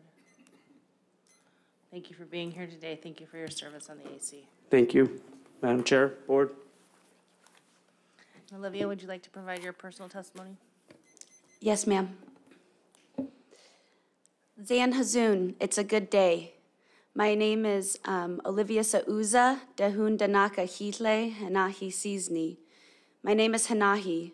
I am the granddaughter of the late Jenny and Jack Irwin of Nenana and the daughter of the late James Timothy Irwin and Gretchen Sumter Irwin of Nenana. I serve as the newly appointed chair of the Minto Nenana Advisory Committee. I am a Nenana Native tribal member, and I am the next generation of activists who will bring our salmon home. I am here today because the subsistence needs of my family and community of Nenana are not being met. 3 years ago, my father passed away at the early age of 55. His suicide was directly related to our subsistence needs not being met and inaccessibility to our traditional ways of life. His spiritual nutrition was diminished to a degree in which he was no longer able to teach his children our cultural ways of harvesting fish, pass on his values at fish camp, and he fell ill to the grief that overcame him when he was no longer able to provide for his family and his people. If you're wondering how our communities are coping with the loss of salmon, the answer is clear: we are not. I want to acknowledge Tanana Chief Conference, Emonic Testing Fishery, and Deanne Jolin, who have been trying to fill these gaps by creating partnerships and programs with industry to provide us sustenance. However, when our people's relationship to salmon is limited to cutting open a cardboard box of frozen fish sent from Bristol Bay or leftovers from scientific research, it cuts out cultural teachings and significance that occurs when our community travels together to fish camps, our kids learn safe ways of traveling the river, patience for the harvest, and respect and reciprocity are practiced through processing our fish. The spiritual nutrients are foregone and our spirits are left hollow, yearning for our salmon relatives. Fathers and daughters on the Yukon are no longer building fish wheels. Our sons are lacking purpose without an ability to provide for our people, and our elders are starving from the lack of salmon. We're losing knowledge when all we have to do to put food in our freezers is pull out a pocket knife and cut the Scotch tape that encloses the box of leftover fish. These are rations our Native people are yet again forced to become dependent on, donations made only available by the activism of our tribes making relations with industry. The solution to our lack of fish is comparable with federal rations of flour, sugar, and lard passed out to our Lower 48 relatives during times of starvation. We are self-sustaining people, but that depends on the sustainability of the resources we've been historically reliant upon as a primary food source. When fishery biologists come up here and tell you they will kill 800 fish this year for testing, your questioning of their reasoning stops when they use words like statistical significance. To you, that's a reasonable case for killing off 800 salmon. However, when our people ask for fish for cultural significance, in order to maintain the well-being and spiritual beliefs of our people, and when our values teachings are provided through the process of harvesting salmon, we are not heard, rather we are dismissed. When you choose to allow people with PhDs at the end of their name take salmon in the name of statistical evidence, you are choosing Western science over 10,000 years of traditional ecological knowledge. I ask the board to uphold the subsistence priority, take measures to meet the escapement goals, and set the precedent of our people's well-being over the interests of the commercial fishing industry. Thank you, Madam Chair and members of the board, for taking time to listen and consider my testimony. Mr. Carpenter. Thank you, Madam Chair. Thank you, Olivia. That was very, very well done. Should be very proud of that testimony. I guess the question I have is, and maybe you could expand upon it a little more about nutrition, or the idea of what you said is nutritional, spiritual nutrition. I'm just curious to maybe see if you could expand on that a little. Through the chair, thank you, Mr. Carpenter, for that question. I believe that about 90% of the nutrition that we receive from salmon is spiritual nutrition. That means we are building relationships with our family members, maintaining community well-being by going out and harvesting together. We're learning our traditional values, and we're maintaining our social roles. I asked an elder once, did our people used to get depressed during the winter months? Did we have seasonal depression? And they told me an astounding no, because the vitamin D that was provided through our salmon, and we were eating 3 times a day, was enough to maintain our mental well-being. And so when I say that my father's passing is directly related to a lack of his access to ways of life, I don't mean that in a small way. I mean it seriously, that the mental well-being of our people is dependent on our relationship to fish and our ways of life. Thank you very much. Olivia, when was the last time that you had the opportunity to go out and catch a fish or kill a moose? Thank you, Madam Chair. So this last year, our family was able to catch 35 whitefish using a gill net. 2 years ago, we were not allowed to fish for any chums or silvers. We got 40 whitefish. And 3 years ago was the last time we were allowed to have our fish wheel on. We caught 40 silvers or coho salmon, 40 whitefish, and we had 60 chum that we had to throw back into the river after spending 40 minutes at a time standing on our fish wheel and throwing back individual fish. This year, we were not able to get a moose. My family was out for 3 weeks on traditional hunting grounds outside of Dena'ina and only saw 1 cow and calf. Last year, we were able to get a moose, but our freezers and the freezers of our community are now empty because we weren't able to get a moose to provide this year. Mr. Zure. Yes, Olivia, could you talk about any efforts to provide fish for like spirit camps and youth camps and what, has there been any efforts towards trying to get something like that to happen? Through this chair, thank you, Mr. Zure, for your question. Yes, I would like to acknowledge Dena'ina Chiefs Conference, the Ammonic Testing Fisheries, who both were able through alliances to provide salmon for our culture camps last year. We were sent fish from Bristol Bay, large fillet or large whole fish, frozen fish. This year, without that effort, our spirit camp leader had to drive round trip from Fairbanks to Anchorage to buy fish from Bristol Bay. We did not have donated fish this year. We had to purchase it with the tribe's dollar in order to have culture camp and teach our kids how to process fish. Commissioner. I wanted to touch on the culture camp piece of it. So, Dena'ina, is there a single culture camp for the community of Dena'ina, and what area does that serve, that culture camp serve? Thank you for the question, Commissioner. Through the chair, that area, we have 1 culture camp in Dena'ina in the summer, and it serves local resident children as well as children from further up the river. We have elders and children come from Minto, as well as we invite children who are living in the Fairbanks, Dena'ina area who they may have been displaced from their villages on the river. So they find solace and a place to learn these ways of life at our culture camp in the summer. And is that associated or affiliated with the Dena'ina Chiefs Conference? Dena'ina Chiefs Conference is supportive of us in funding often, but it's mostly through the Dena'ina Native Tribe. Okay, thank you. I don't see any other questions. Thank you for sharing that powerful story of your father, and my condolences for his loss. Thank you, Madam Chair. Thank you, members of the board. Thank you, Hanai. All right, Mary Mathis?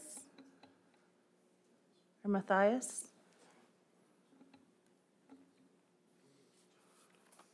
No Mary?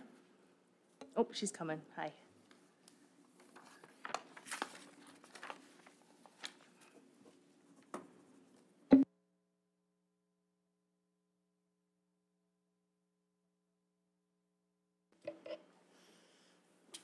Madam Chair and members of the board, good afternoon.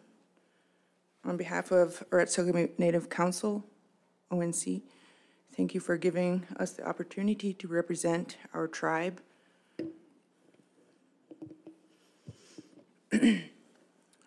Our working relationships are immensely important.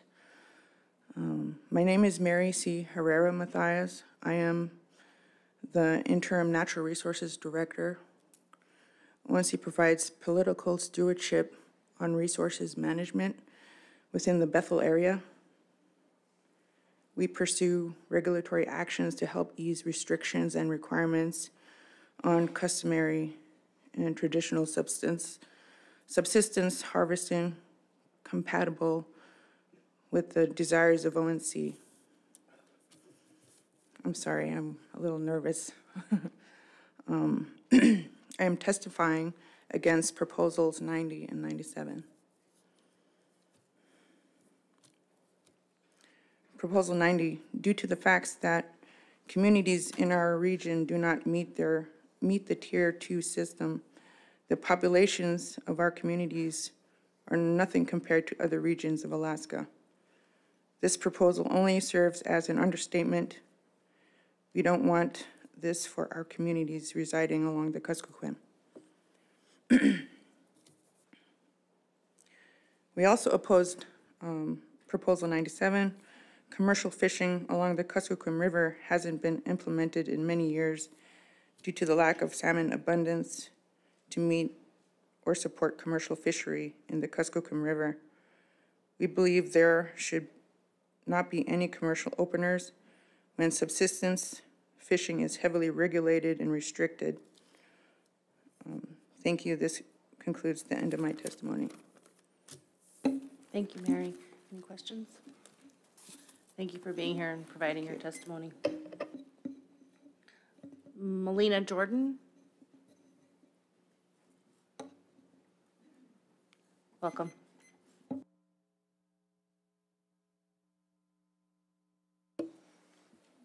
Hello, my name is Melina Jordan. I'm from Rampart in Dena'ina. My family comes from the strong, mighty people of the mighty Yukon River, reigning from Rampart and Dena'ina, who have been in the environment since time immemorial. Our people who managed and valued what we now squander in our record time, everything we are here to debate on. Being told we aren't able to fish took away our way of life. But until we can 100% guarantee secure salmon safety, we stand not fishing, period. If the subsistence priority is not being met, no fishing needs should be met at all. Let us secure the safety of the salmon before we can even start deliberating on who can fish what and where. As a young person, I want to stand up and fight for the fish so I can enjoy it in my lifetime and secure it for future generations. Having to pay to live in our own homelands should not be expensive. Living in the village is a privilege and an honor many of us cannot afford. Many gave testimony on how steep prices are for everyday necessities such as gas and groceries. Life on the Yukon is hard and rough for the ill-prepared. What was once a central hub and provided and sheltered is now sparse and hollow.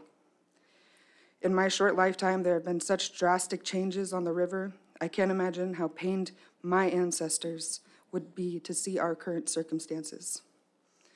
Why is it that the decision of the Native people of Alaska and Canada that made in solidarity to abstain from fishing is the only promise of safety of salmon that has been made?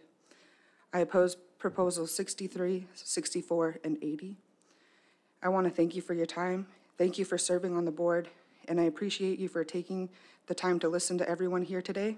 And I'd like to reiterate for the record, Alaska Statute 1605094. It's a subsistence priority, and it should be taken precedence over all. Thank you for your time. Thank you. Any questions? Appreciate your providing testimony today. Thank you. Ben Stevens.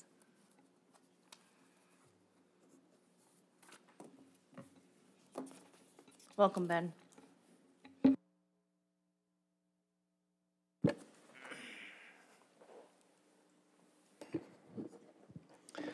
Madam Chair and members of the board, staff, excuse me. Thanks for this opportunity to enlighten you into some of the things that we're experiencing. Again, my name is Ben Stevens. I am from Stevens Village, which is on the Yukon River north of Fairbanks. I am 58, and pretty much every one of those years was spent in fish camp, upriver from Stevens Village. I was trained by my uncles, was tutored by the grandparents. I grew up what's considered a traditional lifestyle.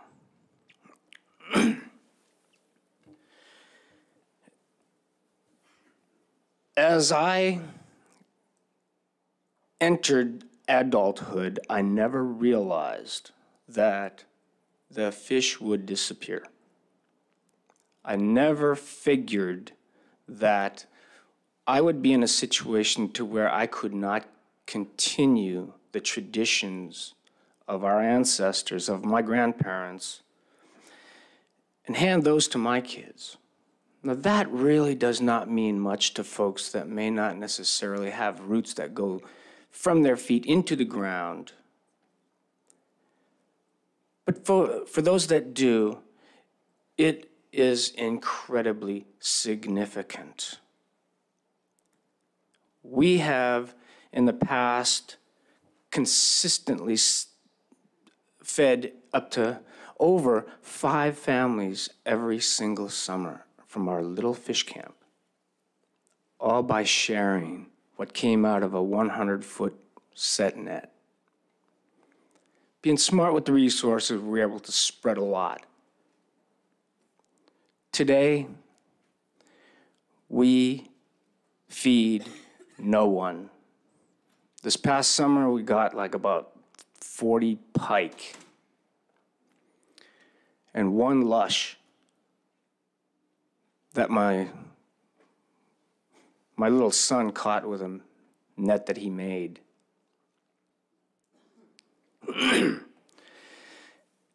One of the creative ways that we have looked at many of the social ills that our folks face is that connection to land and animals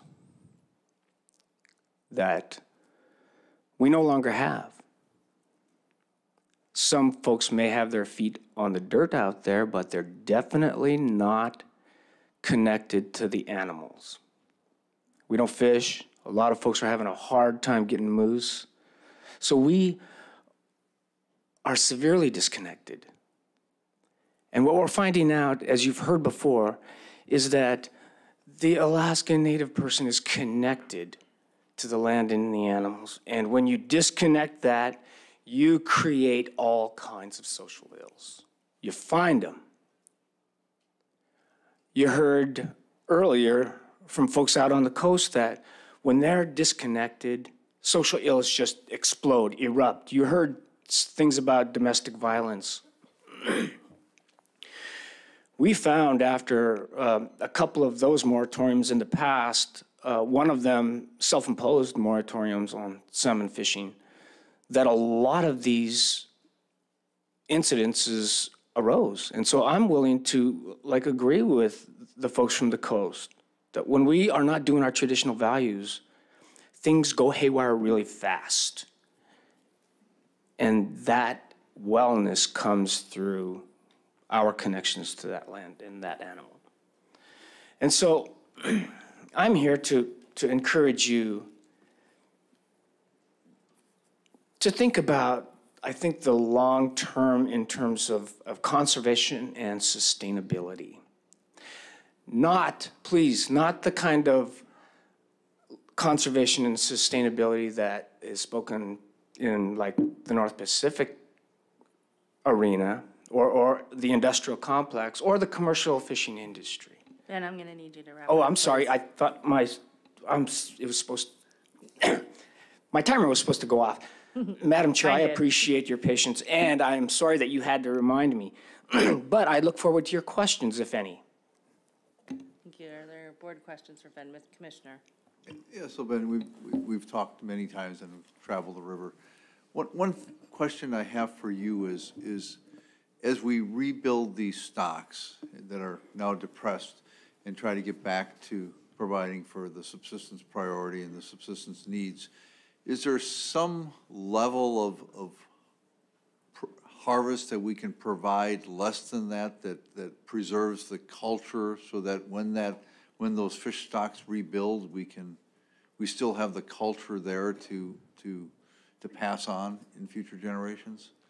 Is there some role that we can, we can provide some lower level of opportunity to pass on culture that's short of meeting the subsistence priority, but making sure that as we rebuild these stocks, that the traditions are there to pass on in the future time? And is there a role for a group like yours that like TCC that could help us through that issue? Absolutely, Commissioner, and that is a very good question. Thank you very much for that. The simple answer that I want to kick right out is say, absolutely, yes. And I think that it'd be imperative to incorporate local folks in that discussion, because as you know, one of the values that is instilled in our DNA is that we don't take more than we need. And so if you wanted that absolute bare minimum, then you're probably very likely going to spend a little bit of time in the village, which allows me to invite you, Commissioner, and anyone else to our fish camp. Very, very easily accessible. And therefore, it's easy to get in, get out. It would be enlightening to folks, especially if you haven't been on the Yukon, to come out and to visit the rapids, a fascinating place, and see how we do try to make sure that they do maintain that connection to the fish. I have my family cutting pike like we do with the salmon, to make sure that they've got some of that technique still at their fingertips. But yes, there is, I believe, some balance there. And I do appreciate that thought, because maintaining our culture, our connection to family, our connection to the village, to the community, to the region, to the world is incredibly important, even though we don't always say it. Thank you, sir. Thank you. You bring up an interesting point. And so what I'm hearing is that we're looking for ways, and this is going to be, I think, an ongoing conversation, or one that goes beyond this meeting potentially, is how do we bridge the gap between, rebuilding these fish and maintaining the cultural opportunities across the region. So how do we bridge that gap in the interim, I think, a little bit, while we're doing the work to try and rebuild the stocks. So that's, I think, what I'm hearing as work that needs to be done. I think it extends, like I said, beyond this suite of proposals and beyond this meeting. But I'd be very interested in continuing that conversation with the department, as well as the people in the region. Yeah, part of the problem is there may be a time when the stocks rebuild to a point where there's insufficient probably fish to provide for drainage-wide escapement. Drainage-wide escapement and provision of subsistence needs up and down. But is there some level of harvest that we could provide that would up and down the river still provide people an opportunity to pass on the tradition, short of harvesting a full complement of harvest there that meets the subsistence needs? So that is a very hard question, Commissioner, because it's so diverse. It is. Right, but to Madam Chair's point, the one way that we have already taken initiative in bridging that gap is that we are taking young Alaska Native people and we are training them in your language. So they are able to understand the concepts, sit here and exchange. Not only that, but we're doing things such as we're installing the mid-river sonar. Or are we talking about the same thing? What I'm talking about, I've been listening very carefully to the testimony. It's the cultural camps, and in these camps that are very critical towards. They do two things. When there's sufficient resources, they provide for the subsistence priority for everyone, but they also pass on this culture. They bring people together. there may not be enough fish to meet the subsistence priority for everyone up and down the river, but there may be sufficient fish at a lower level in between there to provide some amount of fish in these culture camps to allow culture and traditions to be passed on while we bridge that gap to rebuilding the stocks. I guess that's what I'm asking. Yeah, I would not dare give you that number because I think different than even one village up or down river for me. To be continued. Thank you. Thank you, Ben. Thank you. Jean Sandone.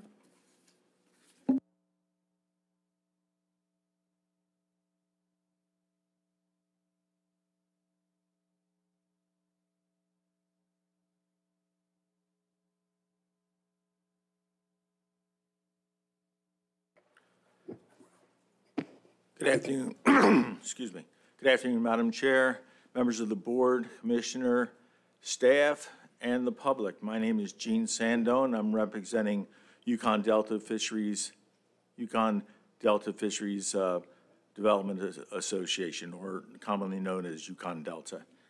Our comments are found in PC 29, and I'll try and get through the proposals as much as I can. And the rest of them you can look in PC 29. 79, hook and line we support. 80 we oppose. 81 we oppose. In 82 we support. After hearing the testimony, we support that only for districts 1 and 2. And that's the sinking gill nets. 83, we oppose. We think that 7.5 inch should remain on the books because the kings are going to return. And this is a personal use fishery in District 6. 84, we support with modifications. Those modifications are found in RC 36. And I want to let you know that we did work with ADF&G on developing those amendments. 85, we support. For Yukon commercial fish, 87 eel sticks we support. 88 we support with modifications found in RC 34. And again, we worked with ADF&G on that language. 89 we support. Moving on to Chattanooga subsistence pike, we oppose both 63 and 64. For Tanana sport fish, we support 65.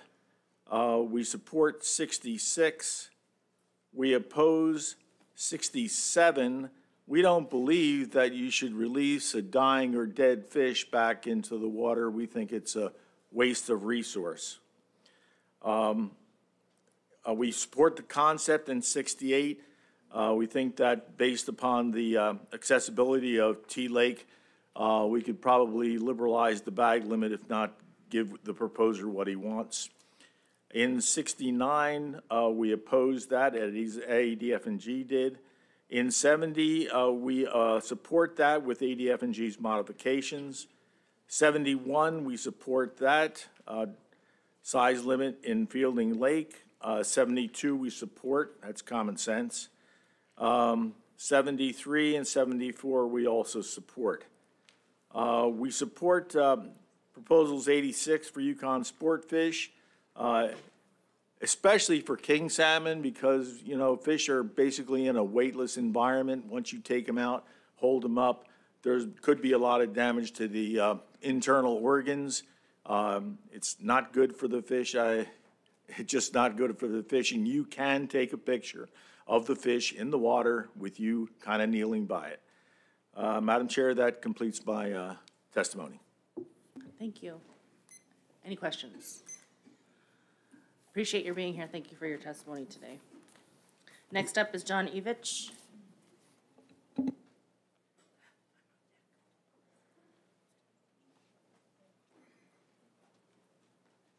Welcome, John. Hello, Madam Chair and the board. My name is John Evich. My vessel, the 58-foot St. Zita, crabs Dungeness in the Bering Sea.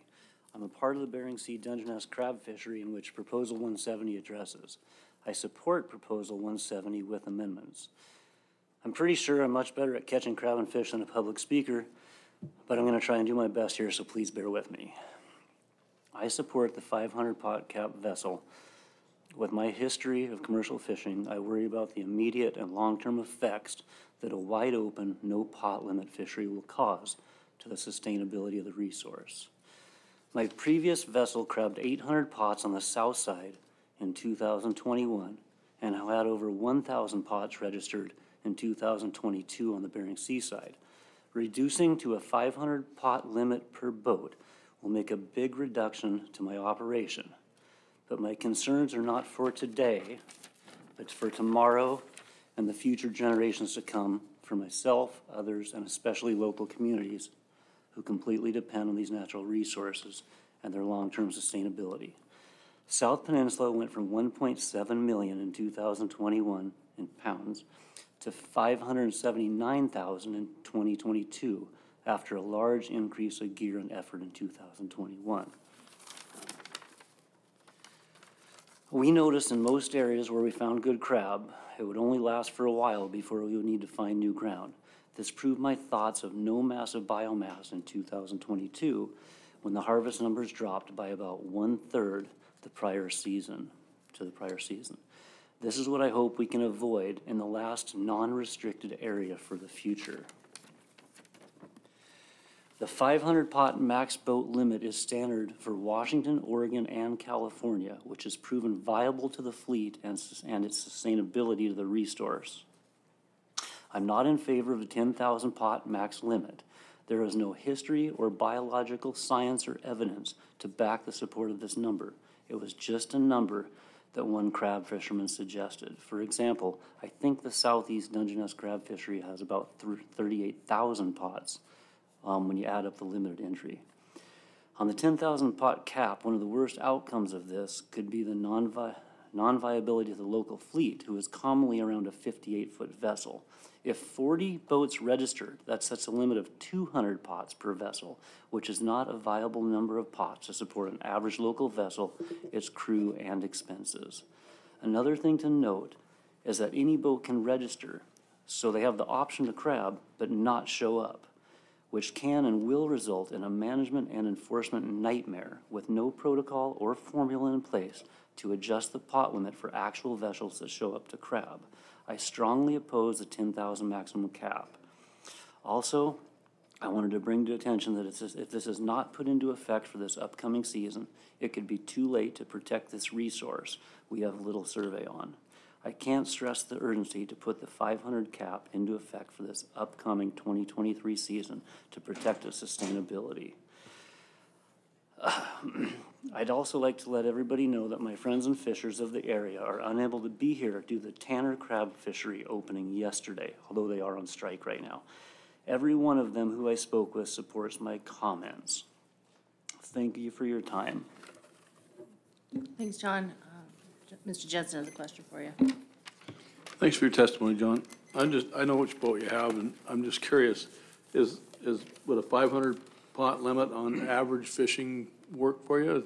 I know it's sort of a decline in what you probably fished in the past.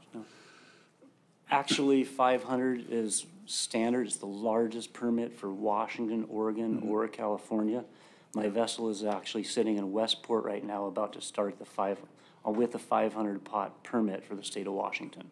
So 500, with the history of the commercial crab fishing industry, 500 for Dungeness is the highest number pot, besides what you guys just changed last year for Kodiak with 700.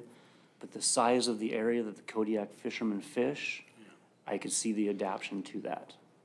Yeah, thank you for that. And I think you're right about the pot numbers in Southeast. I think when it's all the boats that are registered, all the boats that have permits down there to fish, I think it's in the neighborhood of 40,000 pots. So, this would, and it's not near the size of this Aleutian Islands Dungeness crab district, so. Nowhere near. It's just, this is an incredible area. I like your comments on the 10,000 pot cap. I think that would be very restrictive, and I could see people gaming that and it not working out very well. So, thanks you for coming and testifying. Okay, thank you, everybody. Thank you, the board, Madam Chair. Mr. Carpenter has a question for you, John. Thank you, John. Are you going to be here for committee of the whole? Mr. Carpenter, I fly out at 4:30 tomorrow afternoon, so if this is in the morning, I would gladly be here to answer your questions. It'd be if you can, it would probably be helpful during the conversation that we're going to have. But in case you're not, let me ask you this question. One of the concerns and one of the things I've thought out with this fisheries, when you look at the average amount of participation in this fishery over a long period of time, and as you well know, Dungeness populates ebb and flow. And considering, excluding the 10,000 pound pot cap, is 500 pots enough to be valuable to a fisherman to participate in that if the crab populations drop to a point when there's only 1 or 2 boats again?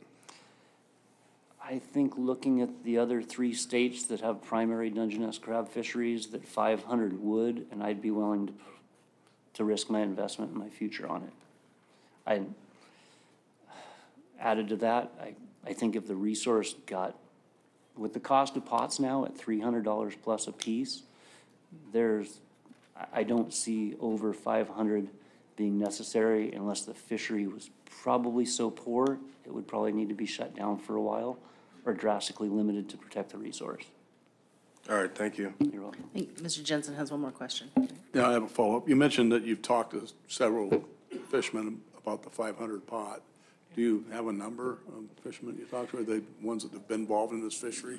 About 6 from King Cove that I've spoken with and 1 from Sandpoint.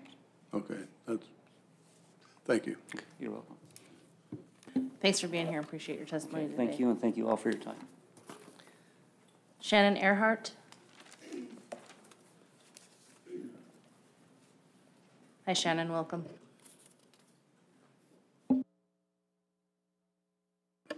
Good afternoon, and thank you. I'd like to thank all of you for taking the time out of your lives to come here and work on these important issues to all of Alaska. This is quite the endeavor I've been finding. This is my first time testifying at the Board of Fish, so bear with me.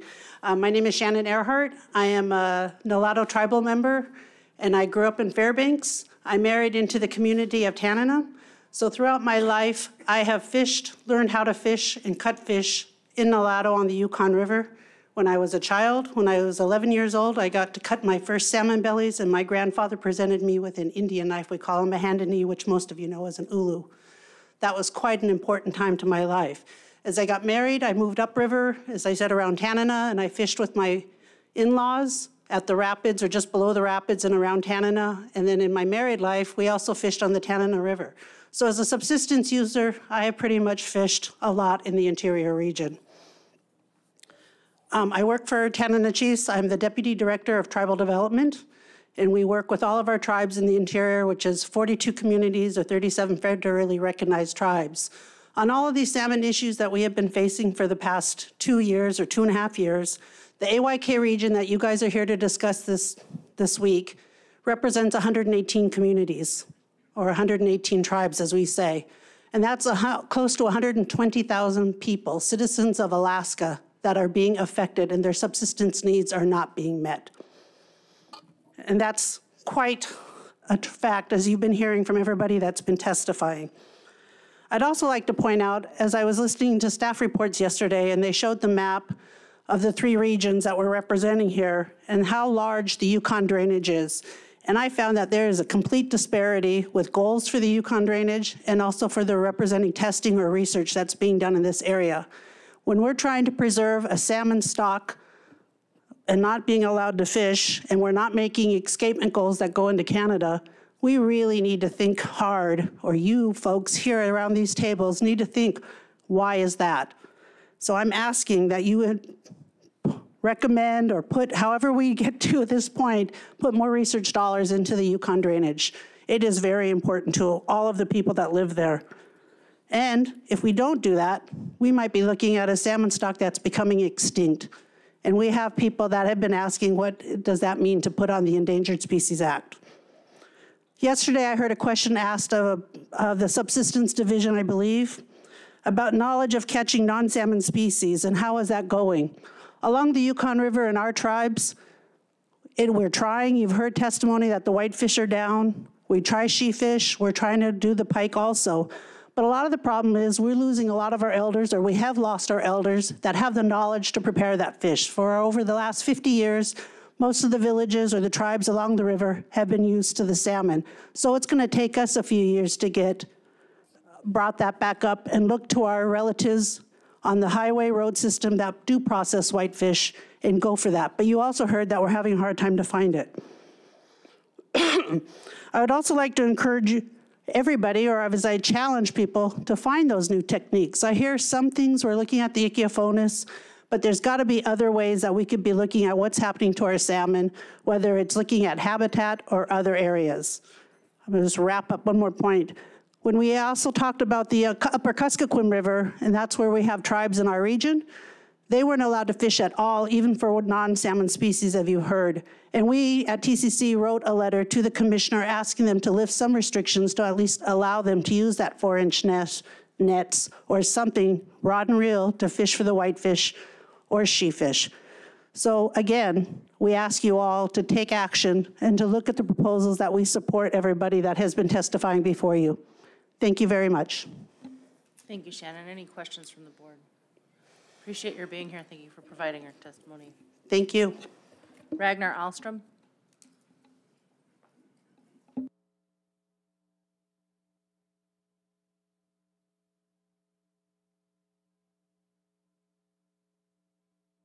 Welcome back, Ragnar. Thank you, Madam Chair. My name is Ragnar Alstrom. I was born in the village of Aluknuk and have lived there all my life. Aluknuk's located on the lower Yukon River Delta. I'm currently employed as the Executive Director of the Yukon Delta Fisheries Development Association, a community development quota group. I've submitted written comments, and Jean Sandone previously went through what we opposed as a company and supported. So I'd like to kind of just ramble like I usually do on my own. You know, I'm thinking, Madam Chair, if I walked in this arena here and I hear all these proposals on specifically the Yukon, it would seem like things are okay. We're talking mess size restrictions, we're talking about time and area closures, on and on. They're not. We have the ultimate restriction when we don't fish. And that's kind of lost in this process. We haven't fished for 2 years. We, the Yukon, haven't fished for 2 years. Call it 3. 2020 was a throwaway year also. And I say throwaway, because I can't quite think of the proper term. And it feels awkward to talk about mess size restrictions, time and area, and on and on, when we have paid the ultimate restriction. So saying that, I'd respectfully request that the Board of Fish receive an annual report. There's a lot of good research going on, ongoing now and proposed in the near future. An annual report doesn't have to be proposals, but an annual report to hear updates. What have you found out? Sometime during the year, or whenever it's done, before Christmas, but outside of the 3-year cycle. I'd like to know. I'm on a lot of boards and commissions, and I probably will know, but the general public out there probably doesn't. So I'd request that. Speaking of various studies, we've participated, YDFD have participated. We do the test fishery at the mouth of the Yukon in conjunction with the department. In fact, during 2020, the COVID year, we did it with locals completely on our own. I heard earlier testimony that we do the only juvenile salmon outmigration study on Yukon and maybe in Alaska at the mouth of the river. And I could go on and on. We did a mess size study with the department. We did the radio tagging study with the department at Russian Mission on Coho this this summer. We're going to do the Chinook radio taking study this coming summer. In fact, we believe in it so much when we form it in our articles. Research is I think the number 2 things. Accepting CDQ allocation, doing fisheries research, number 2. So we're putting our money where our mouth is, or we're putting our mouth where our money is. Someone, I think it was Ben Stevens earlier, invited the Board of Fish out. We'd like to, for those who haven't been to the mouth, to the Delta, we're not part of the Kuskokwim, we aren't part of the Middle Yukon. Go out, I want to invite you to the Delta. It's you know, you can actually see what a 60-foot net looks like during a tidal flood. That from where I fish at Flat Island, Chris Point is 3 miles wide. I'd like someone to see that, you know, Madam Chair. Madam Chair, I think that's it. One thing, I guess I still have time. You know, we're kind of apprehensively looking forward to next month regarding chum and various intercept fisheries. You know, I have to believe that those folks out there that incidentally take our salmon, they don't want to take them. They don't want to take chum. If we could sit down together and figure out a way that, and one of the options might be moving off of June, we could sit together as Alaskans and Native Alaskans, because it was, you know, 12% at AFN didn't support that proposal, or a proposal. If we can sit together and figure out how can those Native Alaskans succeed and support their families and allow us to get our fish. Anyway, Madam Chair, thank you. Thanks. So there is collaborative research that goes on between your organization and the department that's funded by your organization? Is that what I heard? Madam Chair, yes, not only with the department, we've worked with U.S. Fish and Wildlife Service, juvenile out-migration, we're working at NOAA Fisheries. Been down to the lab in June a couple of times. It's amazing, but Madam Chair, yes. And how far along the Yukon River drainage does the funding from your organization potentially apply? I mean, do you have like a boundary by which, you know, what I'm getting at is can we look at collaborative uses of some funding dollars with your organization potentially to conduct additional research that's required in the upper river and the drainages? Madam Chair, we funded, I can't remember, it was early startup of the Sonart pilot with Southside at CDQ group. CDQ villages around the Low River, mainly Catholic, Imanok, Laganak, Nunamikwa, and Mountain Village, and then further up Grayling. We funded, so the radio taking like this summer, where Co was up in Rasmussen, we funded the local crews and skiffs. We funded, like I said, at one point to just an early startup, I believe, or maybe it was the late, one or the other, going up. As a previous testifier said, we helped to provide, in the past we've helped provide fish upriver. And you can tell I'm waffling here because I hate to commit company money without board approval. I'm not asking you necessarily to commit. I'm just wondering if it's possible.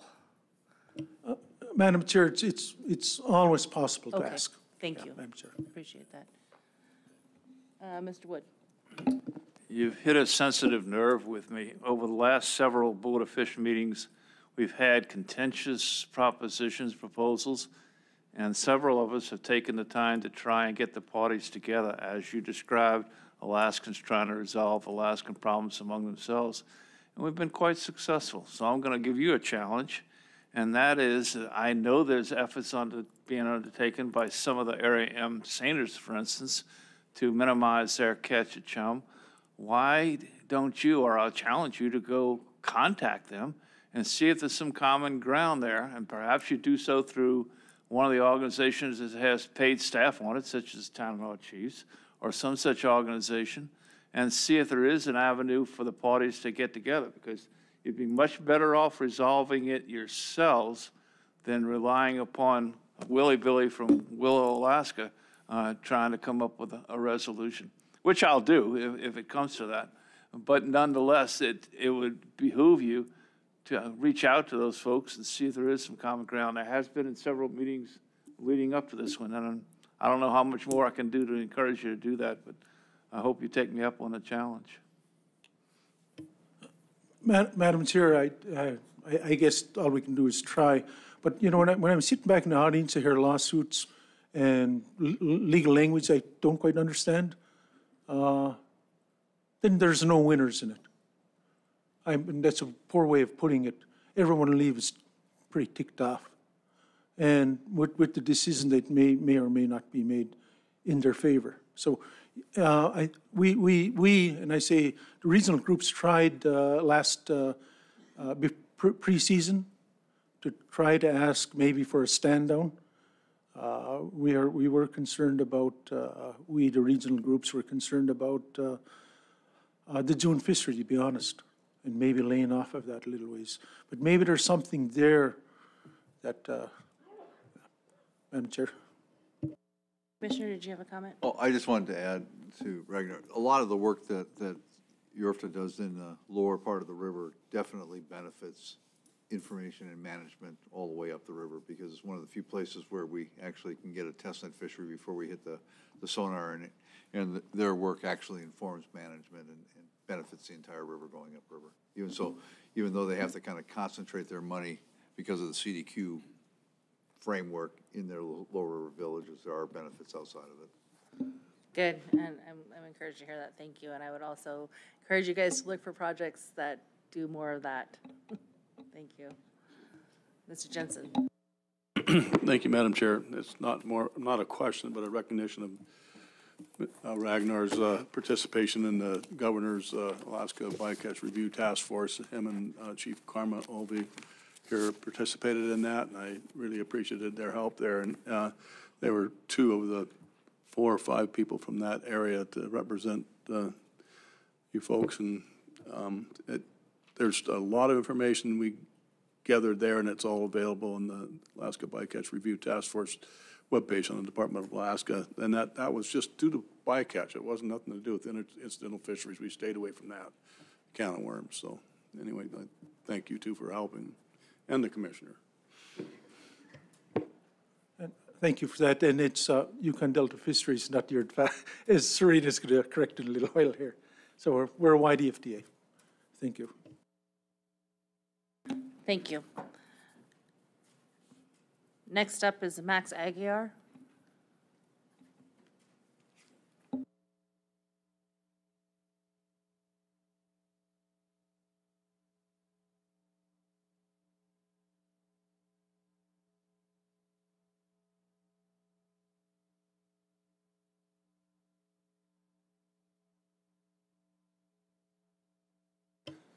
Good afternoon, Madam Chairman and Board of Fisheries. Thank you. But before I start my testimony, I'd like to reiterate the phrase that an elder from Umanga said one time after the king salmon crash. There's the fish commissioner and the other fisheries there, along with YDFDA and Kuskokwim Fisheries, because Kuskokwim Fisheries is the only sole fish buyer on the Yukon Delta. But the elder, he stood up and he said, by the way, his name was Mike Andrew Sr. He stood up and said, in Yupik, to this day, I never thought I would be like a seagull standing on the bank, waiting for a fish. And what he meant was waiting for the fish, waiting for Fish and Game test fisheries to give him a king salmon so he can feed his family and have one to eat. So every time I come to these Board of Fish meetings or I hear of one going on, that thought comes in my mind.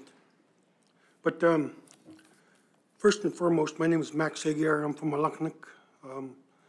I'm a subsistence user first and a hobby commercial fisher second, if we ever commercial fishing again.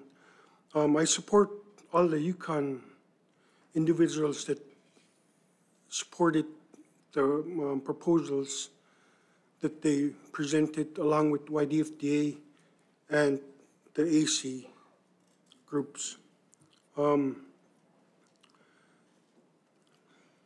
Subsistence lifestyle in rural Alaska, it comes with the dietary chains of the 4 seasons, but maybe others might think there's 5 or 6 now with the weather conditions. But come springtime, we depend on the ice fishing, pike, chieffish, and blackfish with the blackfish trap in the lakes. And then when the geese come, the waterfowl come, our dietary change to the waterfowl. And then after breakup, we go and set our nets out on the Yukon River in the sloughs for the chieffish, kahtuk, and less the pike. And then after those pass by, we wait on the salmon, both the king salmon and the chum salmon. There our dietary changes again. In the fall, we return to seals, beluga whales, all the whitefish species, fowl, waterfowl also. And then during the winter months, we depend on what we had gathered in the fall, spring, and summer to bring us through the cold winter months.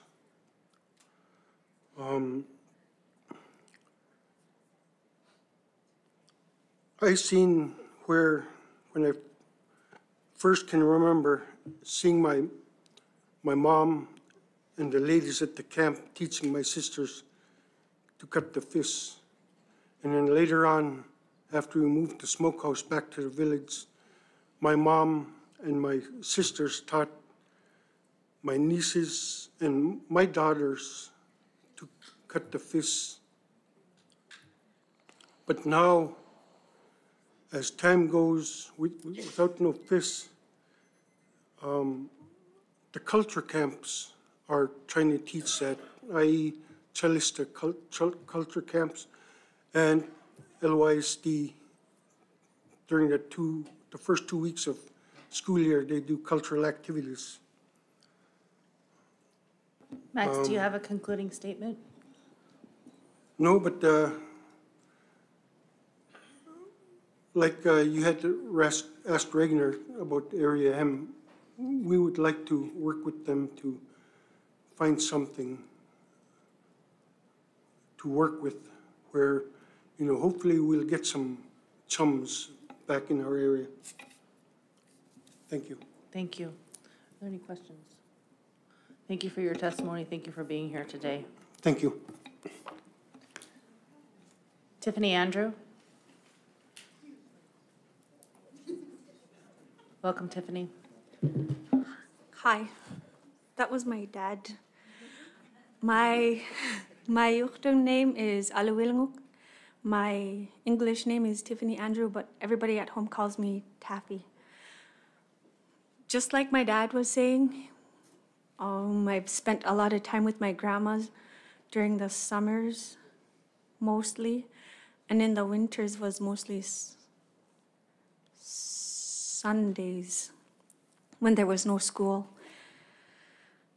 My grandma would always tell me to treat everybody the same, and that should go for regulations too, like what goes here should go here too, and not only just in this one area. Like everybody should be treated the same despite any kind of difficulties. And knowing that I see some proposals that are put up there that are going to try to make it harder for our people to go and do subsistence fishing. And that they're already having a hard time. Like our people are a strong and resilient group of people. And to see leaders come to tears growing up, we're taught how to control our tears. But when it's something that we're not grown up with, raised with, we can't help it, and that just makes it all, shows you that there's a lot of stress and strain to even get to that point. And it brings a lot of feelings into that room. And it also shows that our cry is very loud, that subsistence harvesting is important and dire even. Like, I remember a kid came over to play outside my house one time, and I asked him, because it was like 7 o'clock, I asked him, do you need to go home? Did you eat dinner yet? They said, no, I ate at the school. And I said, oh, that was like 12:30. Aren't you going to eat again? No, I'll eat when I go back to school. Because there hasn't been much salmon fishing for people to put away in their freezers. And then the moose, they ran out of moose early. And it wasn't quite moose hunting season yet. And which also brings me to animals. We go hunting and harvesting when the time allows them to be. Like, you wouldn't pick berries too soon, so, or even too late. Just like with fish, if you get them too soon, they won't have that taste that you're used of. Like winter rabbit and summer rabbit taste different. Just like summer moose and winter moose, they taste different too. Hunting and harvesting come when the earth allows us to. Thank you. Thank you. Are there any questions? Thank you for your testimony. Thank you for being here today. Stosh Anderson.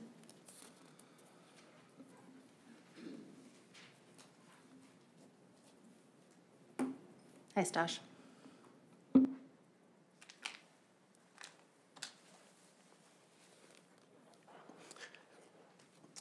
Good afternoon.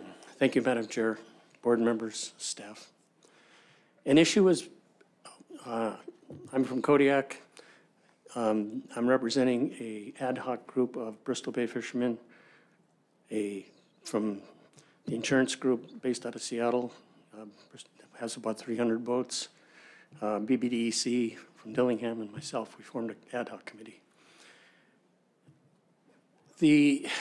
You've had communications from our committee, so I don't need to go into any details on that.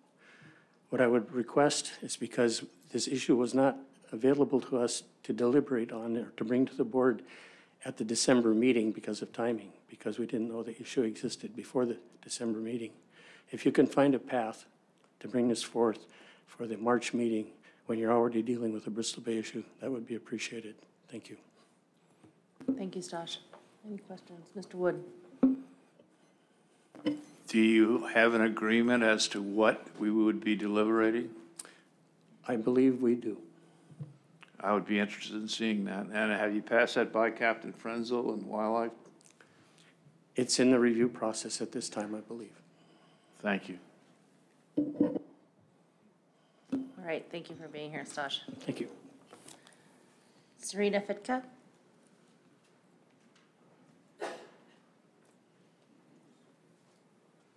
Good afternoon, Serena, welcome. Good afternoon. Gosh, I felt like I was in graduation. Well, no, I don't.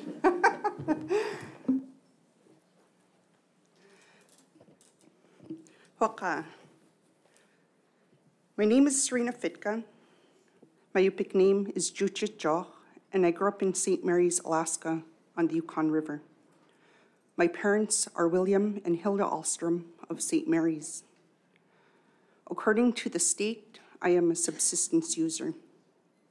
I have lived my traditional lifestyle for 44 years. Since the day I was born, I inherited my traditional rights.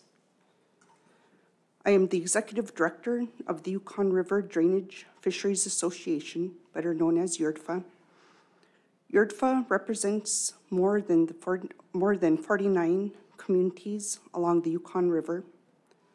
Our board is comprised of 16 members and 15 alternates from throughout the river drainage. Thank you, Madam Chair, the board, and the commissioner for allowing me to testify today.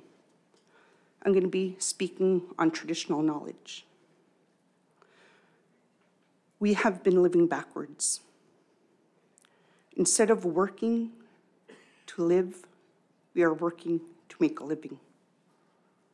The Indigenous people have lived by seasons, which provide natural indicators of when we harvest our food.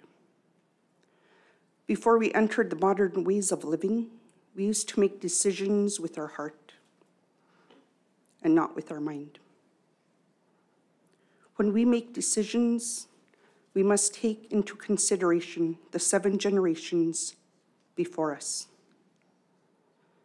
My generation on the Yukon River has only experienced complete closures of the salmon fishery, and now our children are experiencing complete closures on all salmon harvests for subsistence.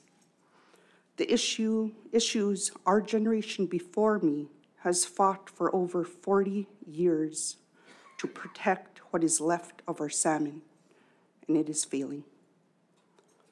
As stakeholders of the salmon, we, and as in we, I mean all stakeholders who partake in the salmon throughout the state, must work together to replenish our stocks where there is failure, which will not happen in a year, 2 years, and maybe even a decade.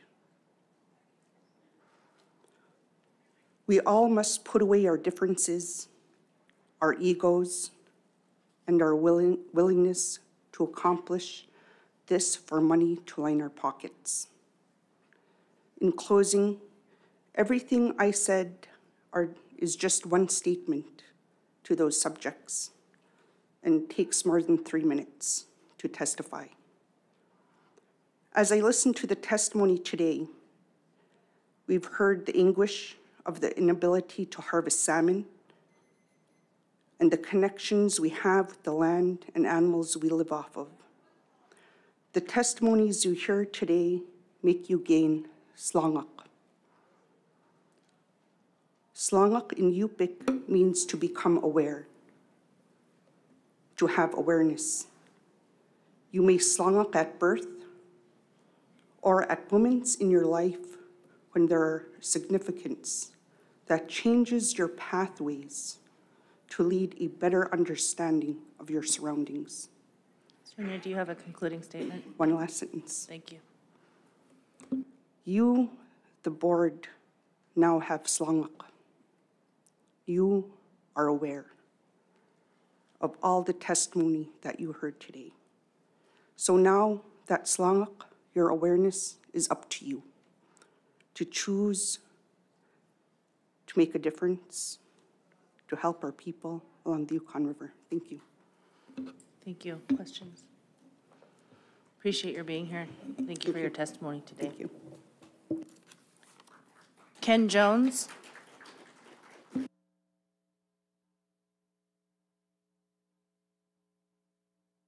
Hi, Ken.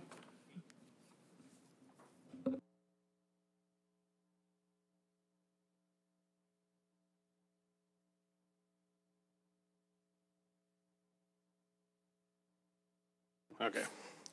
Madam Chair, members of the board, I would like to start off by thanking the board for accepting my ACRs and placing them on this meeting agenda. I will keep my comments time brief out of respect for the very important and delicate in-cycle topics under consideration here at this meeting. I believe most of us have met, but for those who I have not had the pleasure of meeting, I would like to introduce myself. My name is Kenneth Jones. I'm a third-generation lifelong Alaskan and commercial fisherman from Cordova. I participate in many different fisheries, including sport, subsistence, and commercial, and have been an active advocate for fisheries across the state, but primarily focused on the Prince William Sound region. I'm a city councilman and important harbor commissioner for Cordova, and also a Seine Division co-chair and board member of CDFU, which is Cordova District Fishermen United. However, today I'm here only representing myself and speaking on the proposals that originated from my ACRs that I submitted personally. I would like to point your attention to PC3 and PC14, the timely comments submitted by CDFU and myself respectively, both in support of proposals 171 and 172. These written comments outline the various reasons why these proposals are a good idea and should be adopted. I support both of these proposals and would urge the board to support passage at this meeting of proposal 172, which would legalize long lining of groundfish pots in the Prince William Sound Pequod pot fishery. On proposal 171, which would legalize long lining of groundfish pots. On proposal 172, which would update the gear marking requirements, it has come to my attention that the federal management has changed their requirements since I submitted this ACR. When drafting this proposal, I simply copy-pasted the Gulf Black Cod regulations for gear marking. With these now changing, I would ask the board to refer this proposal back to staff at this time and bring it back as a statewide proposal that is in alignment with the new federal requirements, whatever they may be, which was my intent behind this ACR, to standardize the requirements between the two fisheries and make differentiating gear types easier for the fishery participants. I really want to emphasize how long lining pots can clean up the bycatch in this fishery. Proposal 172 is the first step required to transitioning this fishery into a more modern and cleaner fishing gear type. The primary species affected by bycatch in the Prince William Sound Pequod fishery are halibut, rockfish, and skate. Longline cod pots and the slinky pots that I fish in particular are very effective harvest tools that can be very species specific, unlike a traditional long-lined hook, which can catch fish indiscriminately. We have seen this benefit already in the black cod fishery. Reducing bycatch should be celebrated and encouraged, and passage of this proposal would help to accomplish that. One more important thing to note is increasing whale depredation that fishermen are experiencing. Now that the majority of the fleet has adopted the slinky pots for the sablefish fisheries, the whales that long plagued that fishery have transitioned into targeting hook and line fishermen harvesting other target groundfish species like halibut and pequod. Current management strategies do not take into consideration this alarming and increasing depredation, which can be curbed by transitioning effort of this resource and fishery to more longline pot fishing as outlined in my proposals. I will be here for the committee process and I'm happy to answer any questions. Again, thank you for consideration on these topics and I yield any remaining time. Thanks, Ken. Any questions? Doesn't look like there's any. Appreciate you being here. Thanks. John Lamont.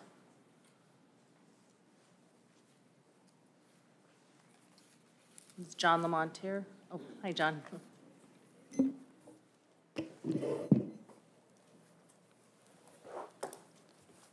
Good afternoon, Madam Chair, board members, staff, audience. I'd like to start off with thanking those who either supported or not supported the proposal I authored, Proposal 80. I would like to put that into context.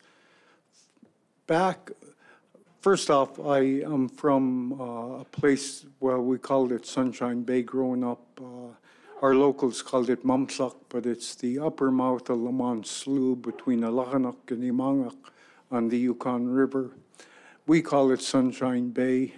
I started fishing. My dad and older siblings before I was born fished the Yukon from the 1920s, 30s, 40s, 50s, and then my dad passed away in 59. He has a lot of history behind him. Our family has a lot of history. We depended on the Chinook salmon for years. My dad was a commercial processor with hard salting or mild curing and putting in tersus king salmon slabs along with Frank Kern. Later on in life, he also utilized the summer chum by the thousands in drying them, putting them in 20 fish bundles, and bartering them with Shepherd Trading or Bering Trading Company to maintain his livelihood. Our family was the largest user of subsistence salmon on the mouth of the river. I come from a very, very large family. Honestly and truthfully, my dad had 22 children and two wives, and his first relationship, my eldest sister, was from the upper Yukon, and I have elderly nieces and nephews in Fort Yukon. And on my mother's side, on the Krzevenikov side, I have relatives all along the Yukon.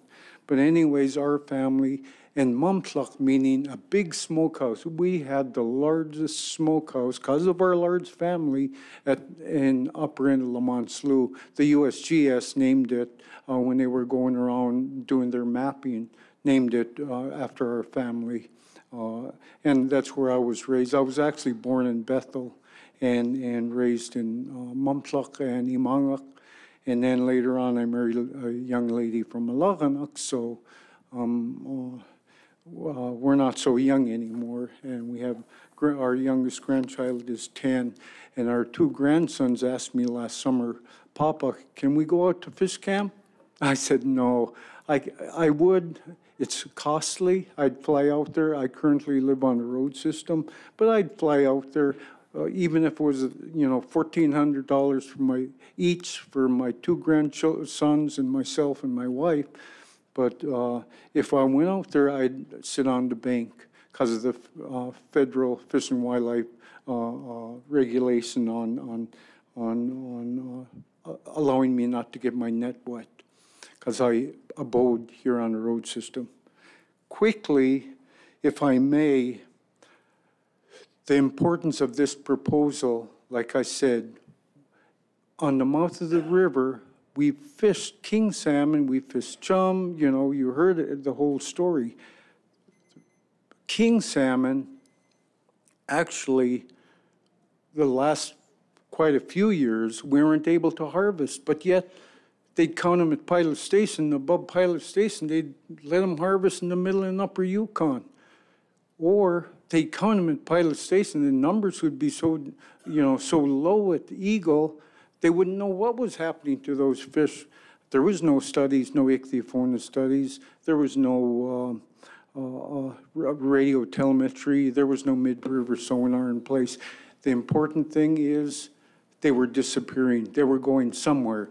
And I'm not pointing a finger at people harvesting them. I'm pointing at the main issue. We've got to figure out where those fish are going.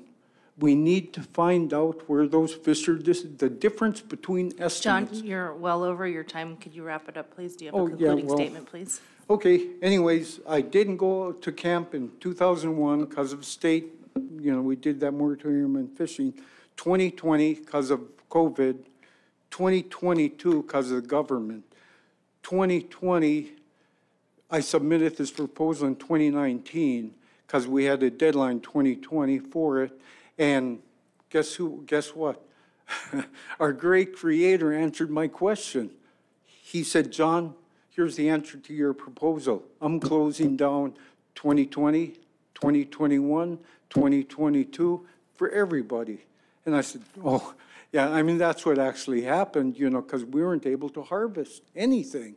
And I appreciate everyone taking their time, coming to these meetings. All the testifiers behind me, our neighbors in Canada, our Indigenous people as a whole. I love everybody, and I want everyone to be able to harvest, but yet, we need to make some really important decisions on this resource.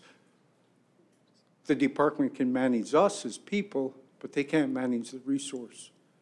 Our Indigenous people can manage the resource. Thank you, Madam Chair, board members, and thank you for giving me an extra couple of minutes. Thank you. I'll entertain any questions if you all have. Are there any questions? Mr. Zure. Thank you, Madam Chair. John, do you think because we're trying to move along here, I guess, but do you think you could, in one or two sentences, just kind of say it's kind of, are we just, is this like an idea that we're supposed to develop something from, because I think a lot of people have, and the reason I'm saying this is because, or asking you the question, is because I think a lot of people misunderstand this, I guess, it sounds like, or what is it you're after here? You know. As I stated earlier, in 2019, I wrote the proposal because we had to wait. We couldn't, the kings were already gone by the time the department made a decision to let them harvest kings in the middle and upper Yukon. And if you understand what I'm saying, I mean, we watched the fish go by, and we've been harvesting them all these years, and then we couldn't, but yet someone else is harvesting them. I guess the important point is Mother Nature answered that question for me and gave me my, you know, what I was asking for. And so, you know, to make things, you know, I thank the people that supported the proposal, and thank the people that adamantly opposed it. I wasn't trying to stir up a war or anything. What I want to be able to do is make sure that those fish are accounted for, and as I understand it, from 2019 to 2022, listening to the radio telemetry project, mid-river sonar possibility, and they'd be able to find out where those fish are disappearing, whether it's ichthyophonus, whether it's harvest, whether it's spawning grounds that they hadn't identified. And so I can't be here for a committee as a whole, so I would like to, I'm not sure the process. I'll, you know, if it's controversial, I'll pull this proposal 80. Because I have to travel for my culture camp stuff out on the Yukon tomorrow, and I won't be back till Friday. So I really,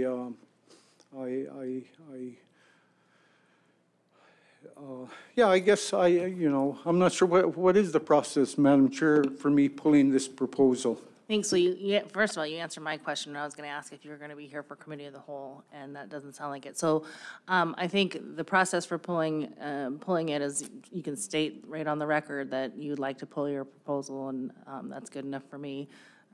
You can also submit an RC that says you just write, I'm the author of proposal number 80, and I'd like to withdraw my support at this time, or request that the board take no action. And sign it. And either way is good enough for me if that's what you'd like to do. Okay, Madam Chair, board members, I am the author of Proposal 80, and I would like to pull it due to the controversy it had caused. In effect, that was back in 2019, and things have changed now. So I would like to pull Proposal 80 for the record. Thank you, Madam Chair, and board members, and administrative staff and audience. Thank you, Mr. Lamont. Thank you for being here and providing your testimony. And we'll go ahead and make note of your desire to withdraw your support for the proposal at this time. Next is Josephine Edmond.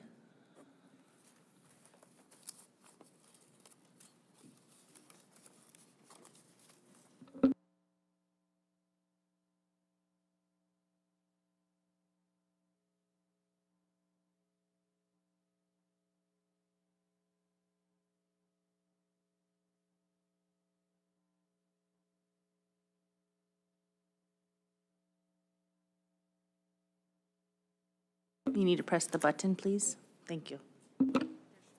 Thank you. I'm Josephine Edmond from Alakanak on the Lower Yukon River. Thank you for giving us opportunity to testify, and thank you for having open minds and listening to different perspectives. I'm not very familiar with the proposals and some of the things that were presented today, but I know it's important to voice and to ask for support so that we can have our main diet, which is the salmon and the king salmon. Last year, I had to cut humpies for the first time. And it wasn't the same. The humpy fish is not the same as the salmon and the king. And it wasn't much. And I was very grateful for the fish from the Bristol Bay area and from up north for sharing. They sent boxes of frozen fish, and that allowed us to have some half-dried for the winter. Not everyone gets other income except from their employment. Not everyone gets assistance or any other help besides their own employment. And dry fish, half-dried fish put away really helps to sustain us. And we've eaten this for years and years and years, and it was very important to our old people. So before I end, I want to share how important our fish was in the lives of our people and our old people. My aunt, she's elderly, she's victim of stroke, and she lives here in the city. So my usual food I brought to her was dry fish because they loved it, they lived on it, they ate it daily. And I couldn't share that lately. So I brought her agurak, Eskimo ice cream, and it was made with kauhtuk. Kauhtuk is a white fish. It's not salmon, it's not king salmon, but it is fish. And you can see how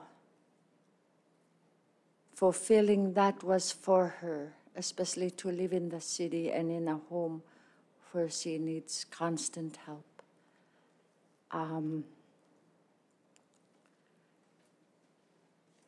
When you live in a home like that, you're not always happy, you're not always joyful, you're not always laughing the whole time, you know, when I was visiting her yesterday.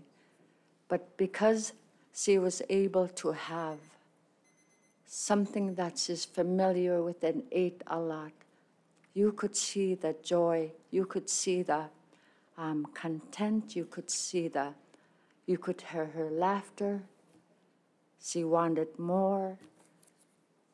That's how important our fish was to our old people, and it's important to us. And all the testimonies we heard before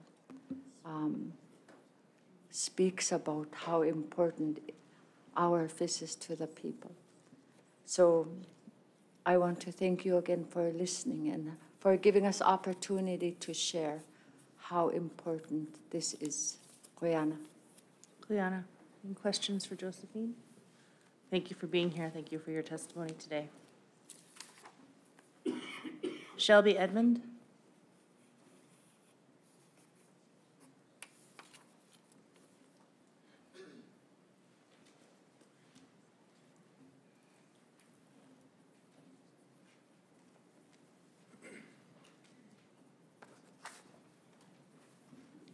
Hi, Shelby.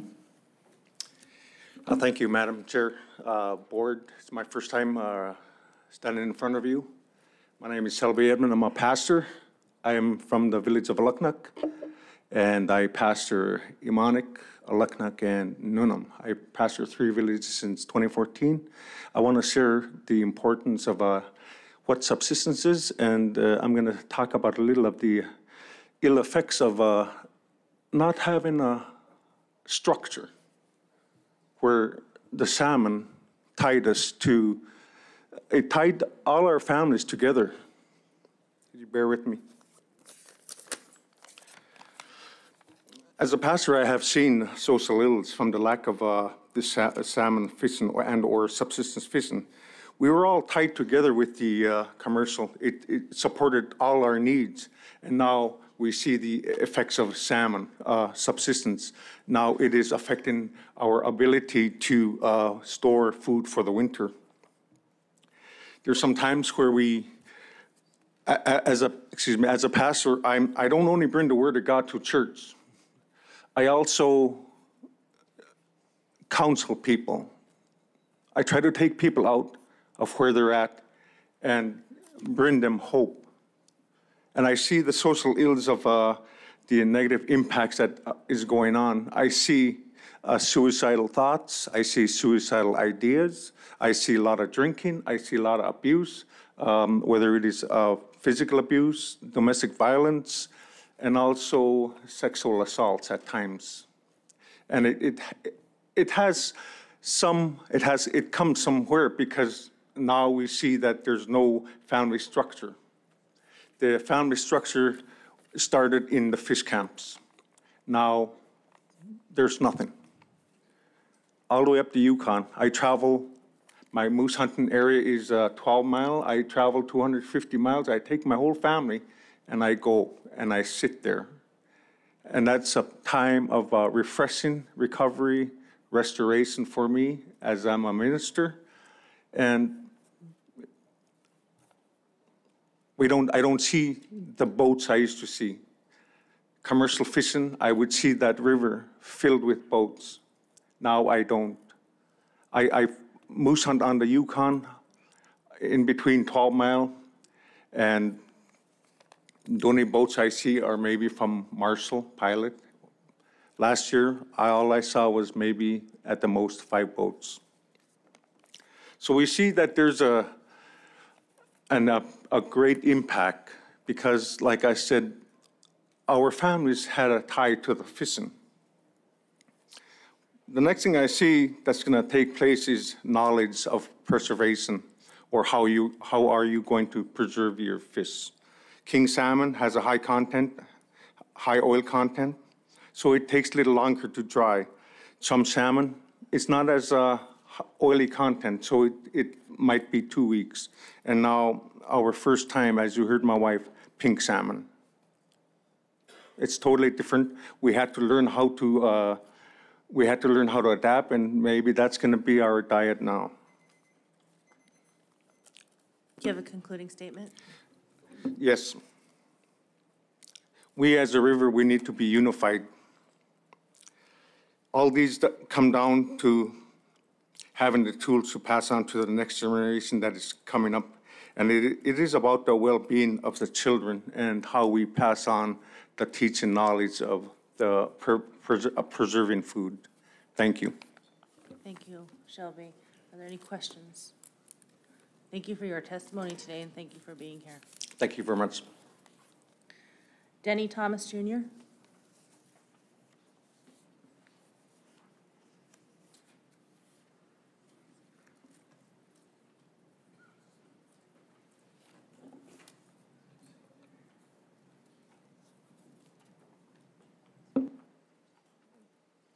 Welcome. How you doing? Thank you. Yeah, bear with me. Am I doing this right? Oh. Yeah, this isn't quite like a village council meeting where I know everybody, and I'm a little new at this, so bear with me. My name's Denny Thomas from Crooked Creek. My mom and dad were Dennis and Evelyn, and pretty much been there my whole life. Minus a few breaks here and there, but for the most part. And have fished and done that whole thing my whole life. And, I'm with the Kuskokwim there, but, Barb Carlson covered pretty much everything we were going to do. But I did want to share a couple of things from, that really been on my mind with this lately.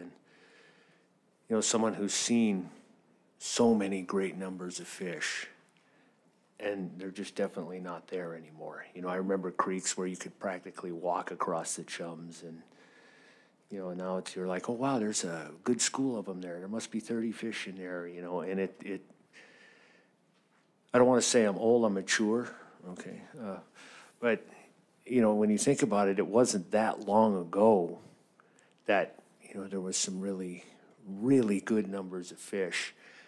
And that chain effect, I heard a couple people talking about the predators, where even though we don't have as many, say, black bears anymore, we have more of a problem with them coming into the village now because they don't have enough fish to eat out there either, which is we're not the only ones who are going to know about a good fishing hole, believe me. But, you know, my mom was old Athabascan girl from Crooked Creek, born and raised there, and taught me a lot of what I know about, you know, the subsistence stuff. And my dad was from the States, but he was a woodsman too, so he took to that real good. And, you know, one of the few white guys that moved out there, didn't go crazy after a couple of years. You know, he was there a long time too. And but my mom always used to talk about the human right to eat. You know, she'd always say it was not a race right, it wasn't a region right, it was the human right to feed yourself and your family.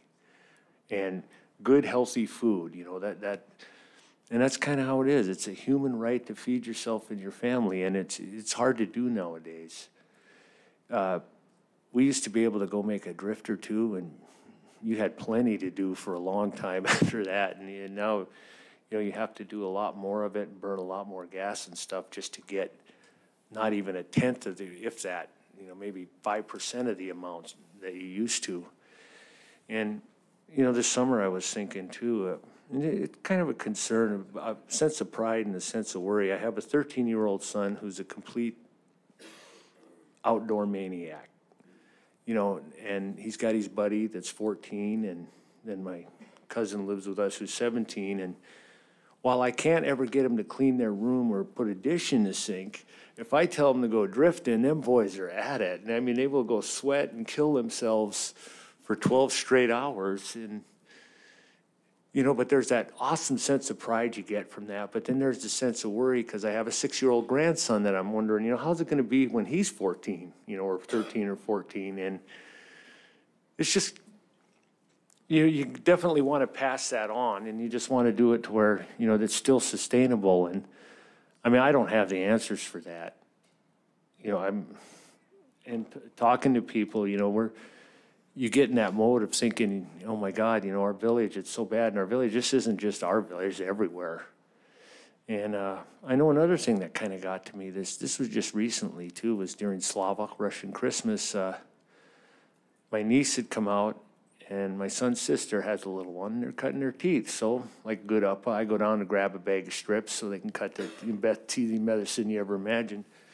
And then I realized I didn't have any more, and it's early January. And, you know, just some stuff happened. We didn't have a chance to get out a lot either. And even when we did, we just didn't get to put enough away. And it's just kind of a weird, like, you know, you get worried, you get concerned. But for the first time, I was kind of afraid. You know, it was just something I didn't kind of like. You know, I've never had that happen. It felt almost like when you go put an old friend to rest. You know, not quite that bad, but that's kind of what it felt like. You understand what I'm saying here? It's just, and I am concerned, you know. Danny? Yeah? Right here. So it sounds like very personal testimony and not an AC report. Yeah. So I just charged you 3 minutes for personal testimony. Okay, so if sorry, you have an but- AC report Yeah, and that you'd like Barb to covered get. that pretty good, but Okay. I just wanted to share that with you, that you know, I just don't want my generation to be, you know, the generation that ends up having to lay to rest a way of life that's been going on for thousands of years. Yeah. You know, it's concerning, but like I said, Barb pretty much covered what we had to do over there. And again, I don't have the answers for this, and there isn't any one thing. So we all need to get together, and I mean everywhere, everybody needs to get together and figure out what we're going to do here, because it's steadily getting worse. It is not getting any better. But anyway, that's what I had. So yeah. Thank like you. I said, a little new at this. Thank you. Thank you for your service on the AC and appreciate you being here. Next up is Diane Aguiar. Welcome, Diane.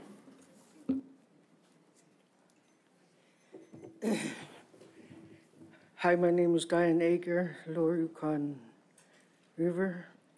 I'm a board member of YDFDA, but I'm here talking for myself. I'm a subsistence user, and for the past 3 years, when I work for Kuskokwim company, I go up and down the river. And for the past 3 years, I I look around smokehouses to see if there's any fish hanging, but there's nothing. We can't get any fish. Kind of hard to see that for all the people on the lower Yukon. It's pretty sad to, you know, we had to, they mentioned about going to Imang fishing game for, you know, if they have enough, they'll give you some. But we had to wait till the elders go and get their fish. I waited for like a couple of weeks to go over and go get at least one king salmon. So I went over to go grab a fish. And here comes these people taking pictures as you grab fish. I kind of felt like a seagull. It's not funny though, just for one king salmon. But, oh, and my husband mentioned about some guy going to fishing game and getting fish from there, so I tried to do that too. I got one, but I felt funny getting it.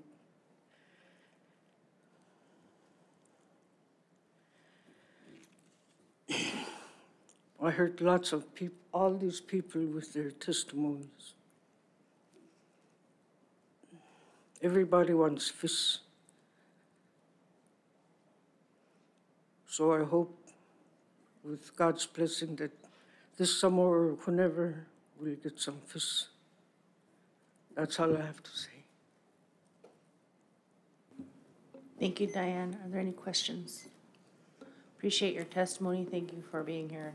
Thank you. To talk with us. Thank you.